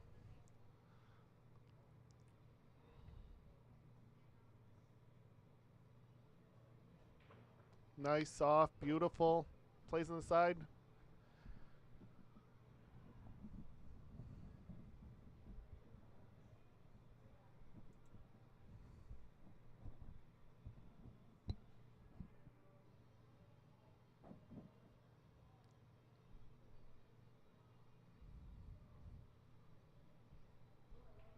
Just got to concentrate on making it. Double checking his work. Haven't done that too much, so that's, he's starting to focus a little bit more.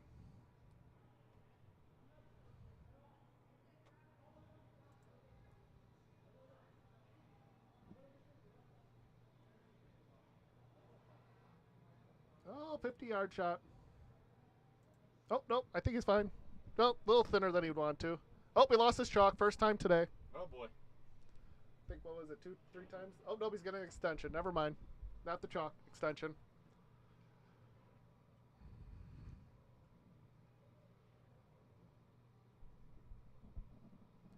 Now, if he starts to reach too much, I hope he stops and grabs the bridge. I remember one game last time. Started reaching too much. Oh, I think he's going for his bridge. Nope, nope. Just doing his routine right now.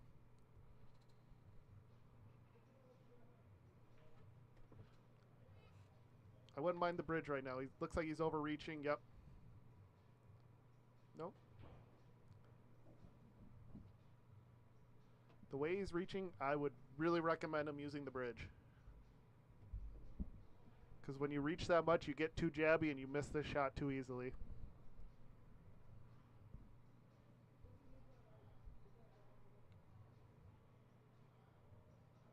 Oh, he looks like he's fine. Kind of iffy. Kind of 50-50. Yeah, I think I agree with you, Tom. I think I would be getting a bridge. Yeah, and that's... It was right at that verge of 50-50. Yeah. You need that bridge or not with that extension. That was kind of very jabby.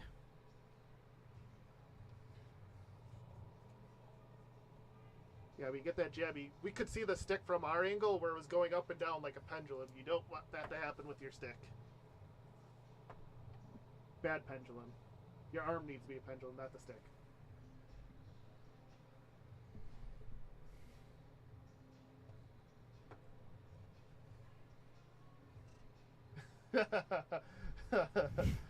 Another one. 15. No, well, I don't know.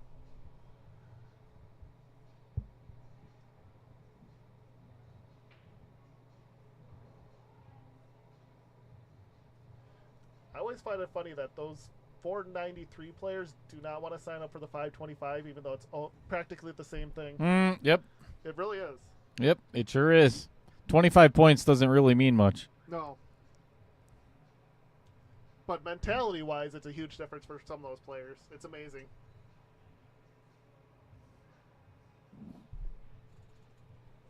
Yeah, Joe gets a reprieve. Yep. The shot he wanted to shoot on the 10 the first time.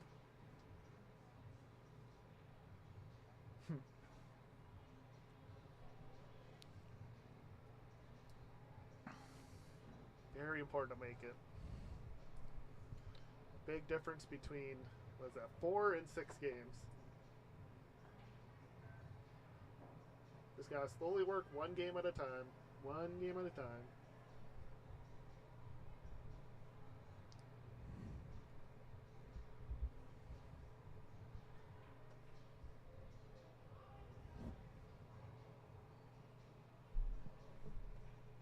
Oh, I did the same thing that Jim did. Oh, look at this. It's going in. I think you would rather have, well... So now it's up to... It's funny Yeah. because now this is... You're right. This is Jim's long shot on a 10, which I would definitely take. Yeah. You know, But because you sure don't want to give it back to Joe. I thought I heard a door slam or something.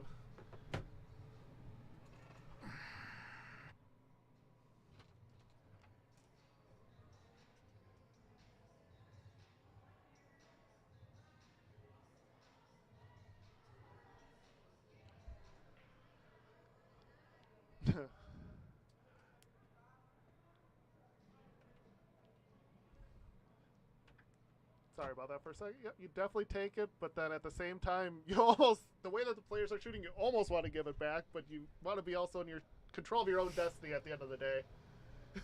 This is kind of a weird position, too, for Joe right now. I think I'd have to play this in the side.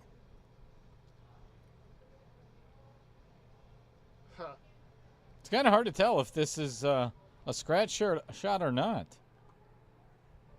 My first instinct is bank. But if you miss, how do you leave it safe, though, at the same time? This is the only time I've ever been taller than Tom Manena by standing up. And keep in mind, he is the second great Oh, shot. hit it good. Hit it really good. And once again, Much needed. you're once again the second shortest player here.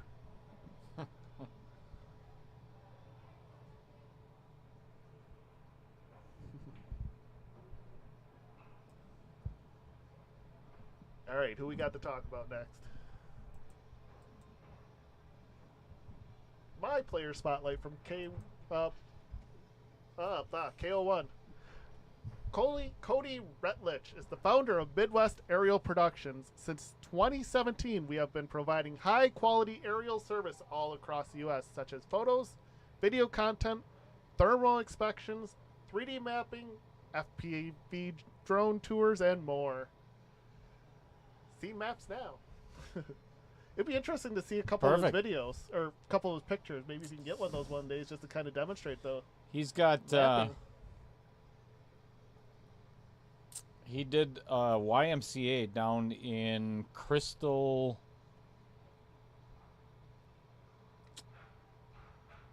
Lake, Illinois. Oh, Couldn't nice. think of the place. Yeah. Just this massive. It was one of the tiny little drones that he flew over the pool, and I mean through the whole yes. entire. Just a freaking amazing video. That should be your intro with the uncopyright music one of these days. I've tried to get him up here to do a drone video inside of Varsity Club. Didn't we have one at one point? Somebody did? Yeah, I do have one that I did myself. Yeah. Unfortunately, there are things that are on there that I don't want. You got to do it before you open. Mm-hmm. Oh, no. It's a old logo. Oh, okay. Oh, yeah. I got you. Yep. I understand. I got you.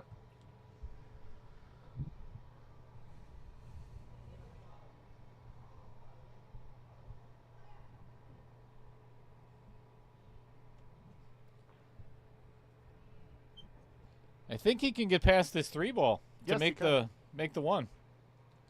Just got to worry about making it. You'll deal with the leave, even though the 2-ball block past the 10. Beautiful. Yeah, he hit that really good. Are we going to see a combo or safe? He may try to play it off the 6, knowing him. Oh, no, he's going to go cross corner. Oh, going towards the 5. Does it go? Well, it can go off the 8.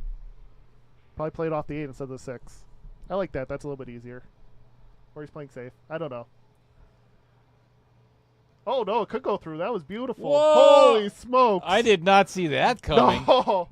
Wow. Holy smokes. Oh, he didn't call it. Oh, no. No. Wow. Wow. That's That's a tough break. to not call that. Wow. And that's why I was saying 10-ball, you got to call something. Even if you think it's like a 10% chance, you got to call. Unless he tried calling the 10 or 6 and missed it bad. Wow. Hits it hard. Ooh. That could have gotten ugly. That's almost a dead carom almost to that corner. It's hard to tell, but just careful. Well, I don't know. It's hard to, yeah, like I said, it's hard to tell. Got to avoid the scratch at least if you try to go for a carom like that. But the nice thing is if you don't hit the 5 and make the 4, you get natural position with it, though.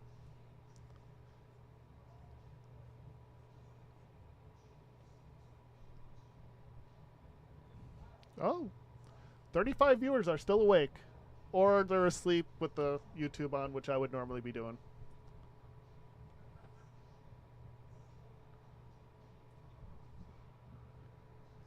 Anybody still awake, actually watching, type in chat.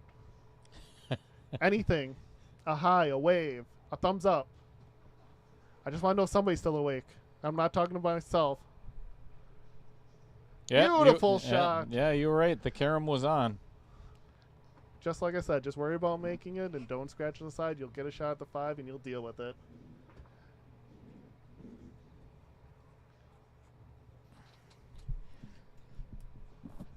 Oh, he put the spin. The spin kind of spun it down table.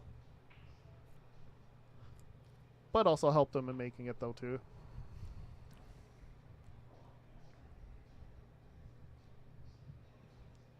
Beshta's awake. Gilberg's still awake. Yay! I'm not talking to myself. This is hard to get on the 6-ball from here. He's probably going to run into the 8-ball and take the momentum off, so he's got to hit it. See? Yep. Yeah, it took all the speed. Amy's still watching. The Coons are still watching. This guy is I got called off of work, so I have nowhere to be. So my sister's barely All right, awake. she's barely awake. She's on the East Coast. She's an hour ahead. Was her time prediction East Coast time or Central Coast time? Central Coast time. Or Central Wait a Standard second. Time. Wait a second. See, I'm not awake yet. Kyle's still awake. Okay, we got a few people awake. I'm happy.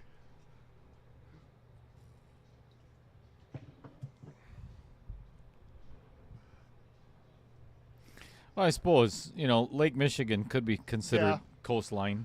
you know. Winnebago. Right. We're right along Winnebago. That's a coast. Oh, That's going to get on the rail. That's tough. that just made it really tough for Joe to pocket that 6-ball. Yep. I imagine we're going to see him try to stick that cue ball right there and have the cue ball or 6-ball come 2 rails or something like that. He might try to pocket it. Kyle, you got to get to bed, man, before you got to get up and you got to play at Varsity Club tomorrow. Oh, he's playing tomorrow? No, he just comes down here every day. Oh, yeah. Yeah, I see him. I was practicing last week Wednesday. I didn't see him today yet, but yeah.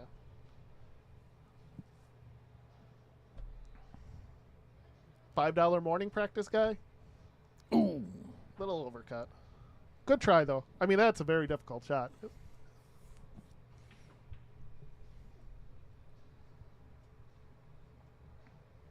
That was the one thing I underappreciated when I was working second shift, is playing like that Mad Apple or Varsity Club for Whenever you want. for Yeah. $5. Now I play for like 2 hours and I'm like $20, $30. It's like, what the? Yep.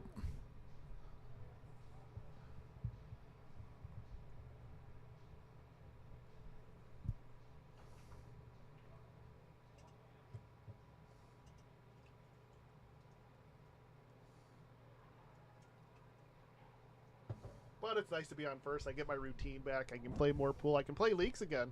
That's what I'm looking forward to next year. Fred Renner's still with us. Woo! We got more people awake. Ooh, overcuts it. Well, I think he got safe. nope. Nope. Another opportunity for Joe to pocket that 6 in the corner. I'm pretty sure he's going to make it this time. Yes. Pretty sure. This time we blame you if he misses it. That's fine. It's not me this time. Wow. I'm used to taking the blame.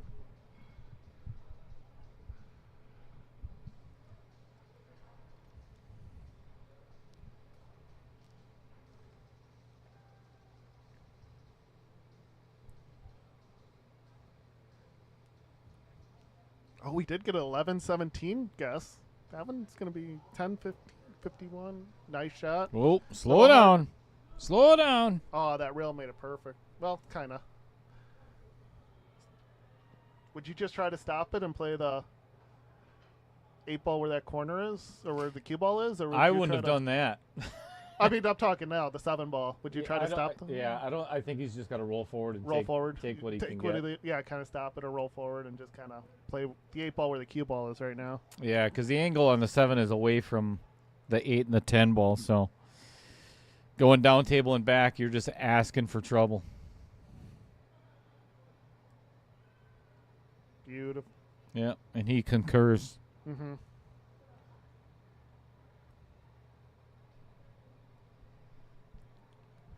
Oh, Jamie's guess is done. 9:13. Amy, Well- 8:44. Yep, won't be giving any jerseys away tonight. Hey, my 1 o'clock guess Theirs is still on. doesn't count.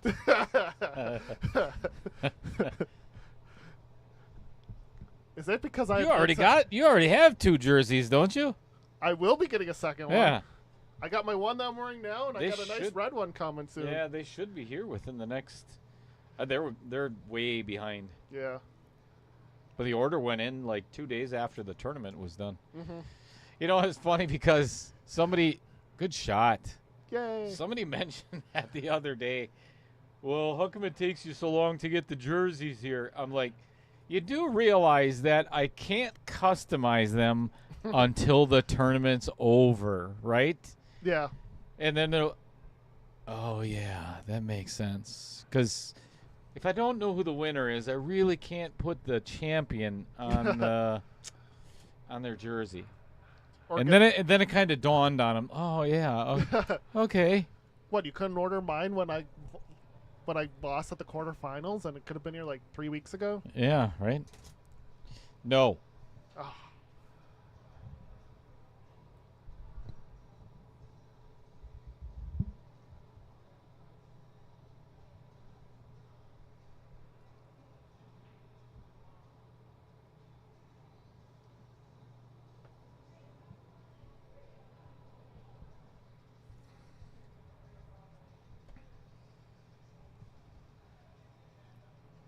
Do a full reset, Joe. So in case you didn't see, he kind of stood up a little bit. He executes the shot well, but when you kind of stand up in your routine, I always like to do a full reset. Yep. And I think that caused him a miss. He kind of stood up and then kind of... He's gonna get away with it. Yeah. Gonna get away with it, though. Gonna leave a bank shot for Jim. I like them actually resetting there. Whenever you kind of when you're down on your stroke and you just kind of halfway go up, just do a full reset. Don't half-ass it, as one of my Correct. dad's favorite sayings. Correct.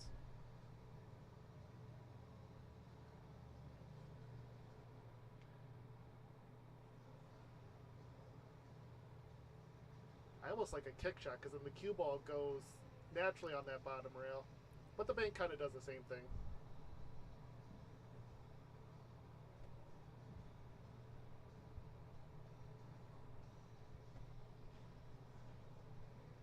Oh, it's kind of farther away from the rail than it looks pretty close from my angle, but when I look at the overhead, I'm like, oh, yeah, that's not as close as I thought it was.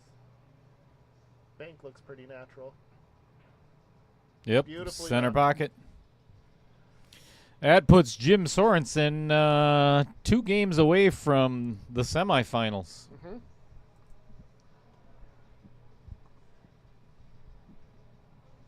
And Joe Manena a long ways away from the semifinals Mhm. at the moment. Just take it one game at a time. That's the most important part.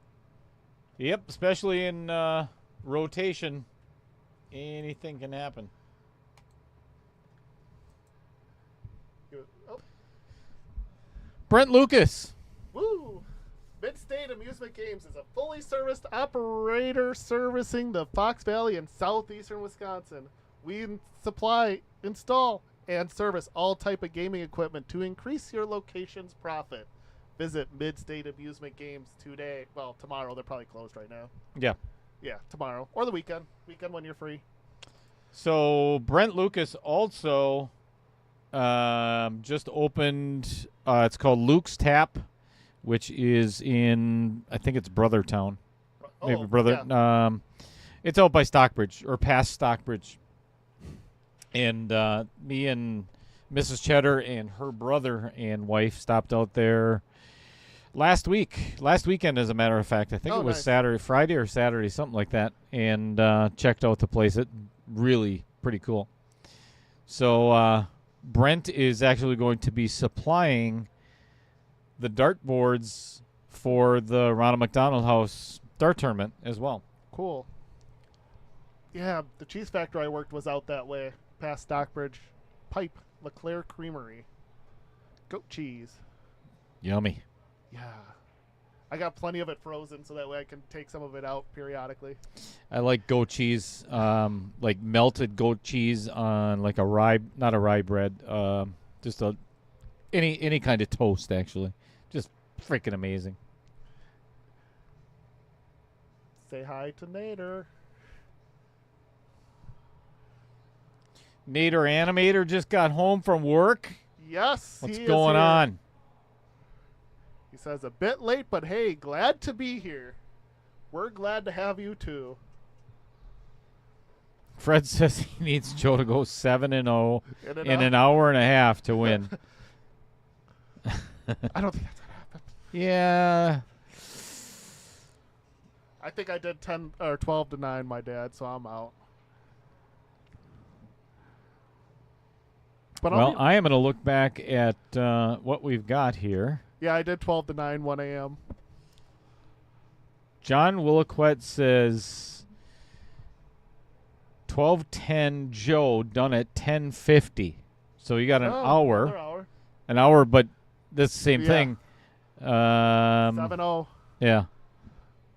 Oh, I just got a message from one of the viewers privately that Luke's Tap is actually in Pipe. Pipe. Hey, right where I used to work. 45 minutes away from my house. I was going to say, I thought that was, yeah. They changed it from that one place. Yeah. they Yeah. had, Yeah, it's on the other side, right where it's past. So when I decide to go south of the lake, yeah, I would drive past it. Not too much. So you're telling me there's always a chance, Fred. There's Oh, for always sure. a chance. Justin Ellingson still has a chance. He's got 12:10 Jim at 10:45. That one's still That one's a kinda likely. possibility. That's probably the most likely of all the guesses so far. But Joe has to Yeah. make a pretty big run here for that to happen.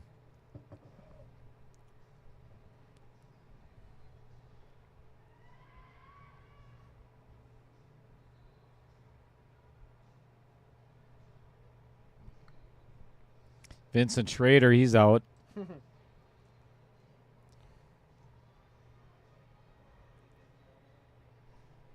Kyle Vertel still has a chance. Slim.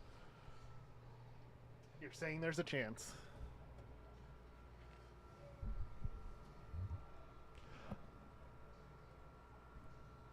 Did he make both those balls? 3 and 4 are gone. Yeah, both of them went in. Nice.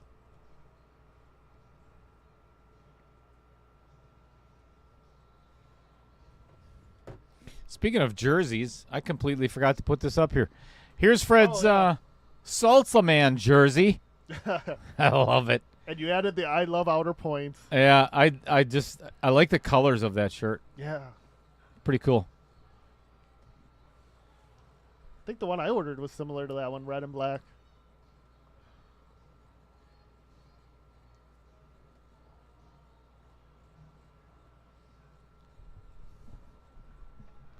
Nice, simple out, not too much problem. Little bit of draw stroke.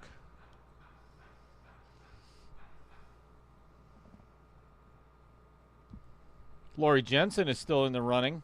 Woo. She's got Joe at 12 to 10 at 11:07. Good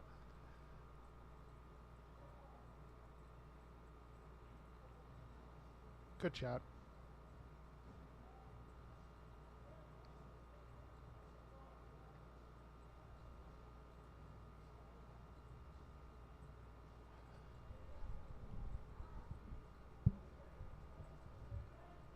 Jim, 4 balls away from breaking a lot of hearts.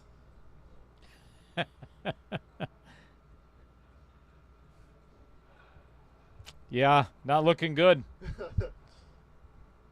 Jim's 4 balls away from breaking, and one game and 4 balls away from breaking Joe Manena's heart too. Yep. Although I think Joe had quite a few opportunities tonight, just not capitalizing. Yep. Both players, too. Yeah.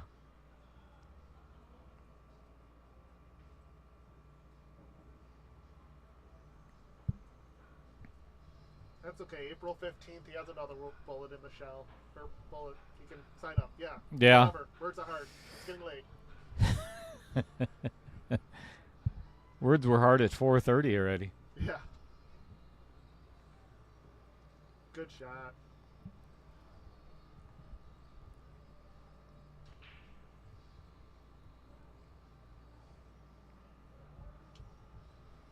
Jim Sorensen is on the hill, and Joe Manena is taking a walk. He's had enough. He's out of here. See ya. One more game for Jim to complete his Manena vengeance. In case you haven't heard at the beginning, I beat Jim 4-0 at state, so he's out for Manena blood. He's gonna, yeah. And it looks like he's exacting it tonight.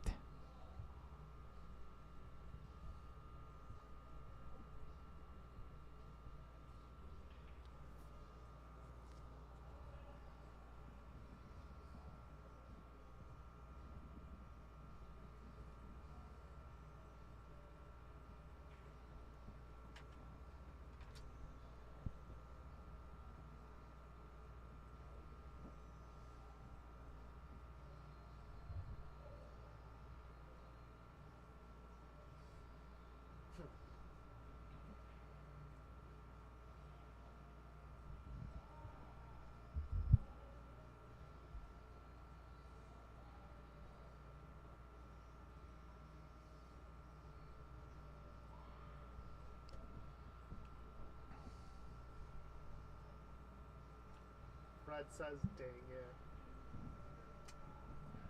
Yeah, unfortunately, no jersey.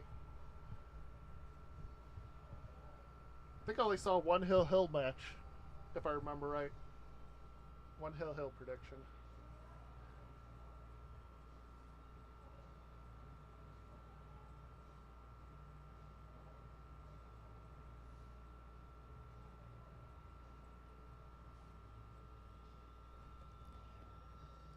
All right, Joe is on his way back.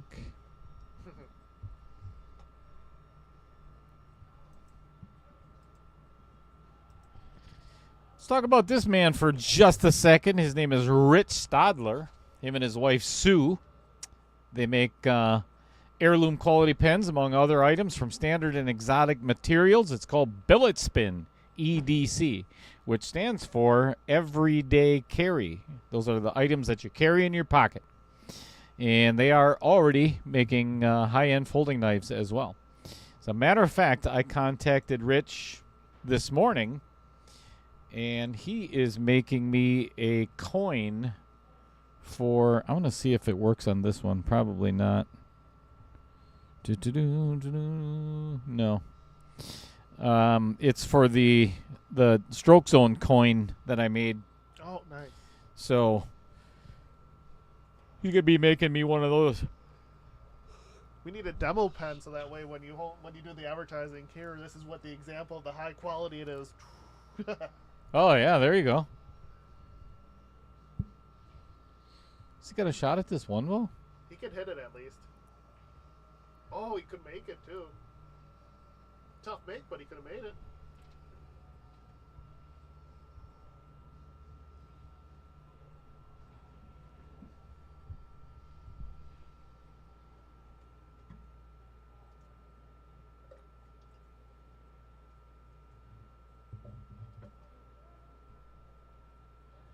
Alright, Joe with the thin cut on the one. And once again, I believe he should be grabbing a bridge in this situation. He's reaching and extending a little too much.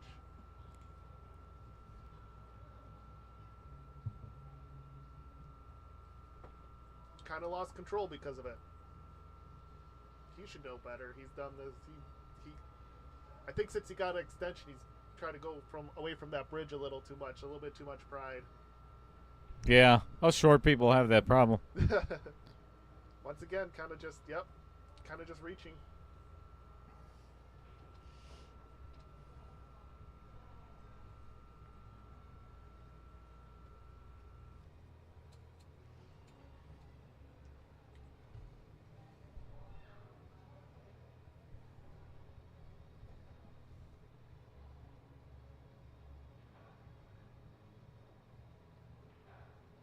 Play safe. Oh, he's And he let him right out. almost got that two behind the three. But still not an easy shot.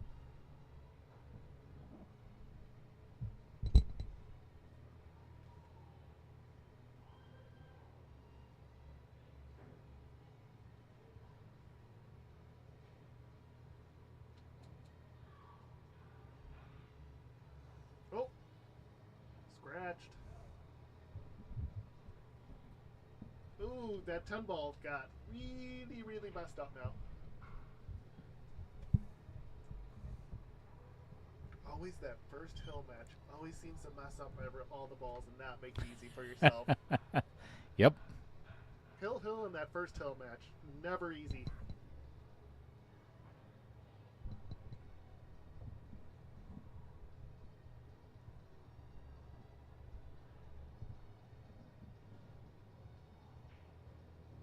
Uh-oh.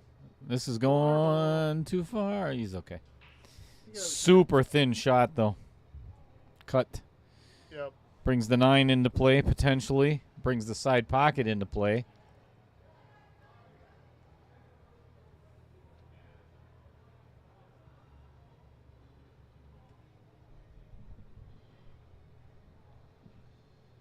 Both side pockets into play. Yep. But once again, just concentrate on making it. You'll deal with the consequences. Good shot. Yep. Natural angle to break out that 5-10. Well, could have used a little bit more angle, but he'll take it. Probably roll it forward and play safe after. A little straighter than he would like to be.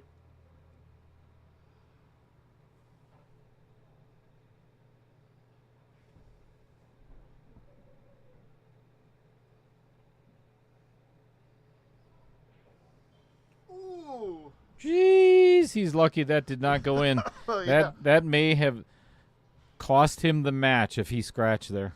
Yep.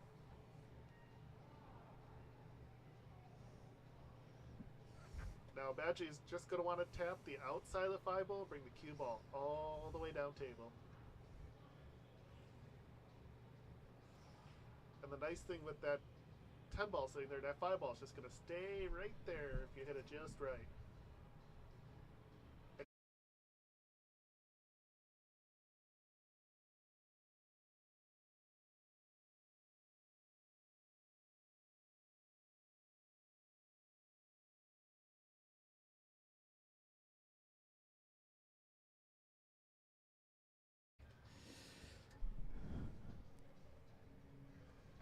Oh, can barely hear me. Sorry. Nope, muted. Or no, I'm not muted.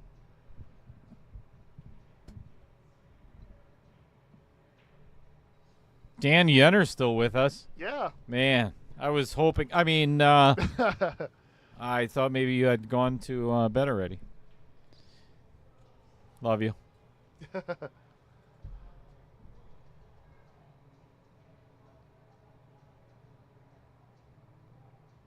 Oh, he almost made that This too. is gonna. Ooh. Oh, wow. Game of inch.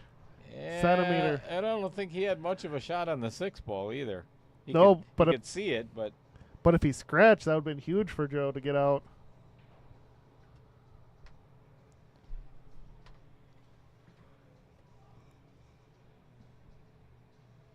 But just concentrate on making it. 6 ball goes in the side where this 9 ball is. Oh, sit down. 3 rails. Sit down. Three- Hit the 10. Hit the 10. Hey, Beautiful. There we go. We're going hill. Driving home from Vegas League. Drive safe, Dan. Hey, he's pulling a me. Chatting while driving. Who is? Dan? Dan. Yeah, not being very safe.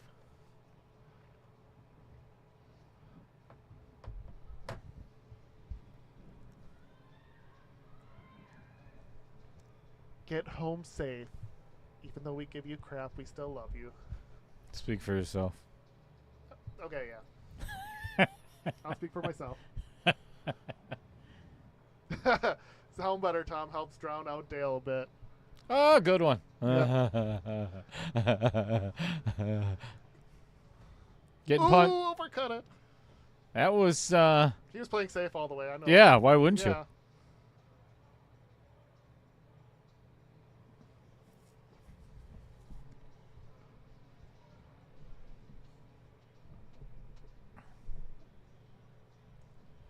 That was one of my favorite laughs back in the day from Caddyshack. Oh, yeah. Ted Knight. Oh, he could hit that. Whoa! Oh! Oh, what's going on here? Is he going to make both of them? Look at I don't think he called it either. So that. Oh, yeah. no, heck no. Yeah, Joe is definitely not giving this one back.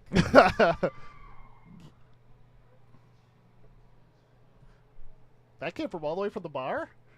I think so. Wow. We just heard like a girl scream that was like, sounded like it was like right next to us.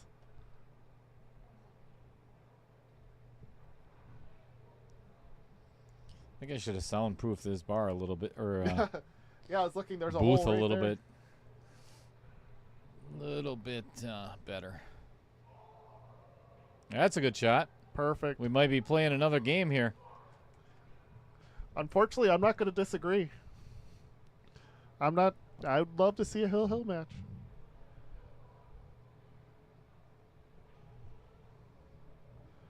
Woo!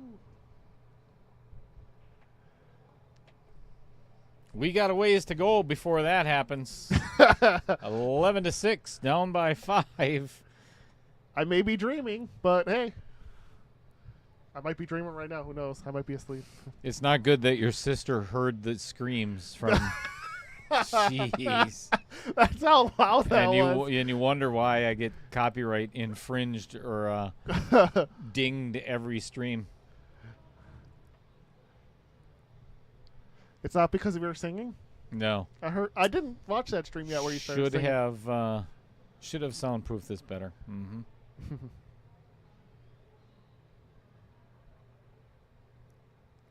Well, now you know when you make your fourth booth, is it now? No. Yeah, pretty much. It would be. Working with Todd Holzer up at On the Hill in Mosinee. Gonna put a booth up for him. Or excuse me. Talking about it. Next Tuesday I'm gonna go up there. Monday or Tuesday I'm gonna head up there. He's got a lot of room. That's a nice place. I went up there once. Yep. You could put at least 2 to 4 more tables in there if you really, really wanted to.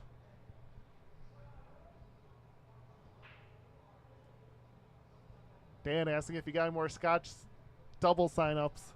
Got 2 sign-ups tonight. Or, yes, one more sign-up.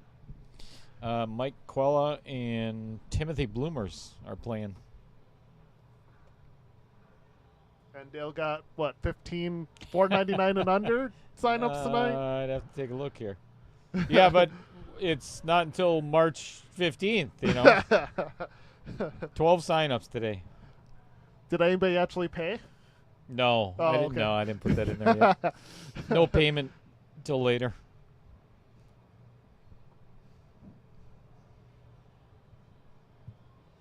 That is going to be a monster field. I know, it's amazing. The difference between a $4.99 and a $5.25 on the amount of sign-ups. It's like a magic number. Mm-hmm.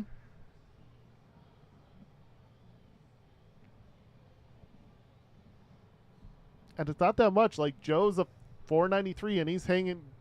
Pretty much every match he played was a 500, pretty much. So above 500. So it's not much, and these $4.99s can, $4.90s, $4.85s can hang with these $5.25s. Heck yeah. And it's a huge advantage that he's playing in this one, and then if he decides to play in the $4.99, he's got that experience, the table experience, the long race advantage. That's why I tried to get him in that 1.1. We both finished tied for top 64. We're both top 64 in that one. Yeah. Good tournament. But I knew that you would eventually do like a 525, and that was key experience eventually to get him there. Joe, open bid in the $4.99. I would not be surprised if he was one of the open bids.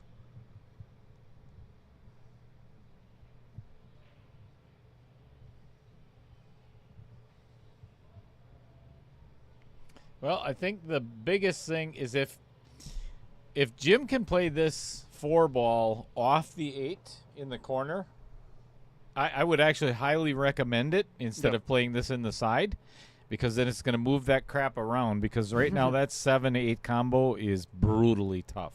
Yep.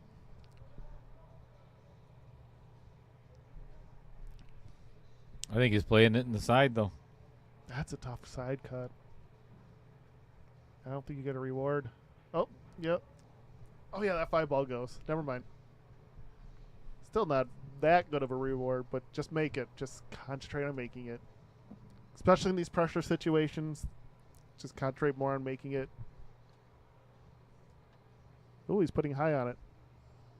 Is he going to go for a 3-ball combo after, or he's just trying to play one rail? Just one rail. Oh, try to break it out. Little too much in one shot.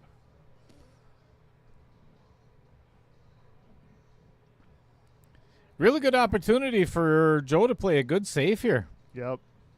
Make it difficult for, and you know, Jim now broke that 7-8 up. So if he can play a good safe and get ball in hand, that's huge.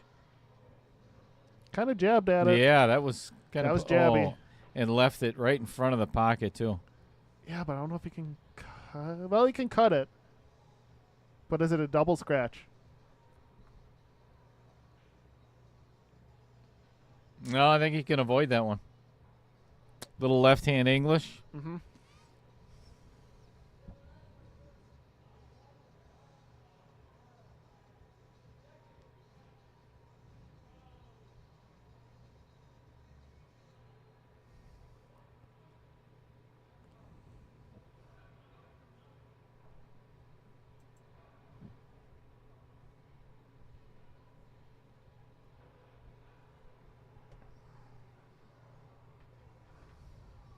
Beautiful.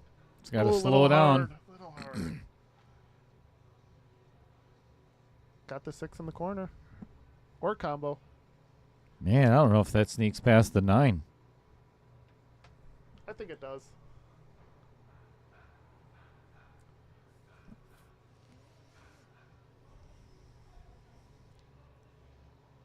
I think it does, and it's kind of a natural 2-way. If it does.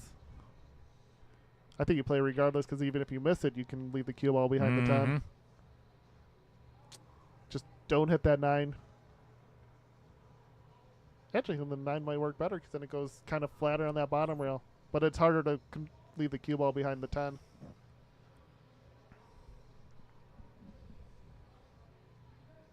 Try to go for the make. A little hard. Ooh, look at this. He's going to get away with it, too. Yep. Yep. I'm imagining we're going to see a jump stick. Joe stuck behind the 9 ball. Yep. Hoppy is coming out. We have yet to see a shot from Jim today. Does he own a jump stick? Did you? No, he does not. He actually mentioned that in the player spotlight. He does not own one. Should have sold him the one I got in the case.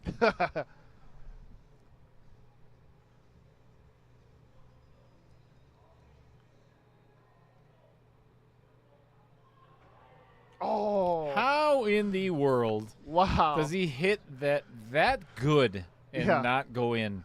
Wow. Both outer points and out. That was just rude. Rejected. Now Jim's going to have to play a combo. Probably. No, he's not. Looks like he's going around it. Off the rail, off the 8, and in the pocket. I don't know if that actually goes, but they got the better angle.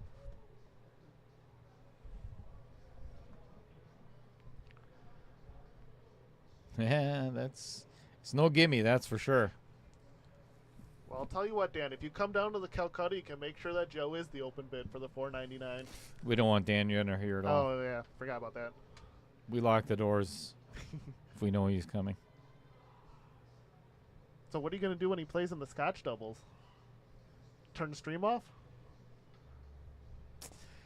I don't think we're going to allow him to play on the stream table. Just because, I mean, you know, you talk about the YouTube copyright and all that, but when it comes to they frown upon the faces of Dan Yenner as well. His face is copyright. I keep getting fined every time because he played in the stroke zone as well, you know. Oh, he played safe. That was smart. And Don Mackey and Kim Davenport asked if Dan could never play in that again. So he never got his year subscription. He got banned from the the app then? Yes. Yeah. Oh, yeah. Fair enough. pretty simple kick if you hit it. I mean, it's. I think I should say simple. 8 might hit the outer point. Yeah. That's He'll get away with it. yeah, that's not the worst. A lot of words of getting away with it today.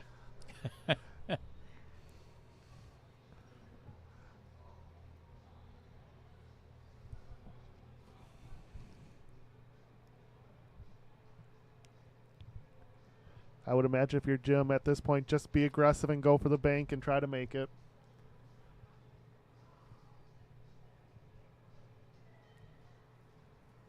Yep, called the 6, going to go for the bank.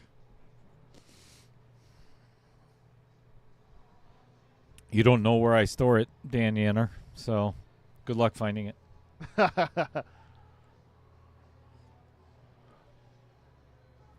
Maybe if you ask Joe nicely, since I heard that he showed Joe where it is, and just in case.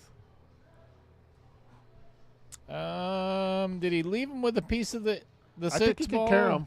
I think he can do at least a carom to make the 8.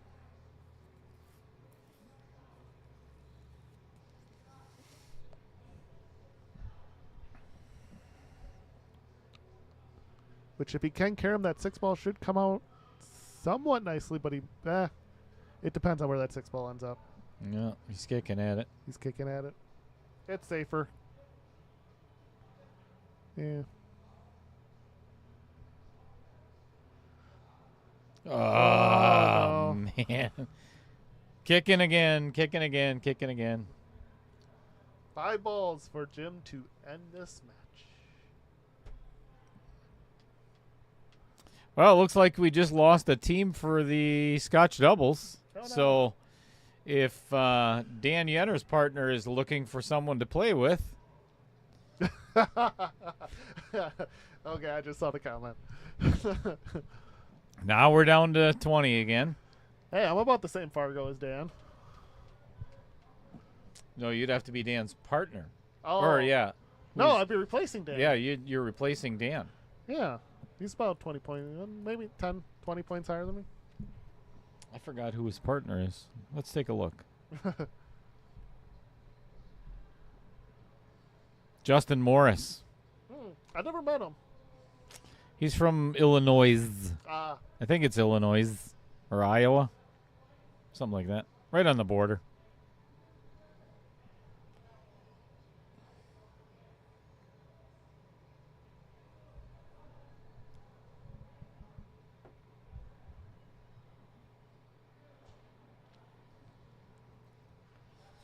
Five balls away from going home. he almost reached his stick out so far, he almost hit the 6 adjusting the cue ball. Yeah, and I don't, even with ball in hand, unless I have to, I don't like having the cue ball that close to the object ball. Yeah. Because it's harder to move the cue ball around as much as where you want to. Well, it's just pure stroke. It's hard to follow through properly because when you're jabbed up, you kind of are more jabby with it. It's just more fundamental. Your stroke gets more likely to be jabby. He lives in Plateville. Where the hell is Plateville? Is that right next to Silverware and Platteville. Cup? Isn't there 2 T's in Platteville? You knucklehead.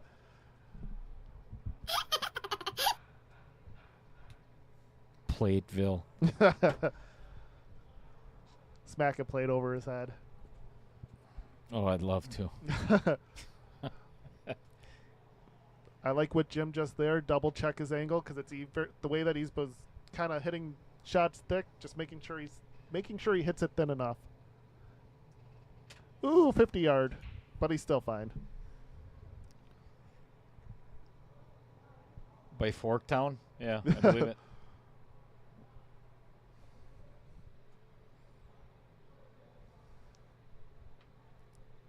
Now just concentrate on making it. Try to come 3 rails.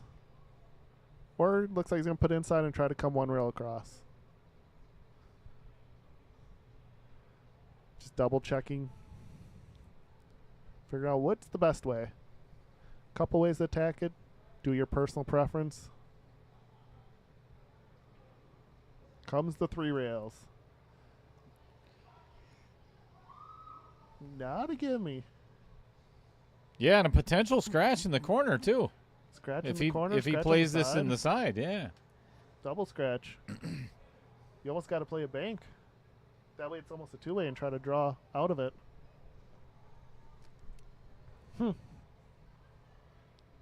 Actually, I like the side. I don't think... Looking from this angle, Yeah, it doesn't look like a scratch from here. looking at the table, yeah. Good shot. Good And match. that is all she wrote, folks. Thank you, everybody, for tuning in to this very first match of the quarterfinals. Let's see if we can get the hang on a second.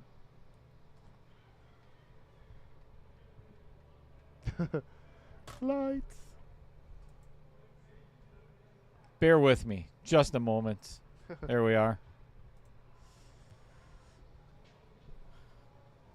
Thanks, everybody, for tuning in. Staying up till, what time is it? 10:22. So the score probably is not going to depict a winner tonight for the jersey giveaway because I don't think anybody guessed 12-6. No, it was a lot of close. Yeah, very close matches instead. So thanks, everybody, for tuning in, and thank you as well, Tom Manena, for sitting in the booth and covering my commentary while I was doing some work. Much appreciated. And tomorrow, if you were anticipating a stroke zone match, which was supposed to be between Jason Gibbs and Troy Islandsea, that has been postponed.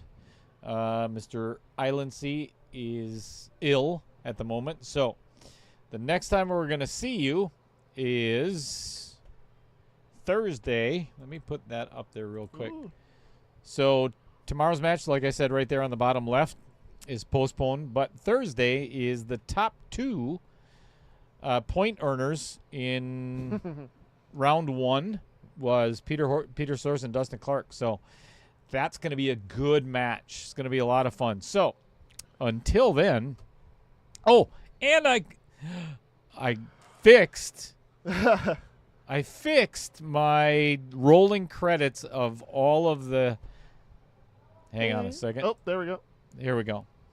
They're all on there now. Woo! Yay! Until Fred gets their logo and his logo to you. Right, then I got to change it all again. But the way I did it was, if you look at the very bottom of the screen, Tom, I left 2 spots Oh, nice. for, the bottom right. So Adam Carlson, J.P. Schauer, John Kramer, Andy Coons, Dan Welch, Peter Source, Robert Miller, Derek Schwartz, Bobby Joe Coons, Rich Stadler, Jeff Hefter, Cody Rutlig, Matt Strong, Brent Lucas, Eddie Altman, Vincent Didio, Brett Tovar, Lynn Dorn, Chris Green, Roger Pregler, Jim Reese, Scott Kugel, of course, Kevin Dorn, creative consultant. I don't even know why I have his name on Yeah. I'm more creative than he is at this point. Varsity Club staff, and, of course, all of my co-commentators. Thank you so very much. And you, the viewers. Without you, well, we just don't exist. So thank you, everybody, for all your support, and we will see you Thursday.